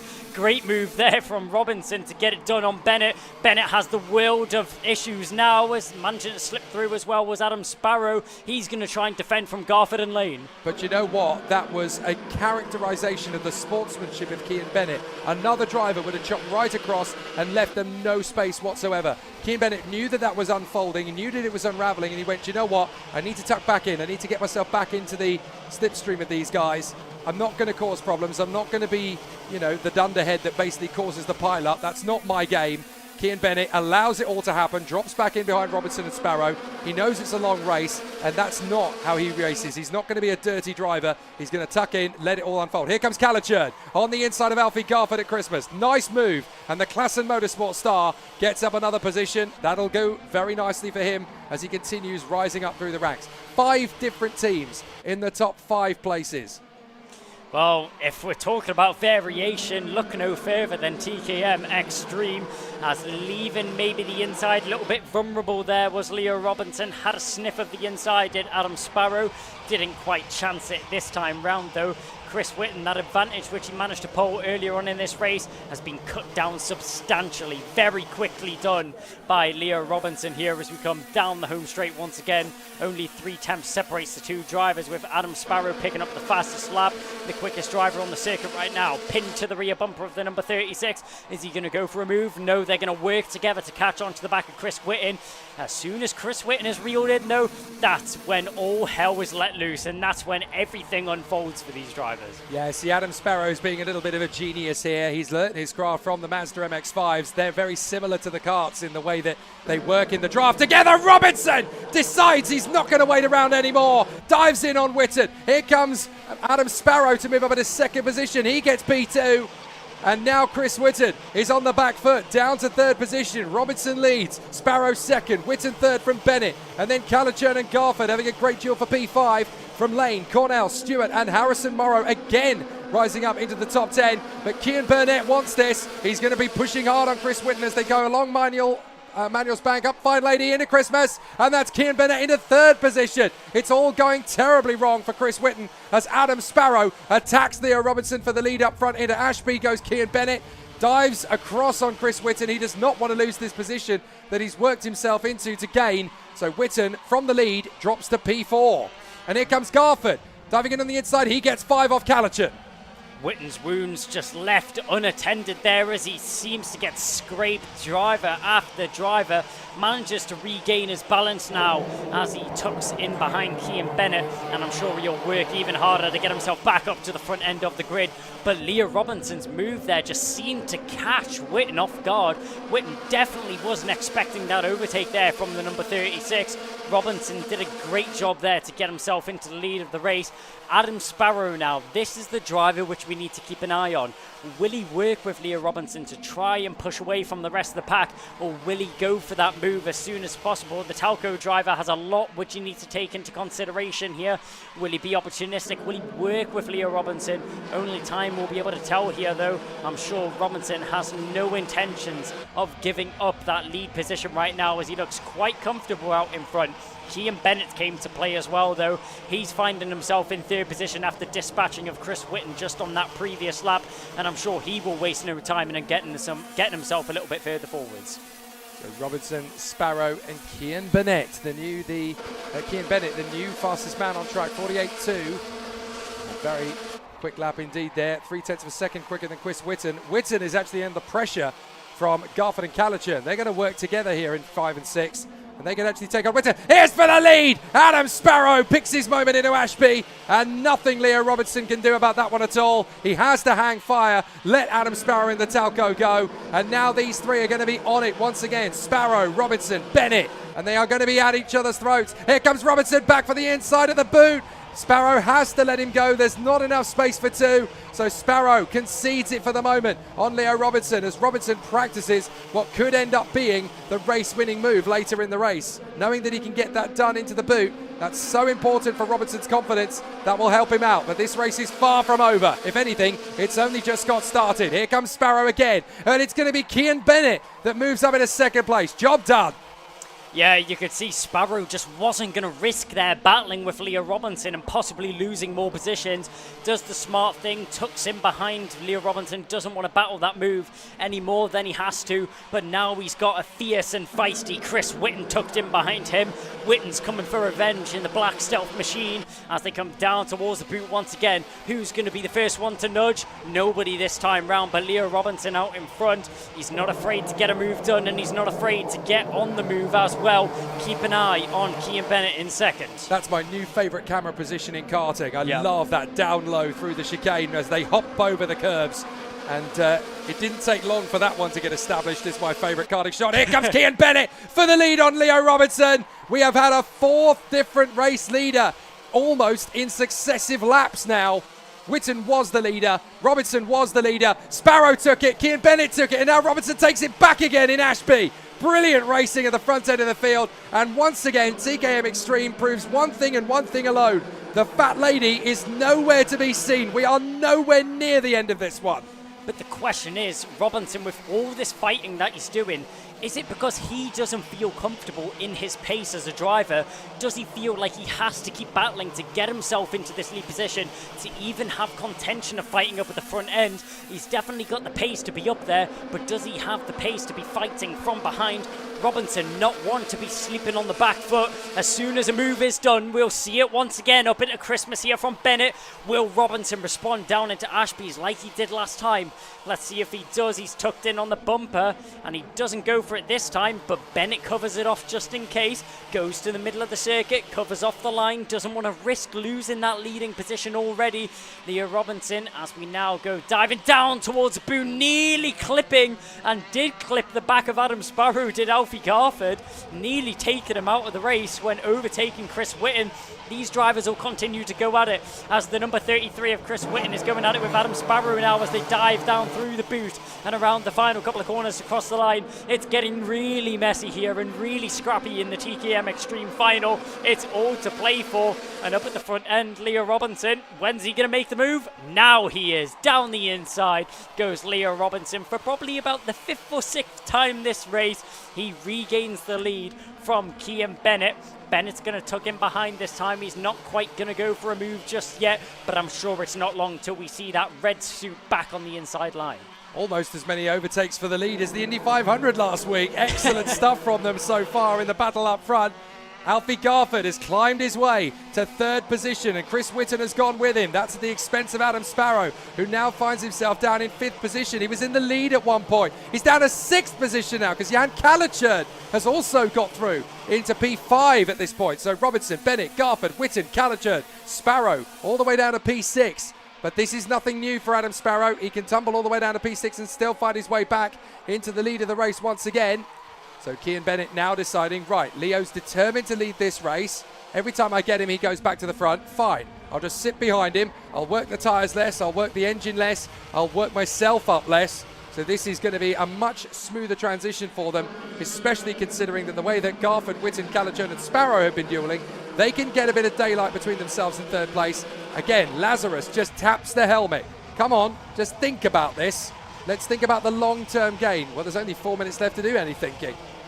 Yeah, this is where it really starts to become tactical for the drivers. We've got the melee out of the way. We've had more changes for the lead than overtakes in the Monaco Grand Prix, as Leo Robinson and Cian Bennett have been hacking at it up at the front end of the grid. But this is where it becomes interesting. Do they continue to battle and open themselves up to the rest of the grid, or do they work together, push away, and then duel at it for the last couple of laps? We'll have to see the option which Cian Bennett opts for. But in the mid-pack, these drivers are showing no signs of slowing down, as overtake after overtake is still being displayed on our screens. We just made our way through increments now and heading towards the boot once again. You can see our lead drivers just up in front. Cian Bennett not looking to make an overtake on Leo Robinson just yet. But with 3 minutes and 30 seconds remaining on the clock, I wouldn't be surprised if it's not long before we see them going at it again. 3 minutes 24 left on the clock as they came through. Robinson and Bennett, Garford and Whitton, Kalachurd and Sparrow. We're almost getting Noah's Ark here. They're almost 2x2, hurrah. Here comes the move from Adam Sparrow on the inside of Kalachurd. Lovely job, that's P5 for Sparrow. Now he's just got to do that 4 more times and he'll be back in the front. Easier said than done with 3 minutes left of racing. Watch out as well for Michael Cornell and Spencer Lane. They're right on the back of these two. And then in 9th place, we got Jack Stewart ahead of Luke Jarman and Harrison Morrow, who are having a great scrap with William Bryant. And then Jess Fitch Hall has had some difficulties by the look of it. Dropped all the way down to 11 seconds off the pace. That's not just her speed. Definitely something's gone wrong there for Jess Fitch Hall. And Al Patterson has dropped out of the race, I'm told, with a mechanical malady. Watch them as they hop their way over those curbs. You are really getting airtime as you come through there. Looks more like something out of Ken Block's Hoonigans rather than a karting race, doesn't it? Just so violent the way it throws itself over those curbs. And it's incredible to look at the strength of these karts, that they're able to take it lap after lap after lap. Well, yeah, it's interesting to see that the karts are able to take a beating like this, but also the drivers themselves. This has to be one of the most physical circuits in the United Kingdom at this point, especially with that brand new final sector, such a bumpy and rigorous circuit for these drivers, and great to see that they even have the stamina to put up with it for so long. Yeah, see, look at these guys as they come through. This is going to be a great example. Watch the bumps. Bump, bump, bump, bump, bump. The kart just washes out as you go through the tight end of the radius, and there's absolutely no grip in the kart at all at that point. You're turning through, but you're bumping around. It's a bit like a Legend at Brands Hatch. You know, there's no suspension in those cars at all. And the back end travels around. Right, Robinson versus Bennett. Now they are squabbling with 1.5 minutes to go. And the more they duel, the faster Garford and Whitton will catch up with them. Robinson determined that Bennett's not going to get through. Here they come. Garford and Whitton are already on them. That only took 3 corners. Now Robinson's got to keep Kean Bennett at bay. Garford and Whitton are right there to come for it. And the more they hold each other up, Adam Sparrow will join in. So will Jan Calichurd. And they've got Cornell, Lane, Stewart and Morrow right on their tail. Here comes the move from Garford. Dives in on Bennett. Can't make it stick. But now they mean business. We are seriously gunning for it with 1 minute on the clock. Robinson's got to hang on to this. Bennett drew the first blood and made the first move. It's like a chess match out here on the circuit right now.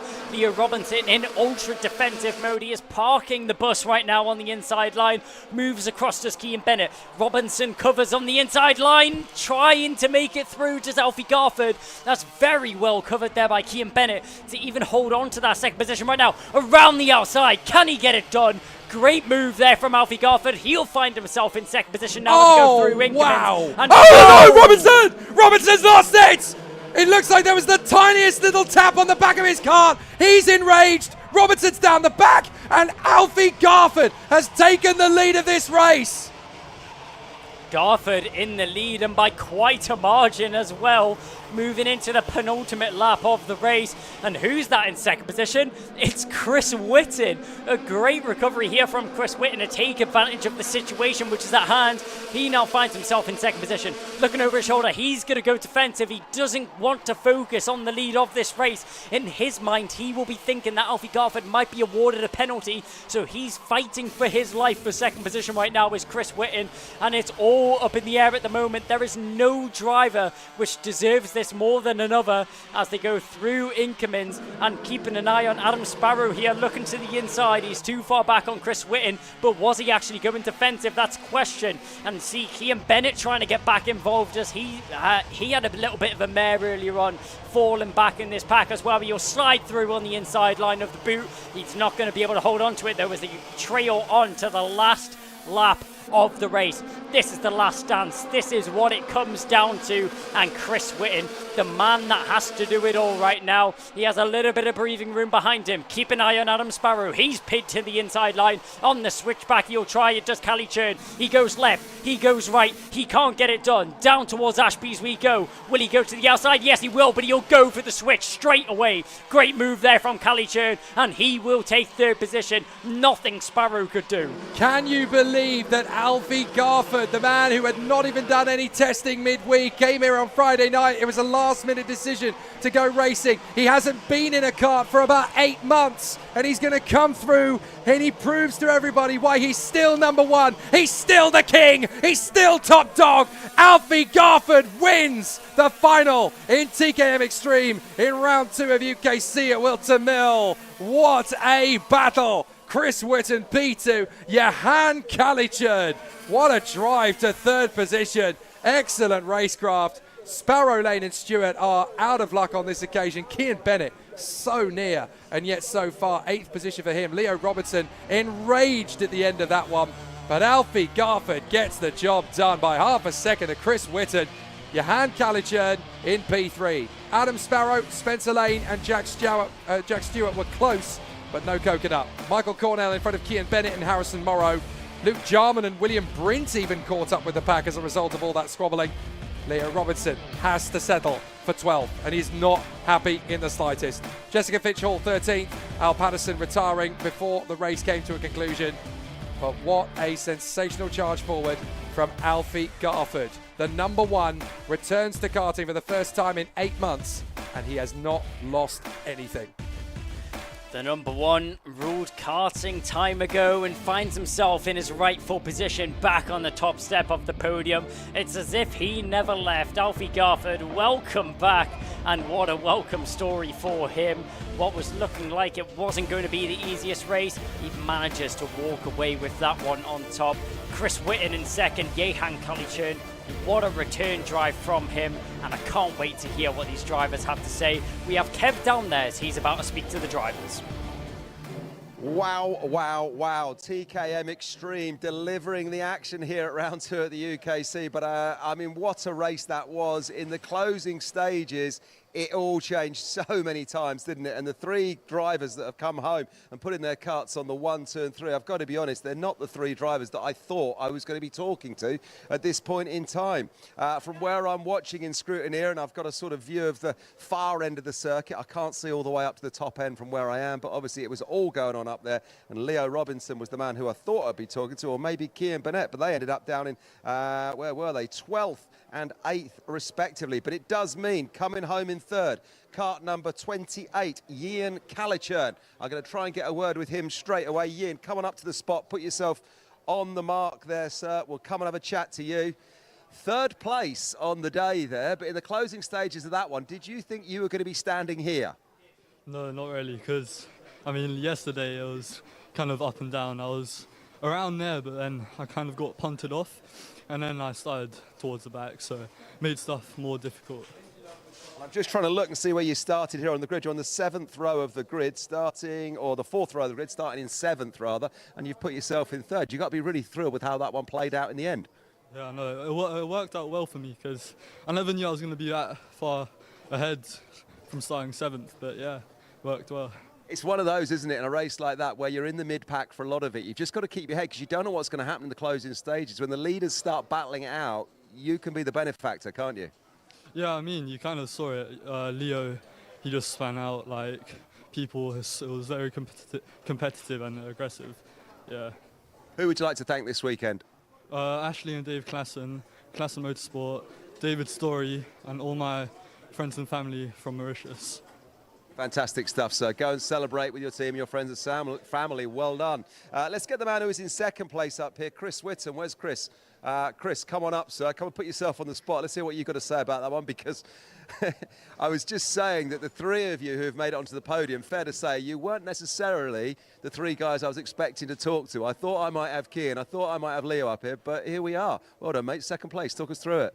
Yeah, it was quite a hard race, really. I mean, today's been quite hot. There's been quite a lot of grip on the track, and everything's gripped up. So it was definitely more about sort of physical ability and just sort of racecraft at the end, really, once they backed themselves up. So it was all game on from there. It really was game on, wasn't it? And that's what I love about TKM racing. It's so close, it's so hard fought, and we saw there in the closing stages, it was a real fight, wasn't it? It could have been anyone's. Yeah, it could have gone anyway, to be fair. Like, at one point I was in 4th, next to me I'm in 2nd, so I'm happy with that. Brilliant. Great weekend then. Who would you like to thank? I'd like to thank my mum and dad for everything they do, and my mechanic Craig for coming.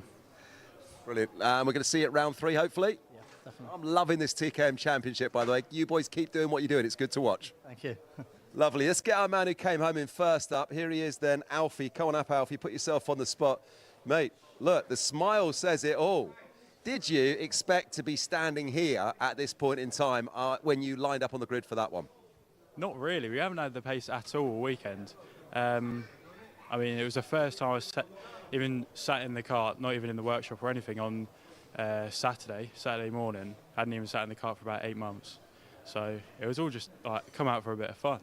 So to come home with first was quite a surprise. Well, I tell you what, it surprised us, but it's brilliant to watch. I was just saying there, TKM Extreme, what a class. I love the racing. Talk me through the closing stages, because it all went off, didn't it? And you really were the benefactor. You're in the mix. You held your own for the whole of the race, but it was in those closing stages where it opened up for you. Yeah, I mean, where to start? I got into, I think it was about 5th, and then 4th, and then 3rd. And I was just like, the gap was staying the same, and I thought when they kick off, it might come.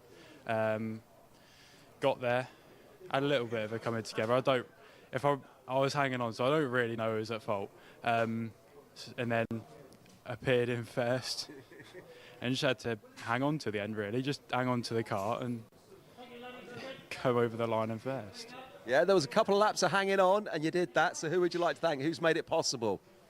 A lot of people have made it possible. First, my dad. He told me Friday evening we're going racing. So, yeah, my dad, Vera Tools, obviously, they've been supporting me in the Fiesta Juniors. So it's been fun to just come here and have a little bit of a play, I guess, knowing that that's all going well. Just family and friends just supporting. My sister for letting me take a lot of the time racing. So, yeah, there's a lot of people. Listen, it's brilliant that you came here this weekend. We're thrilled you did. Please tell us you're coming back for round 3. Might we see you again at the UKC and TKM Extreme? Come on. Maybe, if it fits. Maybe. Now I've won, I might have to come back. We hope you do. Go and enjoy it at the moment with your team. Huge thanks to Alfie there. And well done to all of those TKM Extreme drivers. What a race that was. Lots to talk about. A few replays to take a look at. Here's Kai and Jake. Well, fascinating stuff, and great to see Alfie Garford back to what he does best. This was only meant to be just a weekend off and having a bit of a laugh away from Fiesta Juniors, and he's come straight back in and shown the world that he's still the #1 in the UK in TKM Extreme, and extreme really is the word.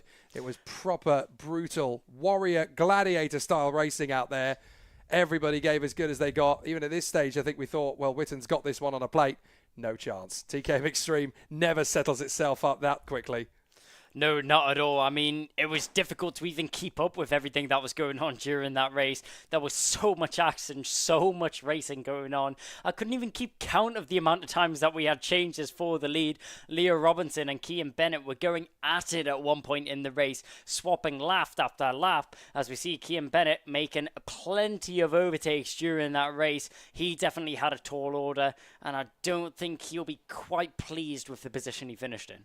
I kind of want to see, maybe we can see the incident between Leo Robinson on the penultimate lap again and his combatant. I didn't even see if there was contact, or if there wasn't, then it would have been very tightly knit. So we're going to have to see if we can see it again. If not, then obviously you guys will have to do that on the stream and draw your own conclusions. Bennett making his bid on Leo Robinson about the midway point in the race. Towards the closing stages, things got really spicy. So it'll be fascinating stuff. Just to announce to the people trackside here, we need driver numbers 36 and 1, 36 and 1 to the steward's office, please. That is 36 and 1. So I think it's for this that they are going to be looking into it. So let's see what happened. I think we're going to see part of what actually happened. There it is. Yeah. Okay, right. So we've seen that back on the replay, and I think it's fair to say that 36 and 1, they'll have a nice conversation, potentially not a pleasant one. But we'll continue here at UKC.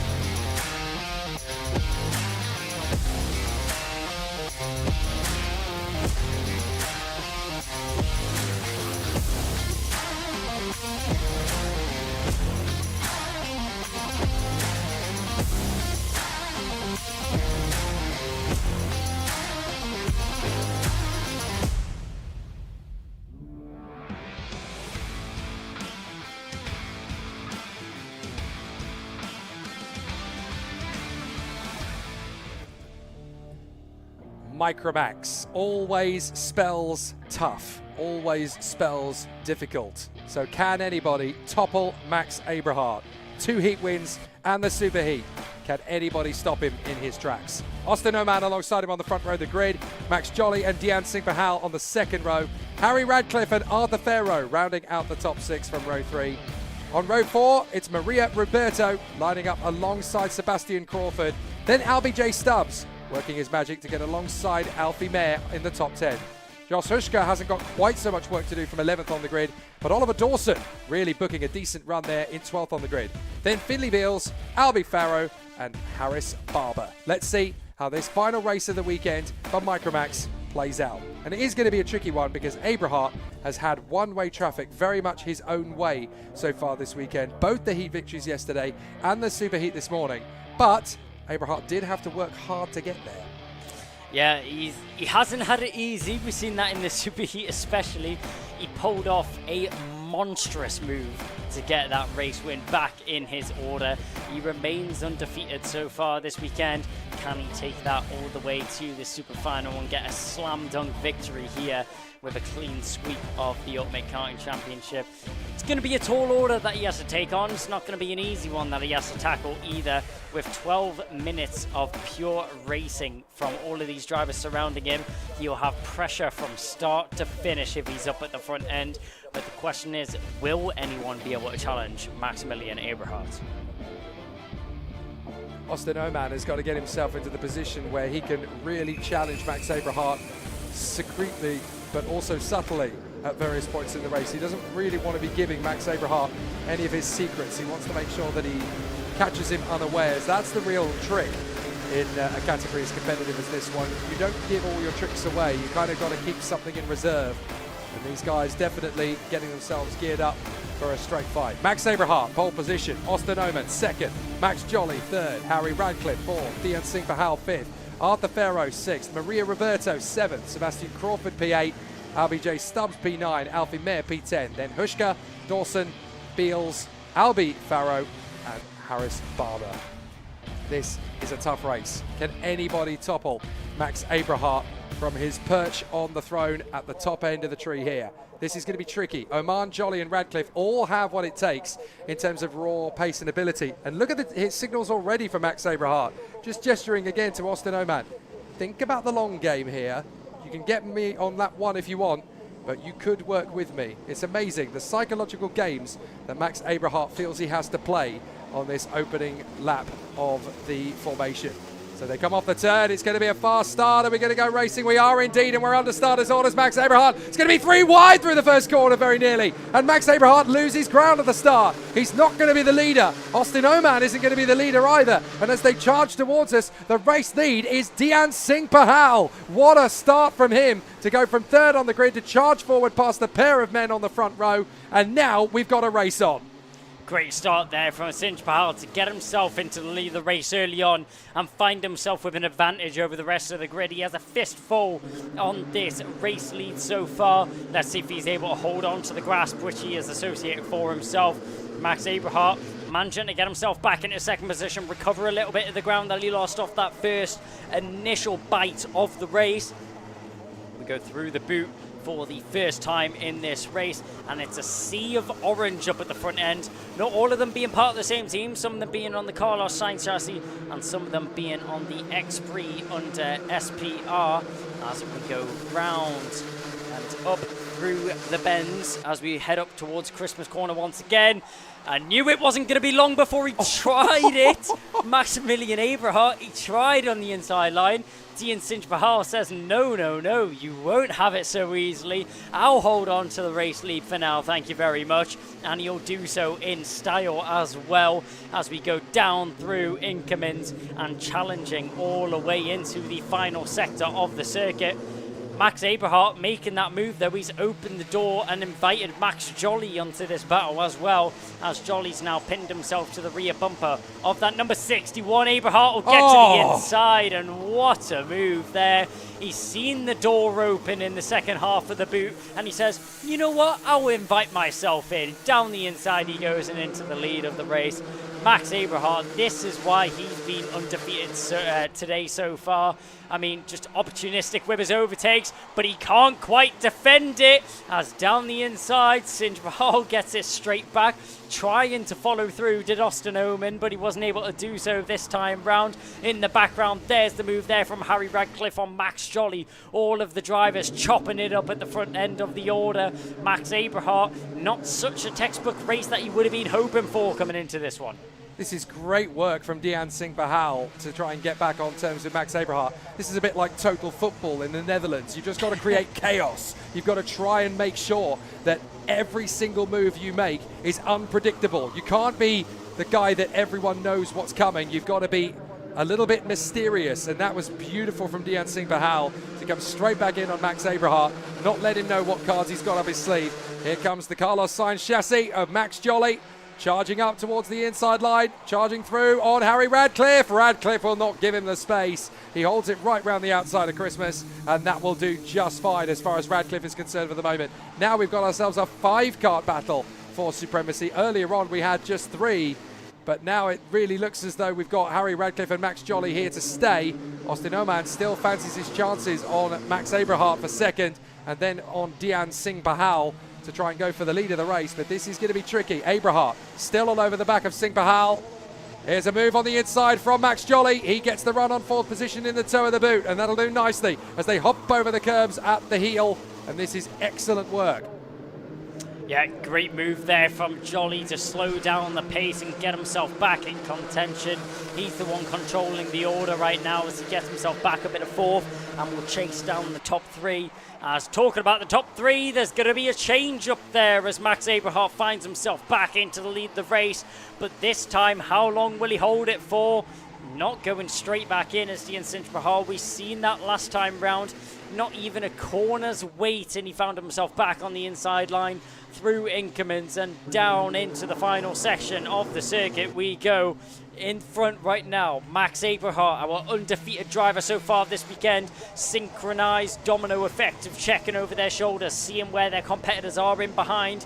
Austin Oman, probably the calmest driver on the grid right now. Whoa. He has the fastest lap, and he has a fast run into the final corner. A great move there. He just seen running a little bit wide there was Max Jolly, and seeing the door open up down the inside, wasting no time. Austin Oman's in second, but Max Abrahart, he's going to try and run away. Sinj Bahal's back on the inside. Losing 2 there is the number 14 of Max Jolly, as Harry Radcliffe says thank you, and I'll take that one as well. We've got a feel for Dian Singh Bahal. The way he landed on that final chicane really got him crossed up. The back end was sliding around, so there was nothing really he could do to stop Austin Oman from getting through. He's just quite fortunate that he's only lost out in the hole to Max Jolly as well, because that could have been even a spin into the wall or anything. That could have been all sorts of chaos for Dian Singh Bahal, but he manages to save it. Now we've got Abrahart versus Oman. It's back to the way it was in the earlier superheat, and again, just that ground clearance that you get as you hop over those curbs. There's enough to fit a Lego set underneath it. A very tough rough at the moment. Right, there's a warning flag for contact. That's Sebastian Crawford, who's got himself in the wars there with another driver. So pretty tricky stuff out there for the contenders. Here comes the battle again, as up the inside of the 12. That is further back, that's Harris Barber dueling away with Alfie Mayer. So they are having a great squabble in the mid-pack. It's not just about the guys leading the race. You've got to be in the middle of your own battle and assert yourself in strong positions there. Alfie Mayer, Harris Barber and LBJ Stubbs still having a really good squabble. Well, Max Abrahart has definitely taken advantage of all the squabbling and battling that has went down behind him. He's extended himself a 6/10 of a second gap back to Austin Oman in second position. Let's see if he's able to cut that down a little bit. Yes, he is. Oman temporarily had the fastest lap of the race. It's then handed off to Max Jolly, who had a blistering final sector there. Nearly 2/10 faster than our leading drivers right now. Max Abrahart using all the track available to him on the exit of Oblivion there as he makes his run up towards Christmas Corner. Leaning through the bend right there is the number 12. As he heads through Christmas Corner, there's Harris Barber. We just seen him battling with Alfie Mayer. Mayer managed to make his way past and actually dispatch of the number 12 as well. as we see them diving through Inkermans and down towards the final sector once again. Number 16, that's Sebastian Crawford. Previous contact warning, he's trying to get involved in this battle as well with Albie J. Stubbs, but back up at the front end. What was a 7/10 gap has now been clawed down by Austin Oman like a wild cat in the jungle. He's straight onto his prey. Max Aberhart in the lead, desperately tapping his helmet.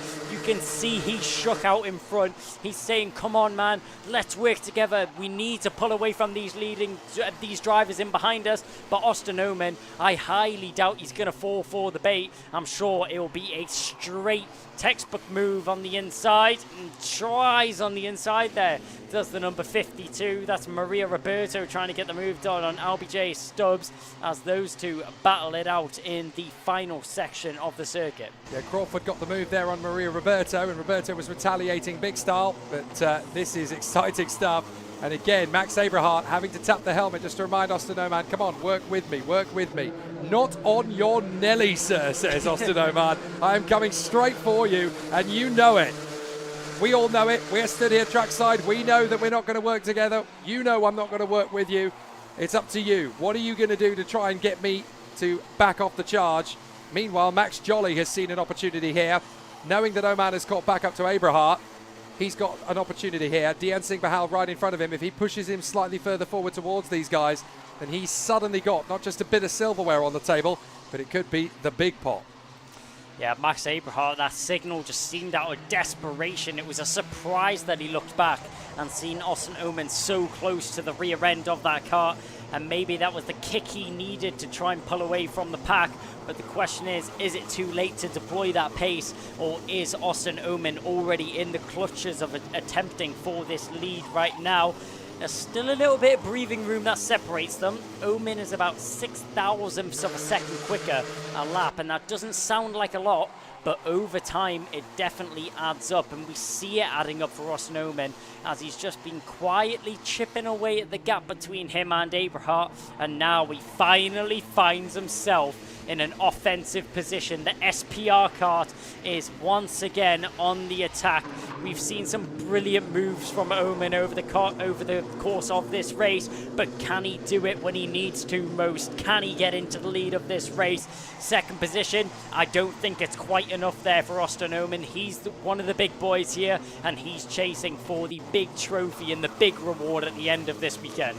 2 minutes 17 on the clock. They've still got to just continue to push, find that little bit of extra as they work their way through Oblivion and Crook, and Oman looking really confident now as the chaser rather than the man being chased. Dian Singh Bahal still third position ahead of Max Jolly, fastest driver on the track now. Radcliffe, and up to sixth has come Jos Hushka. That's an amazing fight back from Hushka over the course of today. So he can take full credit for the fact that he has worked his way into the top six, and he's only about a second and a squid in behind Harry Radcliffe. That is absolutely terrific. An amazing drive from Jos Hushka today, and certainly very worthy of commendation. Arthur Farrow P7, Alfie Mayer P8, and then we've got Barber, Stubbs, Crawford, Roberto, Dawson, Farrow and Finley Beals. This is getting pretty hectic now. Austin Oman all over the back of Aberhart, and it's all going to come down to whether Max Aberhart has the patience to shake him off.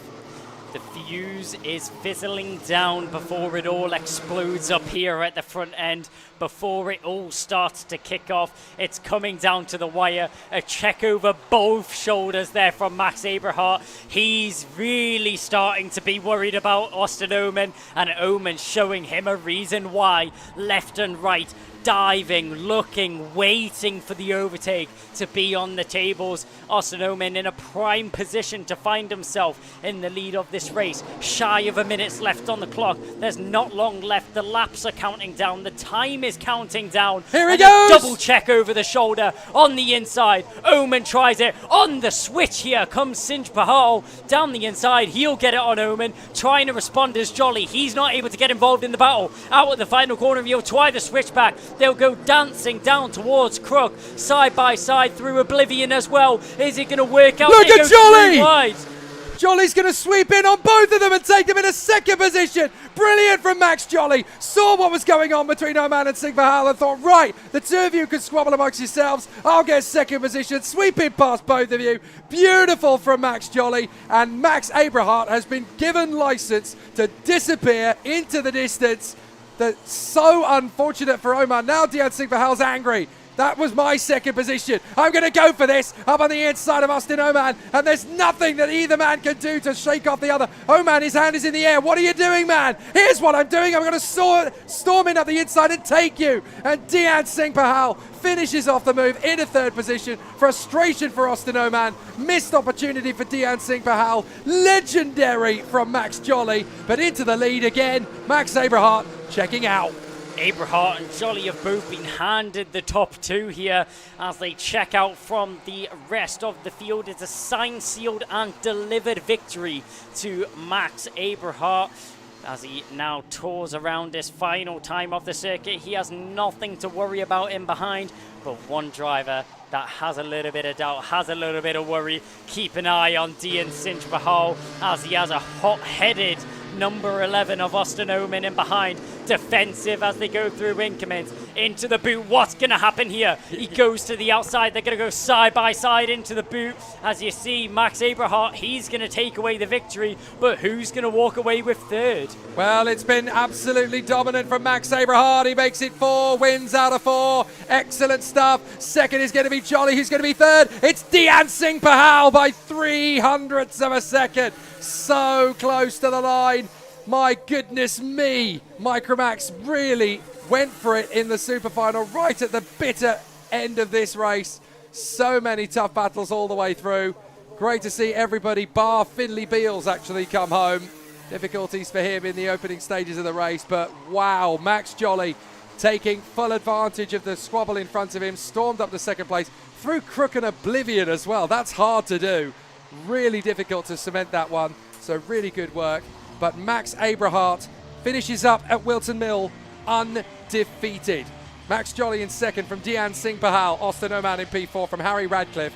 And what a drive from Jos Hushka, P6. That is massive given the circumstances. Arthur Farrow, P7 from Alfie Mayer. Harris Barber doing a great job in the closing stages to get up to 9th place. And Sebastian Crawford, P10. Maria Roberto, Albie J. Stubbs and Oliver Dawson all in that massive battle for 9th position. Albie Farrow ending up in 14th place, and then the one retirement from the race, Finley Beals in the opening stages. But Max Abrahart, the king of Wilton Mill, undisputed now as well. He won Heat 1, Heat 2, the Super Heat this morning, and then the Super Final. And that is a big opportunity now for Max Abrahart, not just here this weekend to consolidate his performance, but in championship as well. That's big. Yeah, nail-biting racing all the way through. I mean, it was up for grabs all the way through till that last sequence where we seen the incident happen and all of the drivers start scrapping. Abrahart just about managed to walk away with that one. Max Jolly will be happy with second. Dian Singh Bahal just about clutches third. And we're just about hear from them as Kev's down in Park Burley. Well, how about that? Micromax Super Final delivering the excitement and the atmosphere down here in Scrutineer as they put the carts on the scales and then wheel them over to the first, second, third UKC finish boards. Oh boy, it is really exciting. Parents up at the railings, then mechanics up at the railings. What a race, what a finish. Well done to Max Abrahart. A clean sweep on the weekend for him. What about that man, Max Jolly, coming home in second in the finish there, and Dian Singh Bahal in third. First time that youngster has got himself on the podium. He's going to be absolutely thrilled with that one. In fact, we'll get Dian for a little chat straight away. Dian, if we can get you up on the spot here, we'll come and have a little chat. And we'll go straight away to these winners' interviews because I've got to have a word with this man. Pop your feet either side there. How about that race? Talk me through those last few laps. Were you expecting that one? It was a bit crazy. I kind of made it easy for my teammate to win. I've done it on the first and second heat, making it easy for him. My teammates won, so I'm pretty happy. I came first, so it's a good position.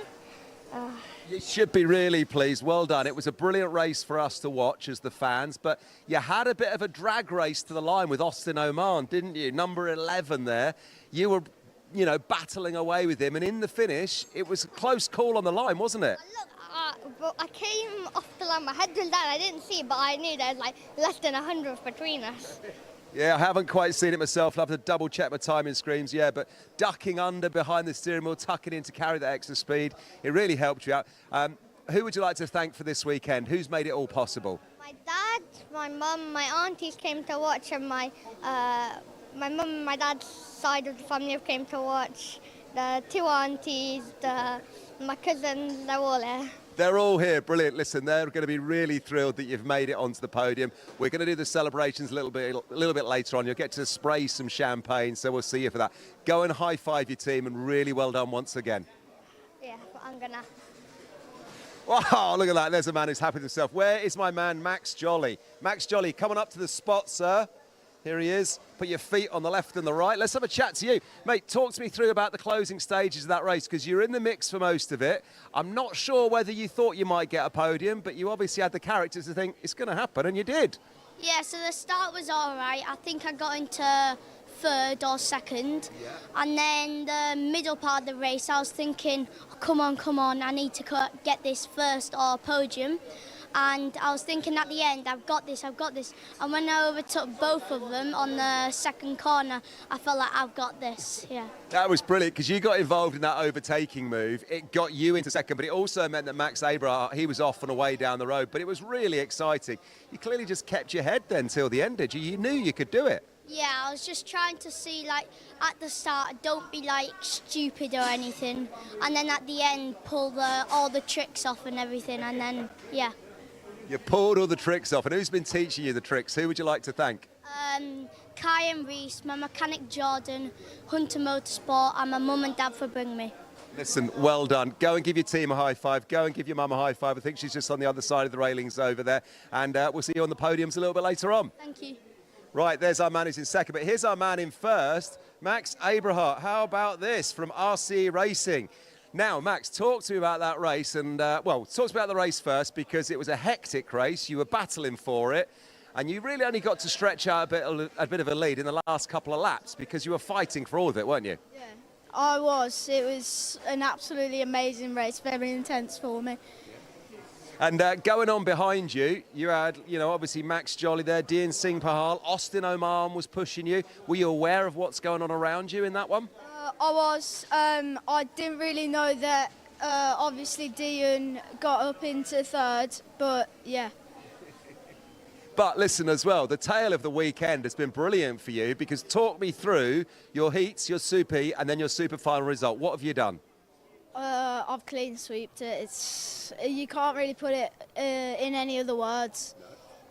You can't, mate. You have clean sweeped it. A first, and then a first again. That's not bad. Who would you like to thank? I'd like to thank Dee, my teammate, my mum, my dad, my sister, and Travis Perkins, Force, and RC. Listen, well done to you. Go and high-five your mechanic. The mums and dads and all the families and everyone are just across the way over there, so go and give them a high-five as well, and we'll see you for the podiums a little bit later on. Well done, my friend. Thank you. How about that? He has indeed clean sweeped it. You say to a youngster, talk me about your weekend. Well, I clean sweeped it. He did. Great action there in that one from the Micromax. Let's go and rejoin some of the action now then with Kai and Jake. Just call him Mr. Clean Sweep. That was absolutely exemplary after his races yesterday and that very tough superheat this morning as well. I genuinely thought he was going to run out of puff. No chance. Max Abrahart knows exactly what he's doing. Yeah, I mean, it's been an amazing weekend overall. You couldn't ask for any more as a racing driver. Clean sweep, pinnacle of a weekend, but he definitely didn't have it easy at all. It was a battle and a scrap all the way to the final stages of the race, where he managed to get a little bit of breathing room, and a 1.4 second gap was the end result, which he managed to pull away by, did Max Abrahart. This was where it all started to kick off, and this was where Max Abrahart was able to pull away just a little bit and get him some breathing room to secure himself a race win. Some really good racecraft, not just at the front end of the field, but also in the midfield as well. The likes of Crawford, Roberto, Josh Hushka working his way to the top 6. He can be very happy with that. This was some brilliant racecraft on the inside. So unfortunate for Austin Oman going wheel to wheel with Abrahart, just losing out on the exit. That was enough for Dean Singh Bahal and Max Jolly to creep into the battle.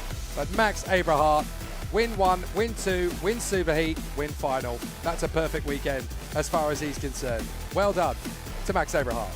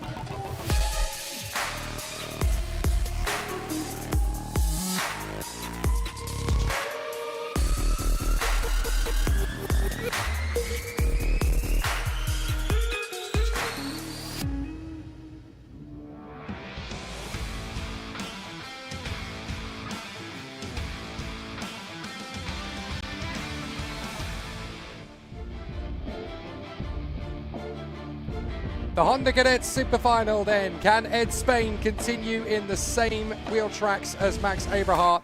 Unbeaten so far this weekend, Ed Spain. Only one race to figure out if he can hold that momentum into the final. Ed Spain on pole position then. Ralphie Branscombe alongside him on the front row. Ryan White elevated up to third on the grid for the final, with Modernist Kovechkis in fourth position. Archie Cannon P5, Elliot Bork alongside him on the third row of the grid.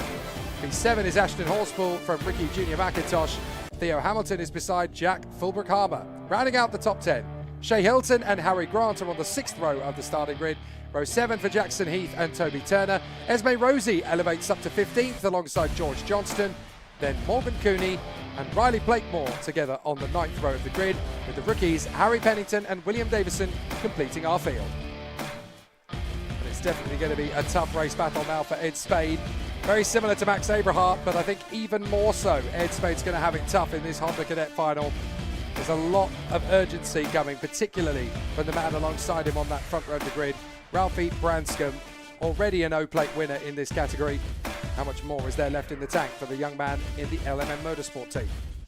Well, the job's not done yet for Ed Spain. He may have won every single race so far this weekend, but it doesn't really count if it's not in the final. I mean, he's still got a lot of work to do if he wants to walk away with this victory.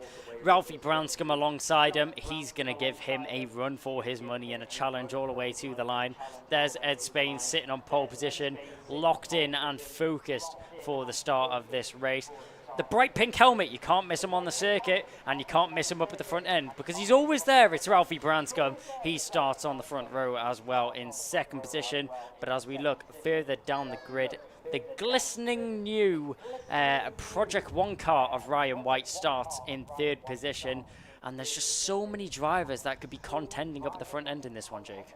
Yeah, the privateer, Margaretis, is going to be an interesting one to watch out for here as well.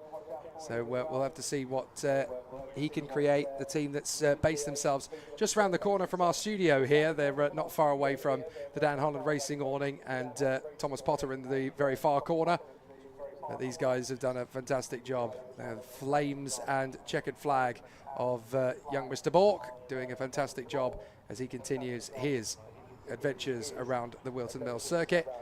But there's a lot of battles to come in this Honda Cadet race. And don't forget, as we mentioned previously before in Honda Cadet, this is the only category that we have in our UKC lineup where it is a standing start procedure. So these guys definitely have it a bit of a trickier lineup than the others. There's Ricky Jr. getting himself ready in the all-carbon black helmet, gearing himself up ready for an exciting battle out on the course. And you're going to see a lot of interesting racecraft and a lot of top car control, because everybody now hoping that this is going to be enough to move them further forward up the ranks. Theo Hamilton hoping for a strong charge from the midfield, looking to make this one the best race of his weekend. And sometimes you do have to go through the blows and the punishment of the heats and the super heat, where it all doesn't quite come together to get it right for the final. What's that fabulous line from Game of Thrones. Just fail, but fail better each time until you finally win. Well, I mean, that's what it's all about. It's not about how many hits you can take. It's how many hits can you take and get back up and do better. I mean, sometimes drivers will struggle in the heats, and we'll see them come back in the finals because it's not over until the weekend is drawn as well, and that's a special here for the Honda Cadet drivers. They've got so much more work to do. There's still a long way left in this weekend. They've got the whole final left to do. Even if you're starting a little bit further down the grid, still got plenty of time. With it being a longer final, we see plenty of thumbs up and drivers ready and raring to get racing in the super final here for Honda Cadets. But 12 minutes of racing, 12 minutes of time for all the drivers to assert themselves in the highest position that they can see possible. So with these youngsters now pushing on for the final of the Honda Cadet categories, it is now time to see who has got the tenacity, the determination, the sheer grit and the motivation to make it all happen. It's not going to be easy to see how it all plays out, particularly on a circuit like this one, where essentially the only preparation you can do is by pushing it all the way on the final run of it. Will Davison at the very end of the grid there, the novice drivers just enjoying life as a kart racer. You've got to remember that there are 2 reasons to go karting as a youngster. If you want to make this your life's work as a racing professional, whether that be as a driver or something else in the world of motorsport, or if you're doing it because you love it. It doesn't have to be a lifestyle choice, but it certainly has to be a big passion. Well, racing isn't a hobby, racing is a lifestyle. I think the drivers will realize that by now, even in the youngest categories. 12 minutes on the timer, a thumbs up from the marshal on the grid, and a thumbs up from the drivers on the grid when they were getting ready for the start of this race. Drivers just eager and ready to go. We have a green flag, so we'll have one formation lap here for all the drivers to get some heat in their tires and get themselves ready and raring to go for the start of the Honda Cadet Superfinal. You touched on it a little bit there, Kai. I wanted to pick up on the point you made. You know, doing the stuff that you've been doing, working your craft as a commentator, still getting in the seat when you get the opportunity to. Yep. You're in esports now a lot of the time as well, doing these fantastic races, working with the Sky F1 kids. Do you still think like a racer? Does that ever switch off? Is that still very much how you go through your motorsport journey? Well, I think you can take a person out of racing, but you can't take the racing out of a person. Gotcha. You're always going to have the mindset of a driver. You're always going to love the thrill of driving around the circuit, and also the thrills which come from good results. I mean, I would like to say I still think as a driver, but I'm also so grateful for the experiences and the connections and all the friends I've made from motorsport. As I mentioned, it's not just racing on a weekend. It's a lifestyle that completely consumes you. You involve yourself in this sport, and it's amazing the paddocks that you find yourself in. You make so many good friends. You make so many family-like connections, I'd like to say. It's such a tight-knit sport, and it's lovely to see when so many familiar faces that are still in the paddock to this day from when I was racing from the ages of probably about 8 years old. That's scary you say that. That's probably around 9 years ago now, and I'm still seeing familiar faces from my cadet days. This just takes me back to where it all started. I mean, it doesn't get any better than cadet racing. I could still remember when you were a 10-year-old and you were pulling on my sleeve at Lark Hall. Can I come and join you in the commentary box? Is that okay? Yeah. Well, what's the worst that can happen? And here we are 7 years later and you're still kicking ass. It's wonderful. Right, 5 seconds before we go to battle. A standing start in Honda Cadet Superfinal. Let's go racing at Wilton Mill. We bounce our way to the first corner as Ed Spain looks like he's got a perfect launch on Ralphie Branscombe. A little bit of a sluggish one from Ryan White. That is perfect for Marjoris Kavechkis, who has worked his way into 3rd position. Great work from the young gun, the privateer, now in P3. And not a lot that Ryan White can do in retaliation except just follow in behind and hope he'll get another shot at him on the midway point of the first lap. But wonderful stuff from Ed Spain ahead of Branscombe, Kavechkis and Ryan White. Yeah, a good start there from the front row. Ralphie Branscombe Manchester took himself into 2nd position. Might not be the race lead that he's looking for just yet, but sets himself up well for the rest of the race. Ed Spain still in the lead of this one so far. He got a great jump off the line and got a great run down to that first corner as Ralphie Branscombe is charging in behind. He's not going to let that one run away quite easily, but he's got to keep an eye on in behind him. Ryan White dropped down a position or two, but he still finds himself in 4th right now. But Kovacic manages to split them and gets himself up into 3rd. A good start there from the number 15 with a beautiful teal livery there, just glistens in the sunlight as he signals to Ryan White there. Not quite sure what he was telling Ryan White there. I thought he was about to let the number 1 past, but that seems to not be the case. Maybe he was just playing with him a little bit. You can go to the outside, but I'm not going to let you pass. Don't worry about that one. It's more sort of a, well, what do you think you're doing? You know, we're getting a little bit racy on this 2nd, 3rd lap of racing. We got a lot of racing still to come. You know, don't push and shove me around this early. You're going to find yourself on the wrong end of the stick here. So now to the inside line comes Archie Cannon, and that's a lovely move to get into 4th place from Cannon. As he does exactly that, lives up to his name, charges forward on the inside of Ryan White. Next up behind the top 5, by the way, is Ricky Junior McIntosh. Very impressive from McIntosh to suddenly find himself in the outskirts of the top 5. He's had a very consistent weekend, but he's not looked spectacular at any point. But what he has done is the hard work. He's put himself right into the mix of it, and now McIntosh is there with Horspool as they duel away for 6th position. They're looking at the best of the rest prize, essentially. But there's a lot that can still happen. On the inside again, that's Cannon, now on Kvetskis. So he's worked his way up to 4th position. Now he's gone for 3rd place. An excellent racecraft from Archie Cannon. Well, firing through the field right now is Archie Cannon. He now finds himself in a very nice 3rd position. I'm sure he'll be fast on charging onto the leading 2 drivers as well. Ralphie Branscombe in 2nd position. He's got something coming for him in 3rd position. No question about that. That's interesting to see. All of the drivers opting to hit the curb and use the curb to their advantage. Archie Cannon completely avoiding it, not opting to use that racing line where we've seen the drivers hopping over the curb and getting some airtime. Is that preference, or is that actually going to gain him time? I mean, if he can slide the kart in rather than hop over the curb, he can lose only a fraction of a bit of momentum. But if he's able to work it so that he can actually gain momentum on the exit, because if you go slow in, fast out, it kind of counteracts that jump on the curb. And it's interesting that he's one of the only drivers really all weekend, never mind in the category, that is really able to do that. I have seen a couple of other drivers go for the slow in, fast out approach. Up the inside, that's another big launch, and that is McIntosh. So McIntosh no longer in the top 6, now in the top 5, really starting to take some names out there. And he hasn't just got past anybody, he's got past the reigning champion, Ryan White. So excellent work from Ricky Jr. as he finds himself now in P5. How much further up this rank can he go? Ryan White struggling a little bit with his pace early on in this race. Let's see if he's able to regain it as the race ticks down and as we progress on. The number 1, we know he's great. We know he's supposed to be up at the front end. He's proved it time and time again. He doesn't have the number 1 in his kart for no reason. He's proved it before, but can he prove it again? That's the question. Currently finds himself in 6th position. It's not a bad position to be in, but he's got a little bit of work to do if he wants to find himself in a podium contention spot. Archie Cannon currently doing a good job at fending off in 3rd. Has a little bit of breathing room back to Kovacic and McIntosh in behind as they go through this final sector of the circuit. And down the main straight we go once again. Ed Spain, it was 0.7 of a second. Now it's 6.6 tenths.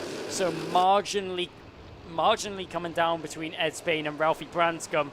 But will it come down enough to a point where Ralphie Branscombe is able to get that move done? So Cannon doing everything he can to lead this train at the moment, but he's essentially at the mercy of Spain and Branscombe. He's got to hope that those two really start dueling with each other. Branscombe can be quite smart here. He just needs to play the long game. 6.5 minutes still to go in this race. If he just sits in the draft of Ed Spain, he'll work the tyres less, he'll work the engine less, he'll be basically cooling the car down. So giving chase is definitely going to benefit Ralphie Branscombe in terms of looking after and maintaining the equipment during the race.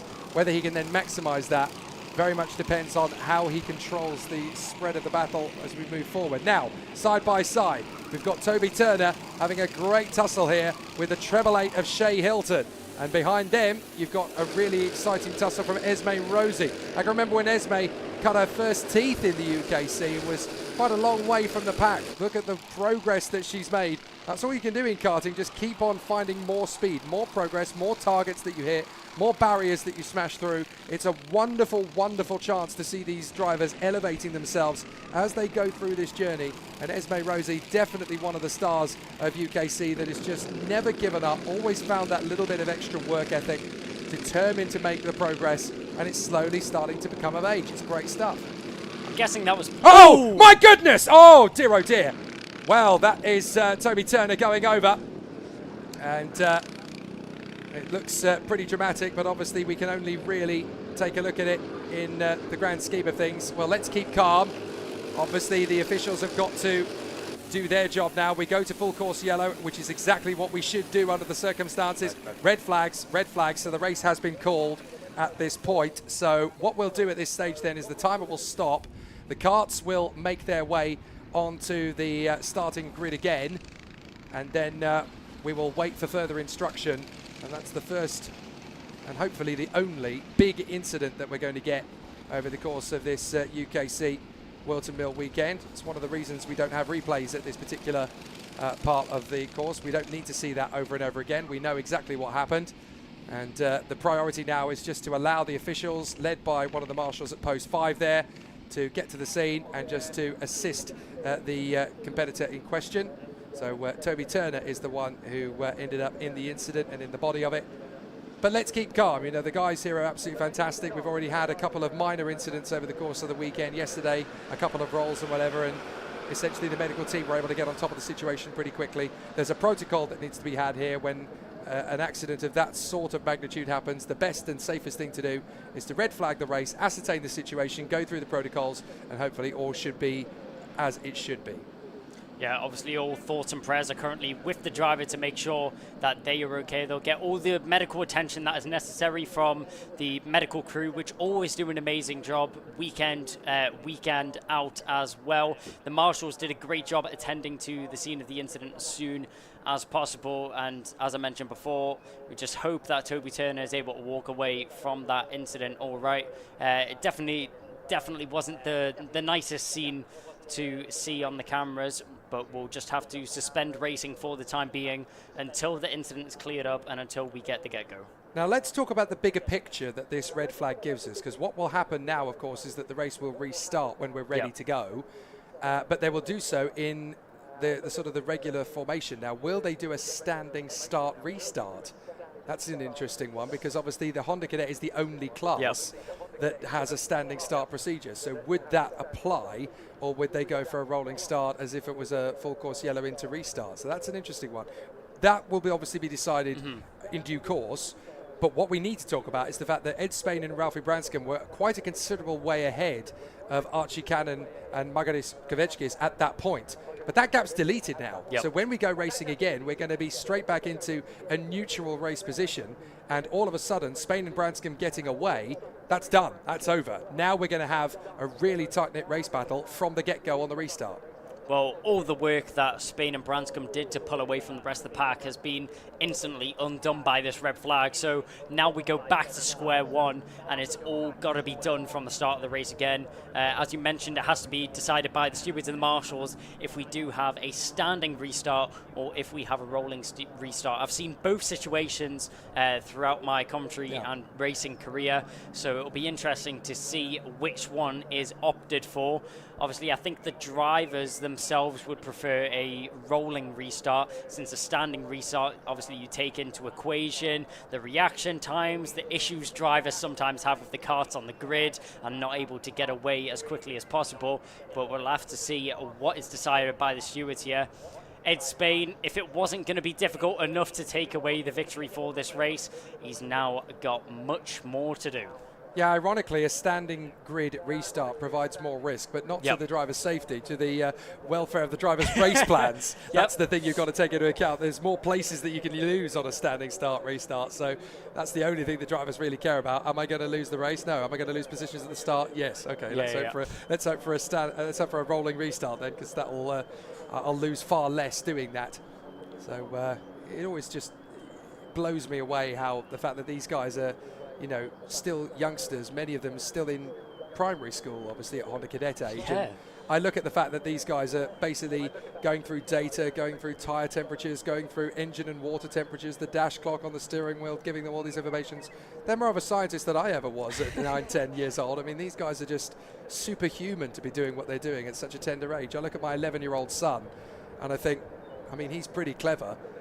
So out of the carts get the drivers. Now, I have a feeling this is going to be a quick chat with the race director. So Ken Potter will obviously have a quick word with them.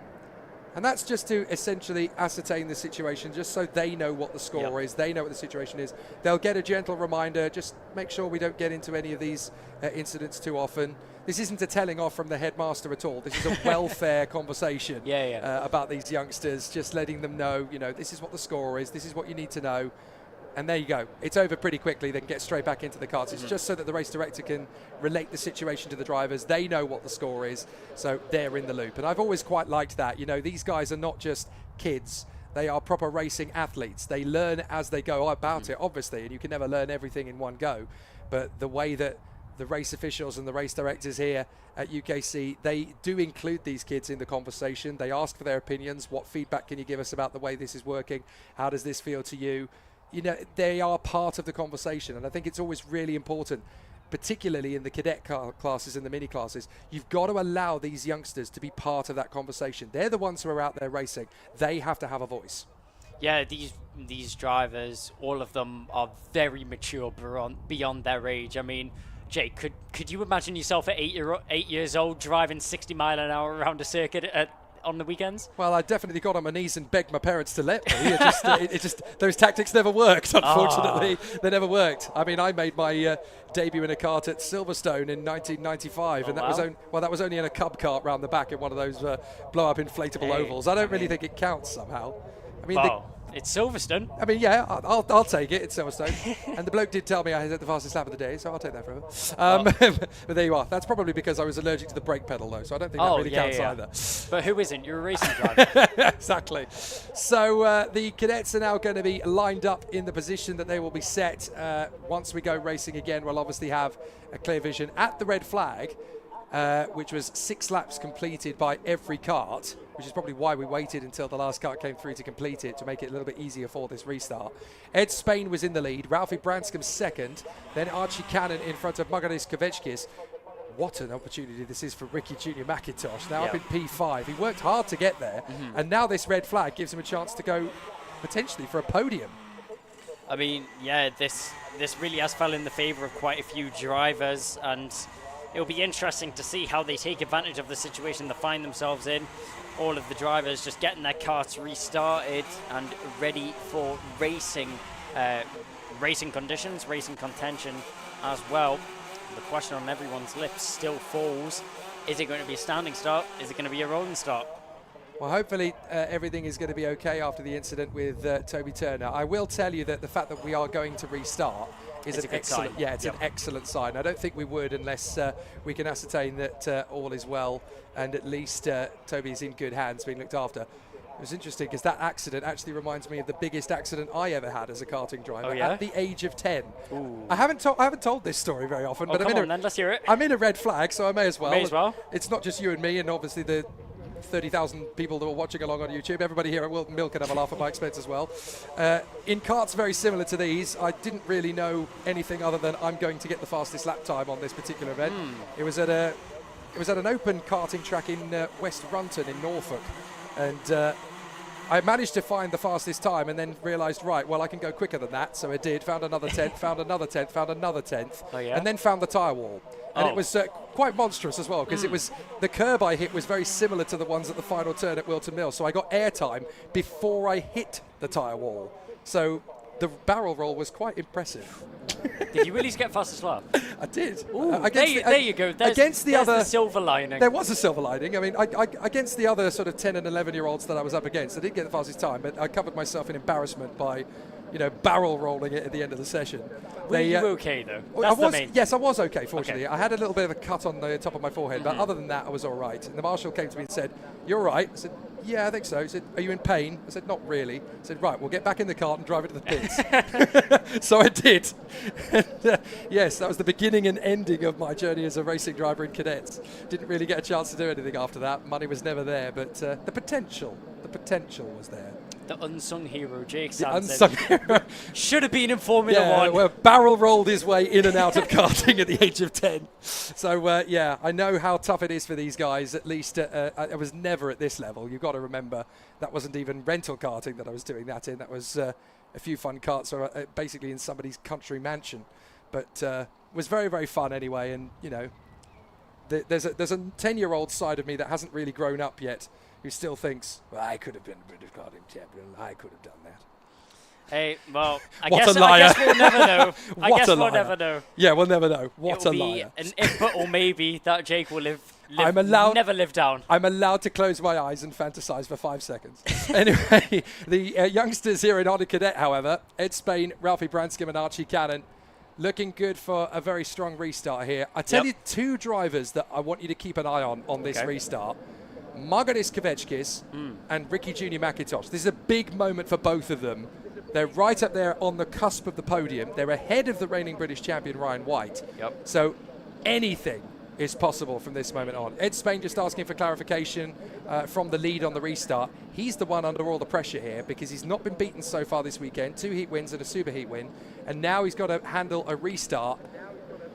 And it'll be really tricky with all that pressure on him. You've got Branscombe right on his 6. You've got Cannon, Kvechkis and McIntosh lining up. Ryan White's still in the mix there. Don't count him out, even though he's dropped to 6th position. This is a real nightmare psychologically for Ed Spain. Yeah, I mean, it's probably one of the most difficult positions you can find yourself as a driver, having all that momentum and all that adrenaline that you had in the original part of the race just instantly taken away from you, and now you have to do it all again. He needs to regain his focus and get himself back in the zone, ready for racing to commence once again. And it'll be interesting. It looks like, with the way that these drivers are going, that we are going to have a standing start. We'll have to see when these drivers make their way towards the start-finish line. Single file, but do we have a single file restart? We'll go around one more time. Battenberg flags are out, so that does mean I'm pretty sure that we are going to have a single file restart here from the Honda Cadet drivers. And it'll be interesting to see how these drivers tackle that. It's a lot more difficult to come back from a single file restart than it is a double file restart, because obviously the drivers can contend each other going into the first couple of corners. But with a single file restart, it's all down to Ed Spain to conduct the pace. Right, well, we've had a little bit of a glitch in the timing screen by the look of it. This isn't the final lap. No, it isn't. Well, it certainly shouldn't be the final lap. We're under Battenberg's. And the race obviously would have been declared if we were under finishing positions. I have a feeling this is going to be edited soon because there was certainly 5 minutes and a bit left on the timer. 5 minutes 24. 5 minutes 24 left on the timer. And we haven't declared the race under green conditions yet. So I have a feeling this is going to be edited. Unless, of course, they're going to reduce the distance down. But this wouldn't be the final lap if that would be the case, because otherwise we would... well, unless they're choosing to finish it behind a rolling start, which doesn't seem to make a lot of sense to me, but hey, I'm not an official. I don't know. So we'll have to see what happens as they come through this time. The drivers will be expecting a restart, so hopefully that's what we're going to get. Are we going to go green this time? Well, no. We go under Battenberg still, so we're still under Battenberg flags. So that is not racing conditions. And again, Ralphie Branscombe having to let the drivers know behind him, we're not under racing conditions yet. We're going around one more time. So I guess maybe they're going to go through 2 more laps of, well, 1 more lap at least, I should say, of formation lap. Now the timing screen seems to think we've finished the race. I didn't see the checkered flag. Did you see the checkered flag? I see a Battenberg. I saw a Battenberg flag. I didn't and see the a red checkered flag now. Well, yeah, the red flag is still stationary at there. Are they going to declare this? There they are, red flag. So they are declaring it. So essentially that means then that Ed Spain is going to be the race winner. Yep. Ralphie Branscombe in 2nd and Archie Cannon in 3rd. Well, I wonder if there's what the situation is going to be for that then. Maybe there was an issue with the timing system. Maybe that's brought us to the situation where we essentially have to conclude it. Ah, no, they are red flagging it again, and then we're going for another attempt at the restart. I wonder if there was an electrical glitch. Maybe there was a software glitch in the timing system, and so they've had to restart it, reboot it, in order to get us to go racing. Nobody's perfect. Not everything is a flawless system, but these guys deserve to finish the race the way they've got to, so that should give us the opportunity to go racing again. A little bit of an unusual situation. I've not seen this one for a while in the British karting scene, but nobody's flawless, nobody's perfect. So let's just hope that we can get the remaining 5 minutes and 24 seconds that we should have had on the timing screen ready for these young competitors. We've also got to take into account the fact that there was a potential for a couple of transponders maybe not quite working, and that's what tripped the potential. We had the stats telling us that Riley Blakemore was leading the race at one point, which, look, I love Riley, don't get me wrong, but he wasn't actually leading the race at that point. So we obviously have to make sure that the correct positions are the ones that we get to talk about. Well, from what we've seen during that Battenberg, it looked like Ed Spain was under the impression that we were having one rolling lap and then going green, because we've seen Ed Spain accelerate out the final corner and go as if we were under racing conditions. And it seemed like all the drivers were under the impression that that was going to be the case. But obviously we were still under Battenberg flags. Now we've got the red flag and the drivers have been stopped again. Well, the thing is, it probably was the case, and then something else has occurred that's meant we've had to go in a different direction. We don't know. We're not privy to that conversation on the radios. And as you can see, the officials are doing their best. Oh, right. Now it looks as though the signal has been given for the mechanics to come forward. So yes, indeed they are. So looks as though the mechanics are coming forward to a couple of the drivers. Or is it just the one driver potentially? I wonder if that's just for Ricky Junior McIntosh. No, it does look as though the mechanics are hopping over. Now, which one's going to get to their car first? We've got another race within a race here. Come on, lads. On you go. This is the Grand Prix we were looking for. Yes, it is. This is absolutely it. There we go. nice little bit of Benny Hill music is required here. Well, at least the timing screen has calculated that we have got 5 minutes and 33 left on the gantry. That's how it should be. See, these guys don't need to run. They know they've got time. Why run? Why wear yourself out?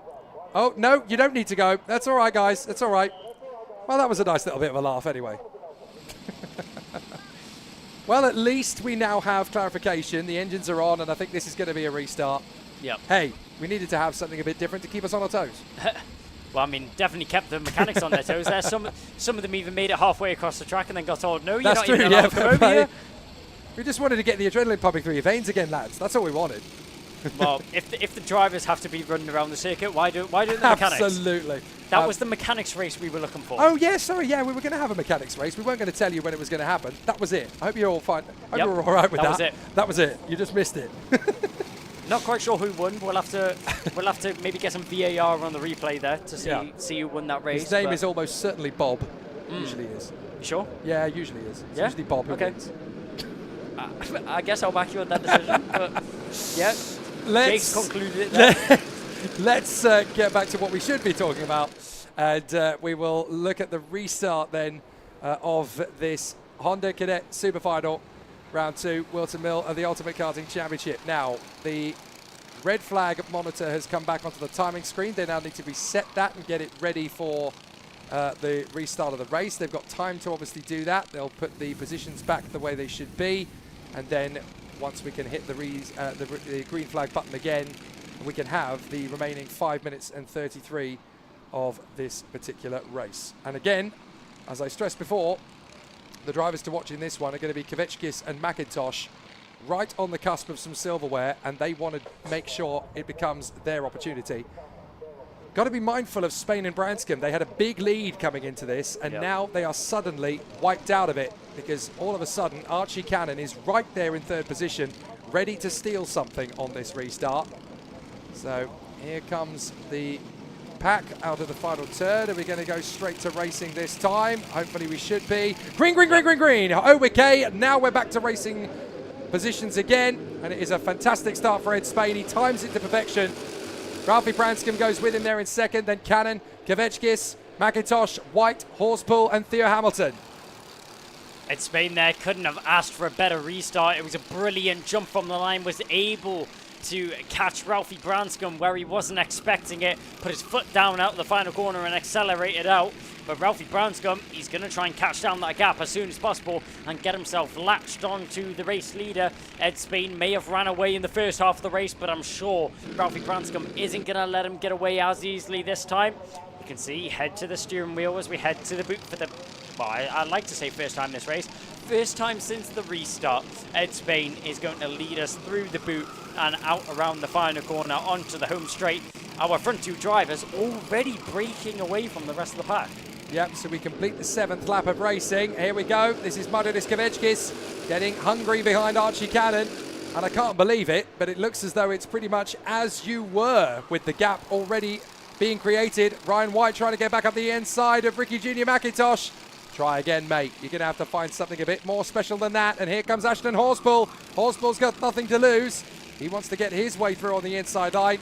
Then you've got Theo Hamilton and Elliot Bork with the flames on the helmet, trying to work their way further forward as well. But now this is all about the patience and the discipline. Ralphie Branscombe hunting down Ed Spain, looking for his first win of the weekend here at Wilton Mill. And is there going to be a chance to go for the race win? It's not going to be particularly easy to hold on to this. Ed Spain giving himself nice and present on the lap, but it's not dominant, that's for sure. Ralphie Branscombe on a 53.64 compared to Spain on a new fastest lap of a 53.56. But there is nothing in that lap time really between the two, and there's only a gain of about 0.08 of a second. You try and time that. I can't. Well, it was only 200ths actually which separated Ed Spain and Ralphie Branscombe on that previous lap. So close between those two drivers, but those margins do add up over the course of the race. With 3 minutes remaining out in front though, it's going to be interesting to see how this one turns out. Ed Spain definitely with a much smaller gap than he had in the first half of the race, a much more marginal gap which he has back to Ralphie Branscombe, and Branscombe giving it his all. He's giving it 110% to keep on the back of Ed Spain right now. They crossed the line, but what's happened here? Is there an issue for Ralphie Branscombe? He's completely fell off the back of Ed Spain. Yeah, he did lose a lot of momentum, and now he's into the clutches of Archie Cannon. Did he go a little bit aggressively over the curbs at the final turn? Because that will have cost him a lot of momentum. So Branscombe suddenly finds himself with Archie Cannon on his tail, and he gestures frantically to Archie Cannon. Look, stay with me, get on my back bumper, and let's both of us catch up to Ed Spain. We've got a bit of time left in this race. We can do this, but only if you team up with me. We've got to work as a unit. And Branscombe goes out wide, out of Parker. So this is going to be an interesting one. They've got to try and continue this battle further forward. So let's see if this is going to be... Oh, now Ryan White has got himself back in front of McIntosh. So good work from the reigning champion. But watch out for Horspool, Hamilton, Bork and Fulbrook Harbour. They're all in the mix there. Continuing on this incredible train forward. But Ed Spain has got 0.8 of a second on Branscombe and Cannon. This might just be enough to seal the deal. Builds back up the barrier, which he'd already built himself earlier on in this race. Ralphie Branscombe just not able to compete with the pace there of Ed Spain, as Spain just running away in this race so far. As you mentioned there, 0.8 is what separates our top two drivers right now. But Branscombe, he's not going to quite get away with second position here. Archie Cannon's going to keep him on his toes, keep him under quite a bit of pressure. Talking about a driver under pressure, Ryan White has Ricky Junior McIntosh all over his rear bumper as they head down towards the boot section of the circuit. We're having a look at our second place driver there of Ralphie Branscombe, as he's got Archie Cannon tucked in behind him, and all the drivers keeping it nice and tidy through that section as they cross the line with just shy of a minute on the clock here. There's not long left for these drivers to secure themselves a podium position, and not long left for Archie Cannon if he's going to attack Ralphie Branscombe for second position. So Spain has got 0.7 of a second now on Branscombe. That means that Branscombe has made a little bit of a gain, thanks to the support from Archie Cannon. Warning for contact for Ricky Junior McIntosh. No wonder. He's going side by side with Ryan White. Having a good battle there, up through Ashby, then down to Parker. It'll be an interesting run as they continue on through the long flowing left-hander. Now charging up to the boot once again. This is not going to be easy to settle out between these two, is it? Ricky Junior McIntosh definitely trying to take on Ryan White. And watch out for Ashton Horspool. Horspool still right there with a chance to make this work out. And Theo Hamilton doesn't feel like he's out of this hunt either. So as they come through, Branscombe is down to 7/10 of a second back on Spain. Time has run down to 0. Oh, it's tough to tell, isn't it? Is that catchable or isn't it? The battle is absolutely swarming further back as White, McIntosh, Horspool, Hamilton, Bork, and then we've got Jack Fulbrook-Harmer in the middle of all of that as well. So 6 drivers challenging for that 5th position. I do think that unless Ed Spain makes a major mistake, it's going to be very difficult for Ralphie Branscombe to cut down that gap for the lead. But never mind the lead, this is the battle we all want to focus on. Ryan White, Ricky Junior McIntosh to the outside into the boot. He's going to give him a little nudge on the apex in the background. That's an attempt for an overtake there from Theo Hamilton. He tried it there, not able to get it done though, as Ashton Horspool as well was trying at McIntosh. McIntosh still tucked in behind Ryan White. They cross the line, final lap of the race. 8/10 is pretty much the gap that we have out in front. Ed Spain has driven away with this one. Ralphie Branscombe's having to go defensive. Ryan White's having to go defensive. It's all up in the air on this final lap here for multiple positions all the way through the grid. As going for the switchback. McIntosh tries it. We're back to Branscombe. Branscombe and Cannon still going at it. Nose and tail, these two drivers, as they dance left and right on the circuit, trying to eke each other out on the edges of the circuit. We come down into the final section of the circuit. Keep an eye on Kovicius. He now finds himself involved in the battle to the outside. Are we going to find ourselves 3 wide as they go through the boot? Ed Spain's going to walk away with the victory. An amazing race from him. And Ralphie Branscombe just about holds on to 2nd position. An amazing race there from Ed Spain. He celebrates as he crosses the line. And so does Archie Cannon. A brilliant race from all of those drivers. Spain manages to control the race. Branscombe just about holds on to 2nd position, and Archie Cannon elated with that 3rd position drive. Excellent work from Ed Spain. Excellent performance all through the weekend. 2 heat wins, the super heat win and the final win, ahead of Ralphie Branscombe, who had to play ultra defensive in the final lap of the race. He just realised that the win was not possible, so he had to consolidate his 2nd position in front of the hard-charging Archie Cannon. You're going to see 3 very satisfied, very happy drivers on the podium. Martin Iskanovickis, not a bad run at all for 4th position. That's a real positive for the privateer. Ryan White fighting back into 5th position ahead of Ricky Junior McIntosh. Another solid drive from him. Good performances in the top 10 from Elliot Bork, Theo Hamilton, Ashton Horspool and Jack Fulbrook-Harmer. Harry Grant in 11th place. Great race from Esme Rosie. That's more like it. 13th for Jackson Heath, and Shea Hilton in 14th ahead of George Johnston and Morgan Cooney. The novices, in their own private battle, Harry Pennington gets the job in the final ahead of William Davison. And then, of course, we had the retirements for Toby Turner and Riley Blakemore. If we get any information, by the way, on Toby Turner's condition, we will give it to you. If not, then do please follow along on the UKC social media channels. Any updates that are relevant will come through there. If there are no updates that are relevant, then obviously we don't need to worry too much about it. That's the positive side. So down in the pits, Kev will be with our top 3.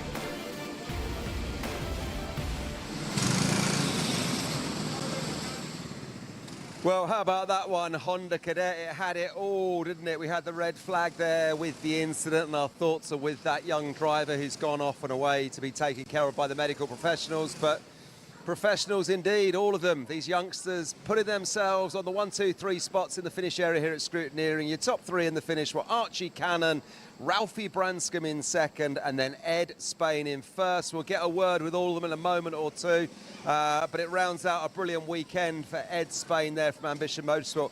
A 1st in his 1st heat, a 1st in his 2nd heat, a 3rd in his super heat, and then a 1st in the final. And well done to all of them. Archie Cannon finished in 3rd, had a 2nd, a 5th, and then an 11th. But this is what it's all about, isn't it? Going racing, then having a chat with your pals afterwards and just talking it through. Adversaries on the track, but friends afterwards as we welcome up Archie Cannon onto the 3rd place spot. Archie, great to see you, my friend. You're on the podium. Talk to me about that race. Were you expecting to get a podium this weekend? Yes, but see how... Oh, never mind. But people... I got so nervous at the end. I thought Margaret was going to pass me, and at the end I was going to pass Ralphie, but instead I couldn't pass it, but Ed was like way ahead of us. I was like, I'm never going to pass him, ain't no way. No, that is exactly that. It's a great resume of that race there, Archie. That was brilliant. Really, really excited there. You were putting the heat on Ralphie, weren't you? Those last few laps, we were watching you. Ed was down the road, but you made Ralphie work for that. You really thought you could get him, didn't you? Yeah, I was going to work with him, see if we could catch up to Ed, but but I just tried to get up his bumper. But after the hairpin,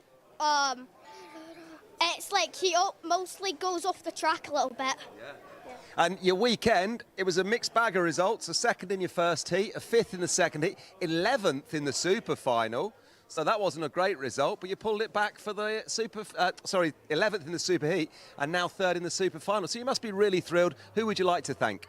I'd like to thank my dad and the Zip team because they helped me out a lot, and the Zip team helped me on the track walk. My dad helped me what was wrong, and Dave helped me see if the cart was right or not. Listen, well done. I think this is the first time we've seen you at UKC, isn't it? You weren't at round one, is that right? Yeah. Oh, go on. Yeah, it was because I was doing something else around then. Are we going to see you at more UKC rounds? I really hope we do. Well, I might go next year. I might do it next year. I'm not doing the rest because I missed one round, so I don't think I'm going to win.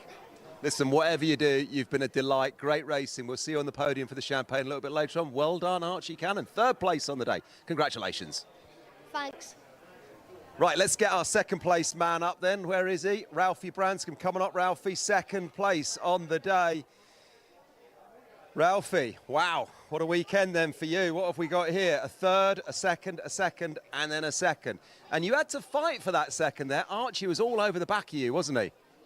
Yeah, well, it was at the start of the race, me and Ed got away. Ed had about a second gap in front of me. Then I had a second gap to Archie. So if it weren't for, obviously it's unfortunate Toby had a flip and it caused a red flag, so it caused a lot of bunch up. And Ed got away on the start, and then I was just defending off Archie in that last lap, and it came down to the last lap, last corner. That's it. You had to defend him. He was all over the back of you there. And you got to keep your head. But that's what this game's all about, isn't it? It's just consistent results. You're not going to win all the time. Consistency is the key to winning a championship, right? Yeah, like I'm just gaining points in the lead. Like Ed's not doing the championship, so it don't matter. I'm still gaining points on who I need to. Brilliant. As always, who would you like to thank, Ralphie? Well, my mum and dad for taking care of me just now because I felt really sick, and my uncle, my granddad for watching a lot, and Frankie Blue, I don't know if she's watching at the moment, but she might be, and all my sponsors like Adrenico, JCC Young Ones, Sharps, and I need to check. Double check, quick check the overalls. JCC Young Ones, yeah, JCC Scholarship and Sharps. Listen, well done, Ralphie. Huge congratulations. We'll see you for the podium and the champagne a little bit later on. Yeah, thank you.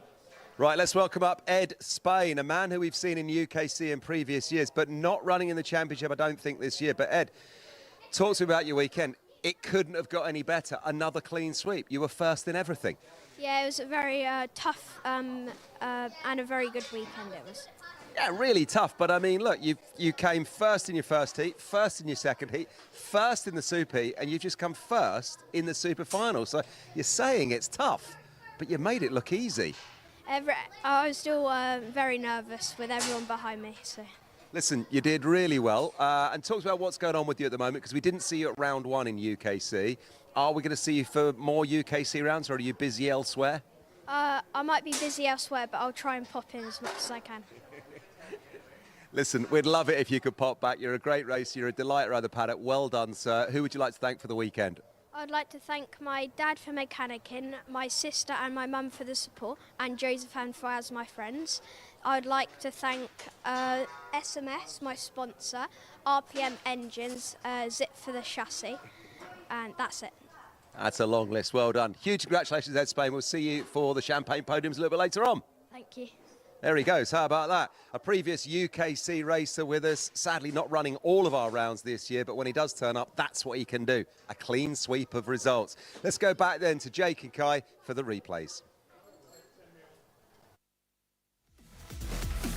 Well, fantastic stuff then from the Honda Cadets in the end, and it is flawless one-way traffic for Ed Spain, winner of Heat 1 and 2 yesterday, winner of the Super Heat and Final this morning, as well as the Super Final this afternoon. So it's going to be very tough to see anybody taking him on in a straight fight for the moment. They'll have to come back and try again at round 3. A race that was 2 halves essentially, but fortunately for Ed Spain, he had it nailed on both sides of the argument. And that takes us out of the small brigade of the karts in this fantastic battle of the Honda Cadet Final. 2 races left here at Wilton Mill, and they're going to be 2 of the most feisty and furious races of the lot. Senior and Junior rotax. Yeah, it's going to be an amazing 2 races to look forward to, but Ed Spain, you can't fault him this weekend. It's been a walk in the park for him, and I'm sure one to remember, a victory in the books.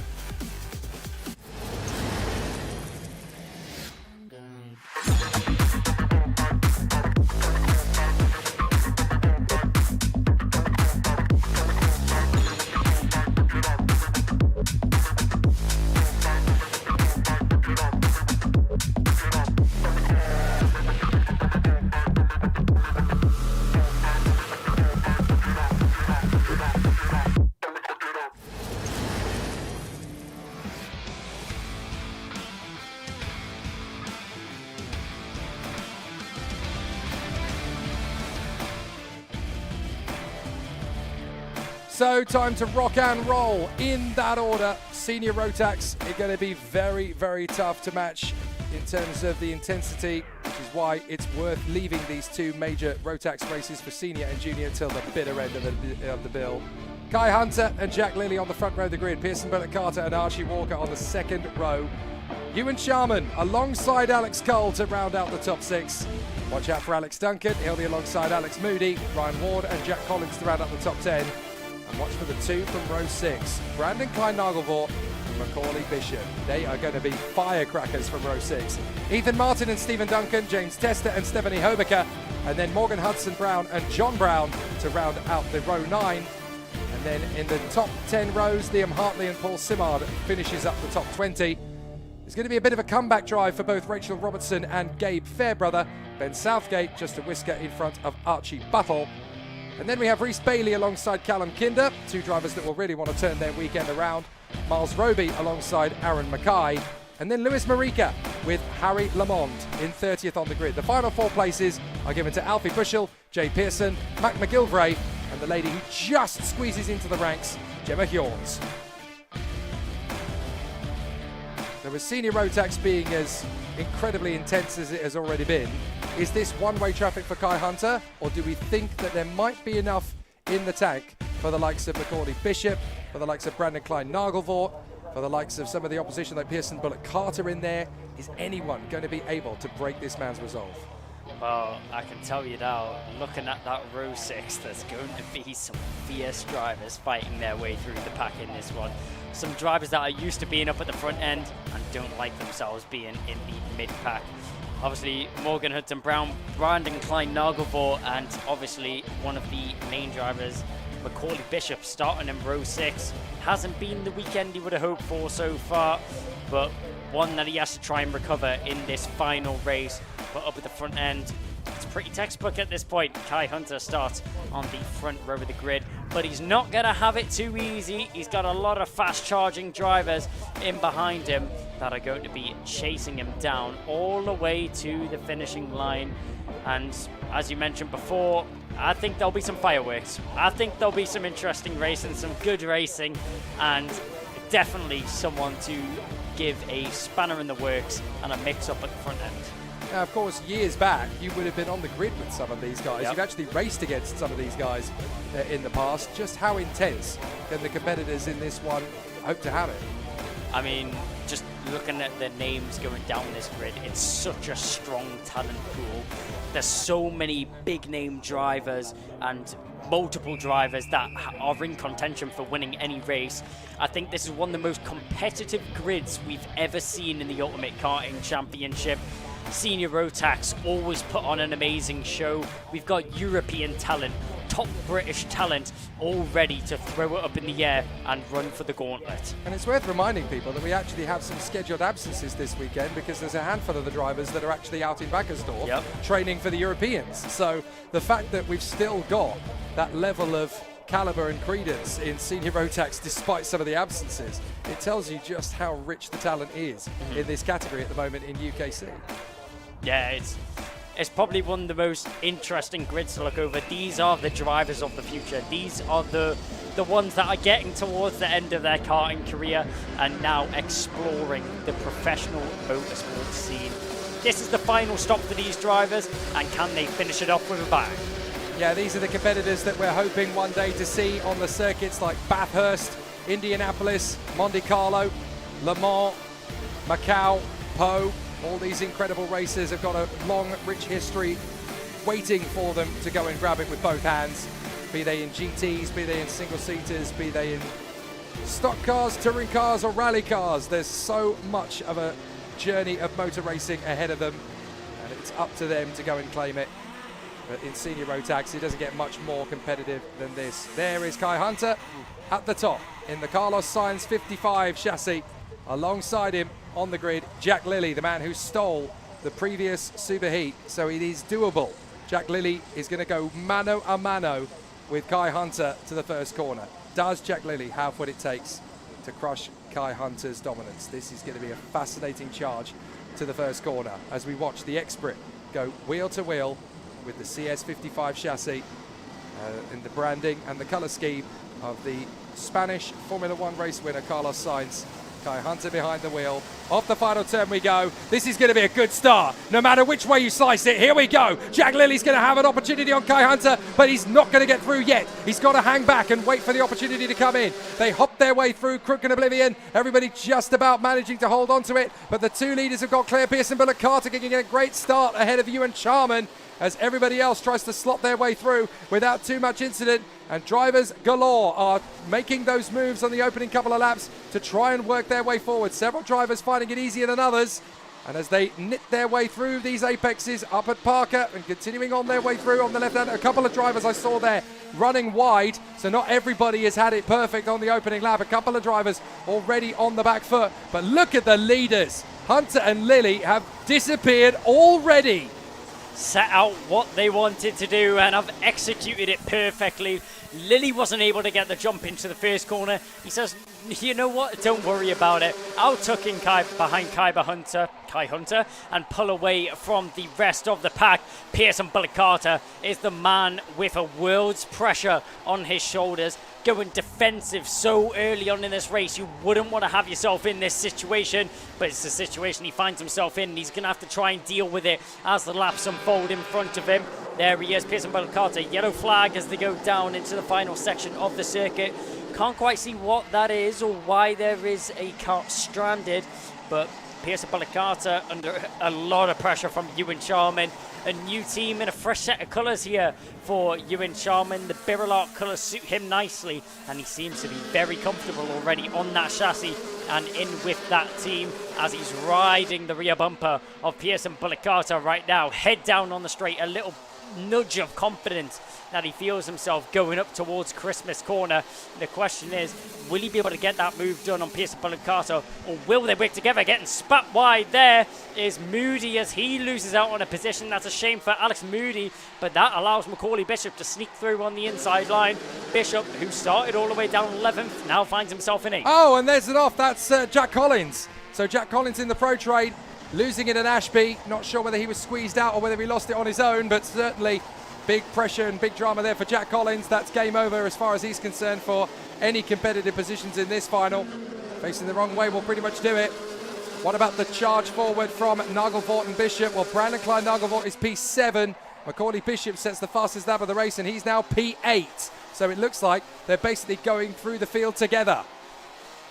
Yep, hand in hand, working together, cutting through this field right now is Nagelvoort and Macaulay Bishop.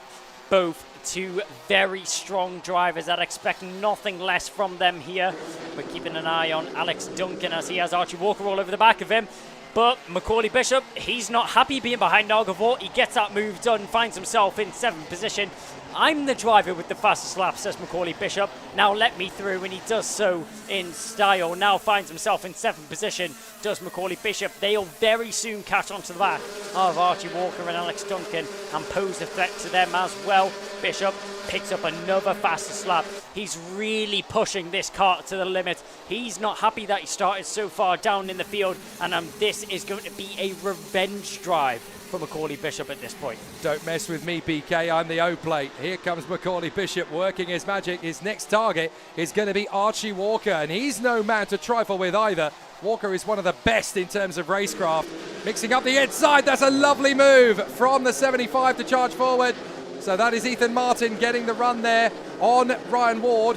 And that'll do nicely. Ward is on the back foot as a result of that one. He's already lost a lot of positions. He's going to lose 2 more as Duncan slices in there with the badinage of Archie Buttle. Excellent race trim. 10 minutes to go in this one, and there's several lines that had to be accosted to there. And there wasn't really a lot that Ryan Ward could do except just allow it to happen. Now he's got pressure of his own from James Tester. So Tester now wants to try and come through and make his overtaking move. But at the moment, it's still Hunter and Lilly up front. Then a full 1.5 seconds back is Pearson Bullock Carter, Ewan Sharman, Alex Duncan and Archie Walker, with Macaulay Bishop eating up the road to try and close in on Archie Walker. Here is that battle still with Tester now in front of Ryan Ward. Ryan Ward, it's like a domino effect. As soon as that one driver goes past, they all try and follow in suit. And now he's having to go very defensive, is Ward. He has Tester and McKay all over the back of him. A mechanical flag for James Tester. That's huge there. And 2 contact. drivers off. Well, that is Gemma Horns, and I'm afraid she's had an issue there with Mac McGilvray. So Gemma Horns and Mac McGilvray coming together at the back end of the field. So that's 2 of them off into the barriers. And that's 2 fewer drivers to continue this race. I think Gabe Fairbrothers dropped all the way to the back of the field as well now. Not quite sure what's happened to him, but certainly Gabe Fairbrother, we're used to seeing him in the front end of the field, not in the tail end. Yep. So big disaster for Gabe Fairbrother. Yellow flags flying then, of course, so this has got to be where that incident took place. So the 2 karts that are involved in that one then now cleared away from the scene. And there's a kart touring into the pits to retire by the look of it. So another kart in the incident has ended up with some kind of difficulty. And that is going to be James. Oh, sorry, of course it is. It's James Tester because he had the mechanical flag. Diving up the inside. That is the move from the 93. So that is Brandon Klein-Nagelvort taking on Archie Walker. So Bishop's got him, and now BK's got him. Yep, the 2 teammates carving their way through the field right now. They'll have to take a little break in proceedings as the yellow flag out at post 7 right now, as the marshals do a brilliant job at cleaning up the incident and getting that car off the scene as soon as possible. Back up at the front end. Wow, John Brown. Well, John Brown was initially awarded a mechanical flag, and what I'm guessing is that he hasn't pulled into the pit lane when he's been told to. So John Brown with a black flag, that's a disqualification from the race, meaning that even if he doesn't pull into the pit lane, he will have no result. Talk about results. Macaulay Bishop's looking for a better one. He makes a move there on Alex Duncan to get himself into 5th position. A great move there from Macaulay Bishop, just looking his way through the field. As soon as he arrives onto the back of one car, dispatch of him, move on to the next one. He's got the fastest lap to his name, and he knows that he's the fastest driver. He's so confident in his ability that he doesn't worry about any other driver on the circuit. It's that self-taught belief system he's built up for himself, isn't it? You just got to go into these races thinking to yourself, I am the best. I am the king.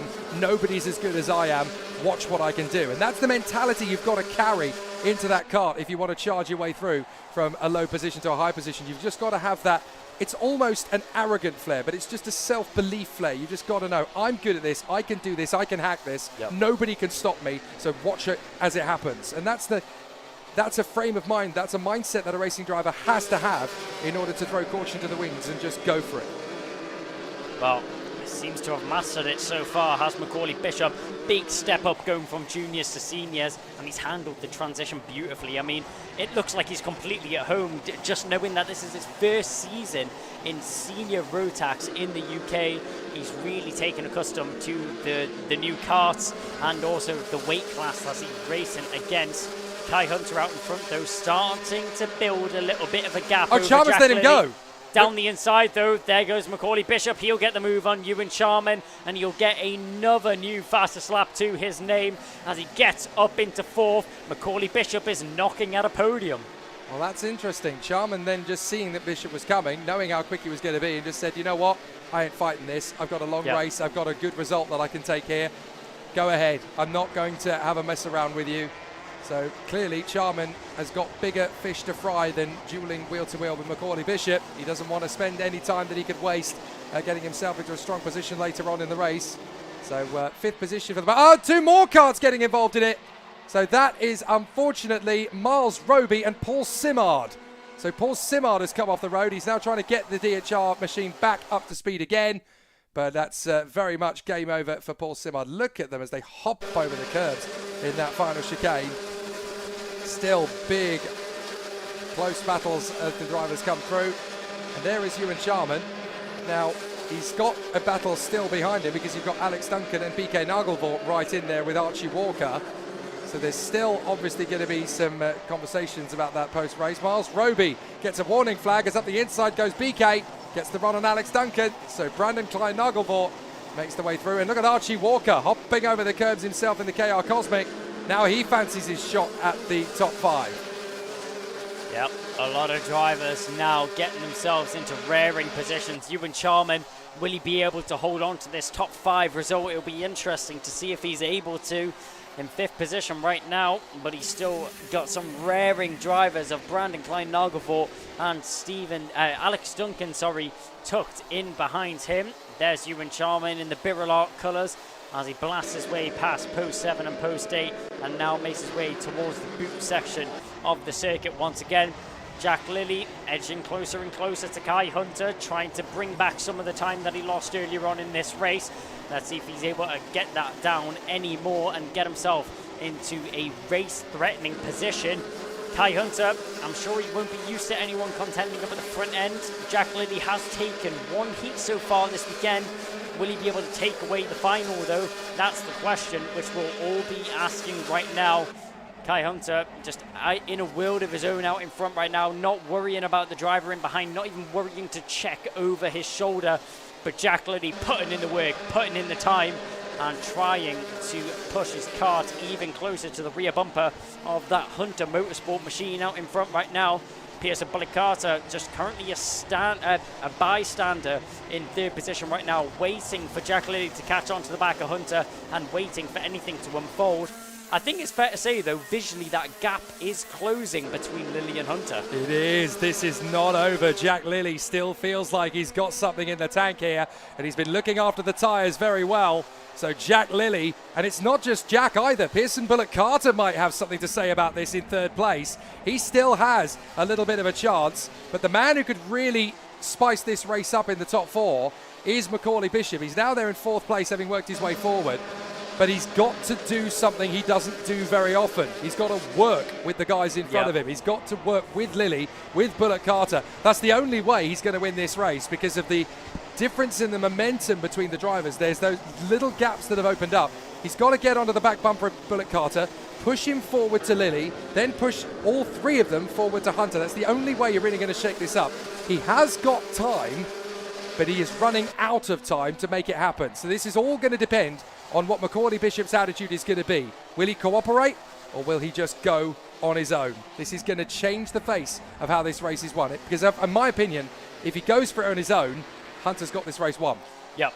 I mean, I think it really depends on the amount of time that's left on the clock once Bishop arrives onto the back of these drivers.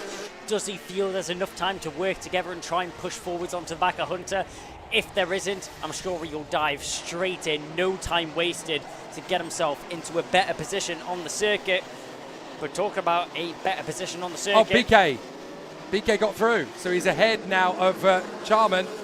So Brandon Klein Nagelvoort into 5th position, Charman 6th, Duncan 7th, Archie Walker 8th. So that battle's still going to keep going all the way. John Brown still with a mechanical flag. Yep. So he's shown the mechanical flag again, having already been shown the mechanical flag and the black flag.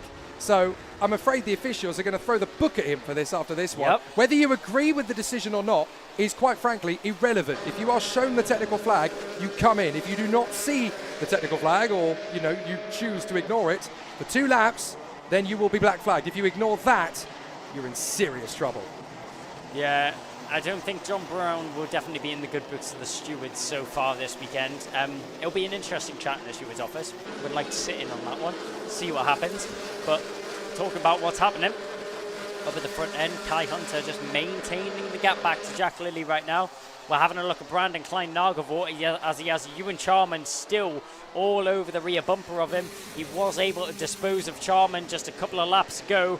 Now finds himself in 5th, but will he find himself in that position for long? The number 42 is raring and ready to go back into that 5th position when the opportunity arises for him. Ewan Charman, one of the youngest drivers on the grid here, one of the most inexperienced drivers on the grid, yet he's not letting that show at all. He went to the outside there and the boot was hoping for the switch back in the second half, wasn't able to get it off this time. Right, 2 to go as Kai Hunter comes across the line that time, and the gap between the top 4 is down to 1.4 seconds. This could still be on. If Bishop gets within a second of Bullock, Carter, Lilly and Hunter on the final lap, anything's possible. Bishop is one of those drivers that will see a gap and put himself in it, whether there's a big enough gap or not. So we could well see a really intense battle on the final lap. We've got 2 really intense battles going into the penultimate lap. We've got Hunter, Lilly, Bullock, Carter and Bishop, and then we've got Nagelvoort, Charman, Duncan, Walker. I can't quite see Hunter losing out on this one, and I can't see Macaulay Bishop working with Pearson Bullock Carter either. We'll keep an eye on this battle. Nagelvoort and what is Charman in behind. Charman also has to keep an eye on Alex Duncan and Walker in behind us. Those 2 drivers are fierce and feisty, ready to gain themselves a couple of positions on this final stages of the race. There's our leader, Kai Hunter, with half a second back to Jack Lilly. Seems like enough of a cushion. We'll have to wait until the closing stages of this lap though. Macaulay Bishop, he's really in a fighting position now. If he's able to gain just maybe a 10th or 2 on the back of Pearson Bullock Carter, he could be looking for an overtake in the final couple corners. Expect a lunge in the boot at some point. It looks as though we could see one of those as well from Alex Duncan, who loses out to Archie Walker around the outside on the back straight. So we're going to see 2 great battles in the closing stages, but it looks to me as though Kai Hunter's done enough. He'll come off the final turn. Kai Hunter triumphs again here at Wilton Mill from Lilly, Bullock Carter, Bishop, and then it's going to be Brandon Klein-Nagelvoort. They fought their way back to 4th and 5th from the 6th row of the grid. Charman 6th, Walker 7th, Alex Duncan 8th. Well, we could have done with about 5 more minutes of racing really for the spice to really brim to the surface. That was more of a chicken korma than it was a Rogan Josh, to be fair, but it was still a perfectly decent race over the front end of the field. Jack Lilly and Pearson Bullock Carter staking their claim in 2024 behind Kai Hunter. Yeah, a dominant drive there from Kai Hunter. Was able to get himself into the lead and get a good start off the line. He was able to drive that one all the way from lights to flag. No problems there for Kai Hunter as he manages to take the race win over Jack Lilly. Pearson Bullock Carter comes home in 3rd position after just avoiding a hot charging Macaulay Bishop all the way up to 4th position from 11th. Amazing race from him. Brandon Klein-Nagelvoort kept Ewan Charman at bay in 6th, from Archie Walker and Alex Duncan close in behind. Alexander Cohen, Liam Hartley will round out the top 10 from Archie Buttle, Stephen Duncan, Alex Moody, who was battling for his life out there on the circuit, with Ethan Martin rounding out in 14th position. Ryan Ward and Morgan Hudson-Brown ahead of Aaron Mackay and Rachel Robinson. Good to see her fight her way back into the top 20. Reese Bailey and Jack Collins ahead of the novice driver Lewis Marika. Then Ben Southgate and Harry Lamond from Callum Kinder and Jay Pearson. Alfie Bushell, Miles Roby, Gabe Fairbrother fighting back to 28th position in the end. John Brown, well, he won't be classified in the results, as all sorts of issues will happen his way. Paul Simard, James Tester dropping out of the race, as too, of course, did Gemma Horns and Mac McGilvray. There were problems on the very first lap, sadly, for Stephanie Hobecker. It's not been a very fortuitous day for the ladies at UKC, despite the fact that this year we've had more than a 100% increase on the amount of female drivers that we've got in the UKC battles this year. So very unfortunate for the likes of Stephanie and Gemma, who unfortunately are not able to maximise their full potential in the results board. But for Kai Hunter, he is the man on the bandwagon. He just cannot be stopped at the moment. The Hunter Motorsport team with the CS55 racing chassis, part of the OTK group, and in deference to the name of Carlos Sainz, has done a fantastic job once again. Things are looking good for back-to-back crowns for Kai Hunter. How is he feeling about it? Along with Jack and Pearson, let's head down to Kev to find out.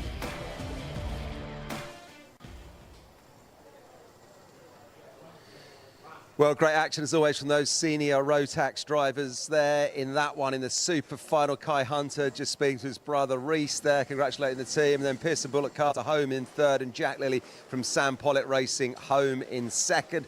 Hot and sweaty. Those boys really do know how to pedal a car. And honourable mention as well to the man that came home in fourth. We haven't got a shot of him at the moment, but Macaulay Bishop came home in fourth. Started back on the sixth row of the grid in 12th. And that was, of course, after a disastrous opening heat. And he also got the fastest lap, 45.99. So I can't quite see Macaulay at the moment. Well done to him. Let's get a word with our top three, though. If we can find Pearson Bullock Carter, we'll get him up on the spot. We'll have a chat to Pearson first. Just wiping the sweat from his eyes, and let's have a word with that one. Pearson, a hot day, another tough race out there, but you four out front. You seem to have it all wrapped up the longer that one went on. Yeah, I think at the start I had to defend quite a bit, and then I lost the leaders, and then I pulled back up to him at the end and was on the bumper. So maybe if I had a better start, then I might have won it, but I don't know. Could have gone anyway. Yeah, coulda, shoulda, woulda, one of those things, I guess. But Macaulay Bishop was coming in hot behind you. Were you aware of where he was at all in that one? Did you feel pressure from the back at all? Yeah, I was looking behind me to check where he was, but yeah, he was catching me a little bit, but I was catching the leader, so I might have been towing him along as well. But yeah, that's how it goes in racing, isn't it? Another consistent weekend, though. Good points for the season. Who would you like to thank? I want to thank Jack's Motorsport, my dad for making it all possible, and Dodge and Billy. Huge congratulations. We'll see you for the champagne a little bit later on. There goes Pearson Bullock Carter. Let's find our man who came home in second. Where is he? Jack Lilly. Jack from Sam Pollitt Racing. Come on up, Jack. Here we are. Let's have a little word with Jack. Just talk me through that one then, mate. Out in the front there, you had yourself and Kai pushing for that top spot, but he was a bit too far down the road, wasn't he? Yeah, we both of us got a gap at the first lap, and then I just tried to push him on, and then a few laps in, he just kept stretching and stretching. And as obviously, because of the massive heat, obviously everything's overcooking and all that, so just slowly got harder to drive. And then, yeah, finished second. That's the thing, when you get in a situation like that, all of you lads out in front, you're all good drivers. You know, unless someone makes a mistake, it's difficult to make up the ground, isn't it? Yeah, like especially in this class, considering that the tyres go off that much. And everything so hot, it's one minor error and it costs you like a few attempts, which is that. So any mistake can drop you back 3, 4, 5 places. So thankfully I didn't do that. But it's been a fast weekend for you. Second in both your heats, first in that super heat this morning, and on the podium is a finish. So you've got to be pleased, presumably. Yeah, it's a good weekend overall. But obviously, you won't finish first, obviously. But obviously, it's a good weekend. Who would you like to thank? I'd like to thank Sam Pollitt Racing, Lewis Brown, HRS Engines, and my dad for mechanicking. Fantastic. Well done, Jack. Go and high-five your team and your dad or whoever's here. And we'll try and grab a word with Kai Hunter, something I've done many, many times before already, previous champion with us. And Kai, another race this week, and I think the third race of this weekend, who's done a clean sweep. First in everything that you've started this weekend. You must be pleased. Yeah, I'm really, really pleased, actually. I think it's been tough the last few weeks. I think we've had a few problems, to say the least, but I think, yeah, we always come back, we always come fighting. I think this is going to be the pace for the rest of the year. I think this is going to be good, yeah. It's fantastic to watch from our side because you boys out in front, you're all good, you're all pushing, the margins are so close. It's just going to be exciting, isn't it, for everyone? That class is tough, isn't it? Yeah, really tough. You've got, like, obviously, Jack, literally, he's the fastest kid I've ever seen on a go-kart track. Yeah, you've got Pearson, obviously, really fast as well. Last year pushing us through the paces again, so I think, yeah, it's a tough grid, but I think ultimately it comes down to who's the most consistent now and, yeah, who knuckles down the hardest. Listen, Kai, huge congratulations. Go and high-five your team. We'll see you for the champagne a little bit later on. Well done. Sweet. Thank you very much. There we go. Well done to Kai Hunter and all of our senior Rotax Super Final podium place drivers there. Let's go straight back up to Jake and Kai. So a tough race then that was won going away for Kai Hunter. The drivers in pursuit really hoping that they could turn the tables on the CS55. Not able to do so on this occasion, and you do kind of wonder if Kai Hunter has got himself a Midas touch, because everything he seems to touch at the moment turns to gold. What is it that these guys have got to do to get one over on him? How do they get that deficit down? Well, it's going to be a tall order. He has a lot of confidence coming off the back of last season. Obviously, the reigning champion in the Ultimate Karting Championship in the senior rotax class.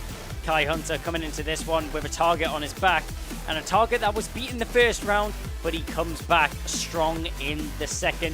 With Corley Bishop, it was a difficult race for him. He started lower down in the grid than he would have hoped for. Managed to recover to 4th position though. Brandon Klein-Nagelvor, he also recovered all his way through the grid. Just managed to pip Ewan Sharman towards the end of the race there. They had a great battle all the way to the line. And Jack Lilly, the only other driver to win a heat, was able to finish home in 2nd position. A great race from all of them, and one to keep an eye on.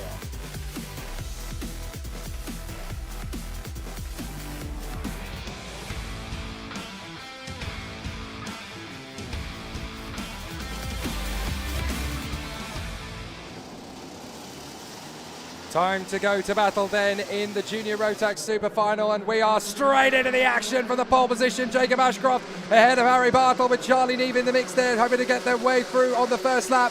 Everybody mixing it up the first corner, so a fantastic start as they battle their way through. Let's see if we're able to get a clean start out of Christmas. Couple of drivers running a little bit deep there. Kian Bernard trying to get himself out of harm's way. Ben Baker going wide at Christmas, but everybody else still hustling their way through. And it's a terrific start for Ashcroft, with Bartle, Neve, West, Turnbull, Wooden and Lewis Goff right in the mix. That's a big charge forward on the opening lap from Harry Bartle. Absolutely sorts it out. And now he's got a bit of pressure from his teammate Charlie Neve. Where did that urgency come from? Monstrous dive on the inside there from Harry Bartle. He didn't just catch his competitors by surprise, he caught us by surprise. No one was expecting that overtake from anywhere. Harry Bartle wasting no time in getting himself into the lead of the race. Charlie Neve now in 2nd position, and Jack West in 3rd as they head up towards Christmas. On the inside, there's Joshua Turnbull. He's going to get the move done on Adam Wooden as they come down towards Ashby's. And all in single file down the inside, following through. That's Cameron Nelson. He'll get the move done on Adam Wooden as well. So Wooden drops from 4th to 6th now, with 2 DHR drivers managing to file through. Tries to attack back down into Inkermans as they now come back into the boot. Oh, hopping all the way over the grass. That looks like that might be Lewis Goff, the number 74, as he takes an excursion of what would be a less than ideal racing line for the drivers. As they come out of the final corner and across the line once again though, these front 4 have completely broken away from the rest of the pack. That's Bartle, Neve from Western Turnbull, the fastest driver on the circuit right now. Well, he certainly seems to have kept his original position, as up the inside goes the 92 Jack West. That puts him into 2nd place on Charlie Neve, and they're hunting down after Harry Bartle. Joshua Turnbull is still there in 4th position. I tell you who's really lost out. Jacob Ashcroft, all the way down in 8th position now as a result of that shuffle of the deck. And that's how urgent it was on the first lap from Junior Rotax. They clearly saw the Senior Rotax race and went, yeah, it was all right, but we can be a bit more exciting than that. We can bring a bit more fun into the mix. And so now Josh Turnbull is battling away with Jack West, who has lost his 2nd position again to Charlie Neve. So Neve back at his 2nd place in the Strawberry. But it's Harry Bartle who leads, then Neve, West, Turnbull, Nelson, Lewis Goff, then Adam Wooden and Jacob Ashcroft from Finley Buck and Mikey Walker. The man who lost a lot of ground earlier on then going over the curbs, I think that might have actually been Charlie Wolfett. Up the inside, that's lovely from the 49 as Adam Wooden takes on Lewis Goff and makes a perfect overtaking move into Christmas. What a slice across that is from the 74 of Lewis Goff. It didn't work out in his favour at all, because he ended up losing out to Jacob Ashcroft anyway, and now he's just got Finley Buck enraged. Buck dives in on the inside, take that, and with him goes Mikey Walker. Yeah, Lewis Goff just desperate to hold on to that position. It was a desperate defensive manoeuvre there from Lewis Goff, who in the end loses more from it than he will have gained. Mikey Walker, as he mentioned, manages to slide through as well. So Goff drops down into 10th position now, losing 4 places from that in total. Joshua Turnbull is really putting on the burners now as he's catching on to the back of Jack West. Jack West in 3rd. trying to keep onto the back of Charlie Neve, which he's doing well, and he'll go down the inside. There goes Jack West, wasting no time, but past both of them, Joshua Turnbull picks up the scraps and will sweep them under the carpet as he finds himself in second position now. Brilliant switch back there from Joshua Turnbull, read the situation perfectly as Jack West went down the inside of Charlie Neve. Joshua Turnbull was just there to pick them all up. I mean, it's great, and they've changed positions, but that's given Harry Bartle a nice gap up in front of 1.1 seconds already, and we've got 10 minutes left on the clock. Kian Bernard with a warning for contact. Lizzie Mentier puts in the fastest lap of the race. So as she continues her way through the pack, she now finds herself, Lizzie, in 17th place. So she's definitely made up good progress already in this pack, but it's not done yet. There's a lot more still to do. Bartle, Turnbull, West, Neve. Then a bit of a gap back by a second to Cameron Nelson, Wooden, Ashcroft, Walker. We're in the middle of this because that's Lewis Goff behind Findlay Buck and ahead of Noah Barham, with Jacob Dukes, Lucas Blandford and Charlie Wolfett all playing supporting cast roles. So this is all getting a bit spicy in the middle of the deck. Trying to find a way through on the inside line again. Lewis Goff has a hunt down on Findlay Buck. Can he get there? Up and over the curbs. My goodness me, they become sidecars essentially as they come through. 2 wheels on the floor, 2 in the air. It is so physical now through that new section. Turnbull, although he lost quite a bit of time to Bartle, he's putting the burners on once again to try and catch on to them. Question is, will they be able to switch positions? Well, West is ahead now. Look, West has got ahead of Turnbull. So West manages to get himself into second position now. Joshua Turnbull, who did have the fastest lap of the race, clearly not enough to assert himself into that second position. Blandford snatches it up as soon as he crosses the line. But as they go into the boot, the question is, will Charlie Neve try to attack on Jack West as well? As Jack West currently in second position right now, as we're looking a little bit further down the pack. That looks like that was Adam Wooden under a bit of pressure from Jacob Ashcroft. The 222 trying to get himself involved and further up the field in those DHR colours.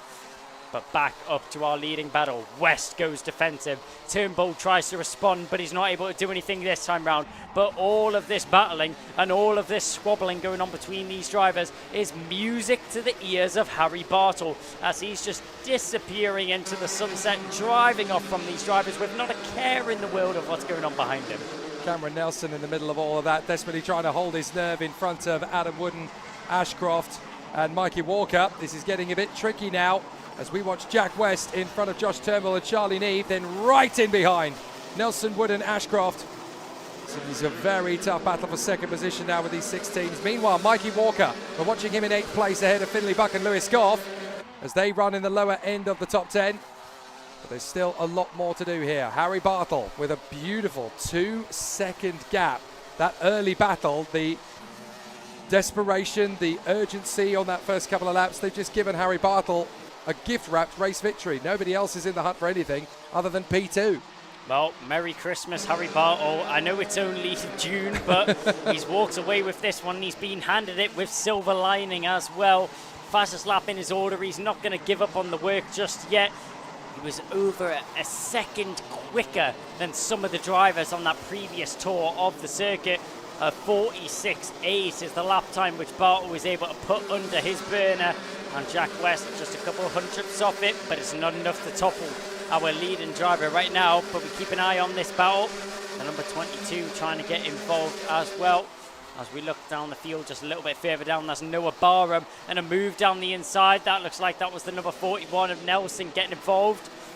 There's the 22 of Noah Barham following in behind Jacob Dukes and Lucas Blandford as our drivers go down towards Inkermans and our leading drivers make their way into the boot. Keeping an eye on Jack West, a move in the background as diving down the inside. That looks like that was Cameron Nelson making a move on Charlie Neve. So Charlie Neve losing out on a position there as Nelson switches it up into 4th. Jacob Ashcroft gained himself a position on that previous tour of the circuit as well, as Adam Wooden drops down into 7th position as they're still battling for position. It's the number 60 of Charlie Neve having to go defensive all of a sudden. Is he struggling with anything? Is there a problem there for the Tony Kart driver of Charlie Neve as he now falls into the clutches of Jacob Ashcroft? Well, it just seemed as though Charlie Neve looked in his mirrors by looking over his shoulder, essentially. Saw Jacob Ashcroft was there and he thought, right, okay, that's Ashcroft. I've got to move across because he's going to slam dunk it. This is all on reputation. This is all on perception. And I tell you what, Jacob Ashcroft clearly has got a bit of Sterling Moss syndrome in this field. They always used to say in Formula One, you know, all these guys were competitive, but they would always say, okay, so what is Sterling Moss doing? And now it's the same thing. All the drivers in Junior Rotax, they kind of seem to have this same sort of attitude. What's Jacob Ashcroft doing? What's he doing? He's up the inside of Charlie Neve. That's what he's doing.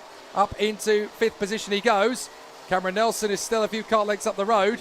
But as long as he can cement this position, Ashcroft is in the top 5 once more ahead of Charlie Neve and Adam Wooden. Well, coming off the back of a victory on the last round, Jacob Ashcroft is the driver which all the other drivers have their eyes on or are keeping an eye on during this race. 4 minutes and 40 seconds is still what's ticking down on the clock as we look back to the front end of the field. Jack West still being pestered by Joshua Turnbull as they hop over the curbs and come round the final corner to mark another lap completed in this race. 14 minutes and only 4 minutes and 20 seconds is remaining on the clock now. A long look over the shoulder and to the inside goes Jack West. He pulls it back across to fend off Joshua Turnbull. Doesn't want to give him a look at a switchback or around the outside through Christmas. We've seen it time and time again, and Jack West didn't want to fall victim to it. You can't blame him at all. Everyone checking over the shoulders left and right. Oh, contact! They come together. They come together, tries to go down the inside. I think Jack West just closing the door a little bit too late. Turnbull was on the inside. West doesn't see him, turns in for the corner, and they bang wheels and come together. Turnbull, unfortunately, coming off much, much worse. And that absolutely gift wraps the victory to Harry Bartle now. 3.5 minutes, and the gap has doubled as all the drivers try to pick their lines to get away from the incident.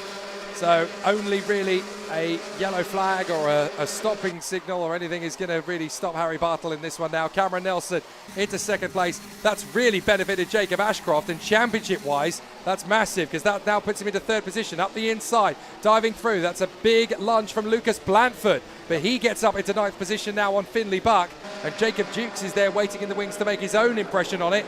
So excellent racecraft again from Lucas Blandford as he continues his journey through Junior Rotax on the Ultimate R. As the drivers wend their way through the boot once again, coming up to this final little kick heel, and it certainly is a kick as they run over that curbing once again. But Nelson in 2nd position, Ashcroft in 3rd, then Neve, West and Walker from Adam Wooden. Give them a little bit of breathing space, and you've got Finley Buck hanging on in front of Lucas Blandford and Lewis Goff. But Blandford is really starting to hustle his teammate Finley Buck. This could get interesting between these two.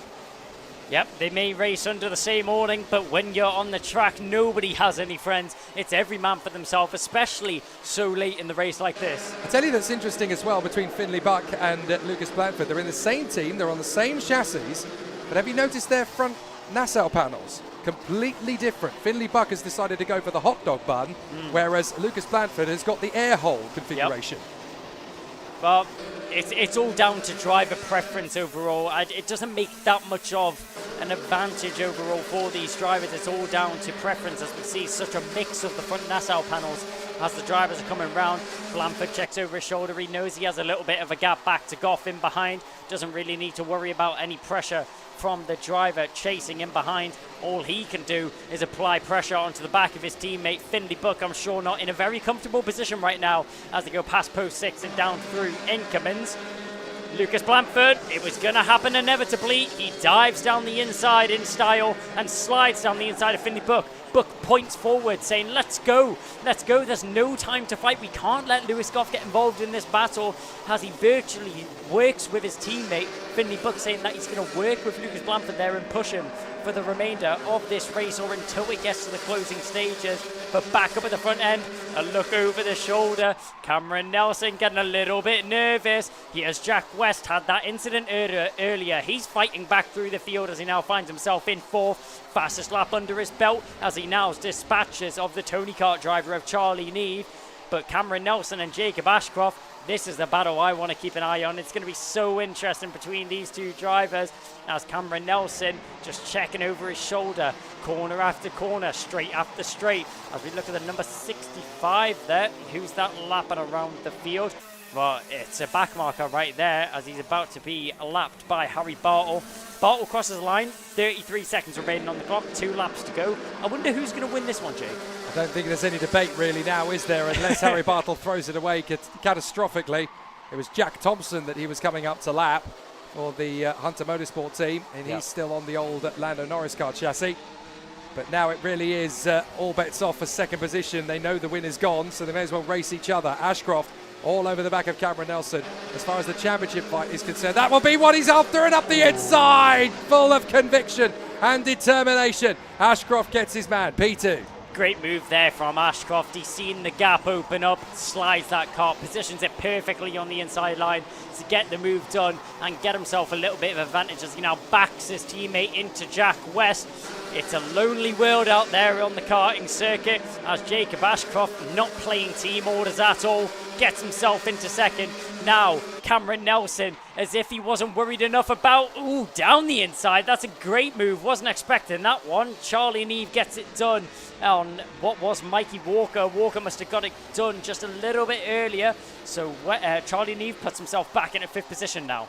Despite all the battles behind him in Junior Rotax, there have been some big ones. Cameron Nelson still trying to shake off Jack West, but Harry Bartle has been the dominant force in Junior Rotax. He will get the biggest victory of anybody today in the final. Harry Bartle commands the troops and brings the Strawberry Racing Tony Kart home in the victorious position. Ashcroft, a fabulous fight back to P2. Cameron Nelson in 3rd, and in 4th place from Jack West, Mikey Walker and Charlie Neve. Some great recovery drives, particularly Mikey Walker at the end there. Picked up some big positions. And we've had a final lap contretemps. That is Charlie Wolfett. He has come together with, I think that's Thomas Addison Hill. Smith. Oh, yep. No, Thomas Hill. Oh, it is, though. Thomas Hill, yep. So Thomas Hill has tangled in there with Charlie Wolfett on the final lap. And that has ruined their chances of a decent finish across the line.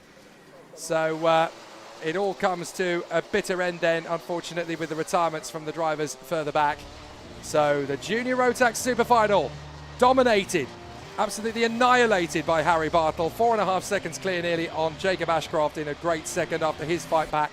Cameron Nelson P3 from Jack West and Mikey Walker. A brilliant P5 for him. Charlie Neve still up there in the top 6.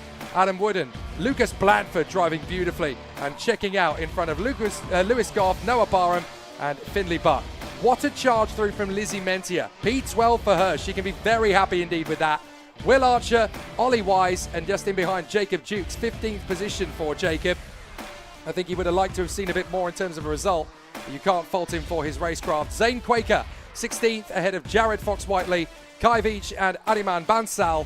Callum Foster, P20 ahead of William Webb, Addison Smith, Zach Turner and Dan Kilpatrick. Kian Bernard, difficult day at the office in the end, down in 25th along with James Kell, another driver who could have had a lot more from this one. Shane Chandaria in front of Zach McDonald in the Strawberry Racing Tony Kart. Then Logan Lauder and Benjamin Baker, the last driver to come through across the line. There were retirements. Charlie Wolfett, Thomas Hill and Jack Thompson all coming off on the final lap. And Joshua Turnbull, of course, rather infamously in the middle part of the race. But for Harry Bartle, domination. Yep. I think it's fair to say you cannot fault Harry Bartle. He got away at the front of the race, was able to shake off the rest of the grid. No issues that he found himself in. Jacob Ashcroft, opportunistic driver to say the least, was able to capitalise on the mistakes made by drivers around him and the collisions made around him, recovers to 2nd position.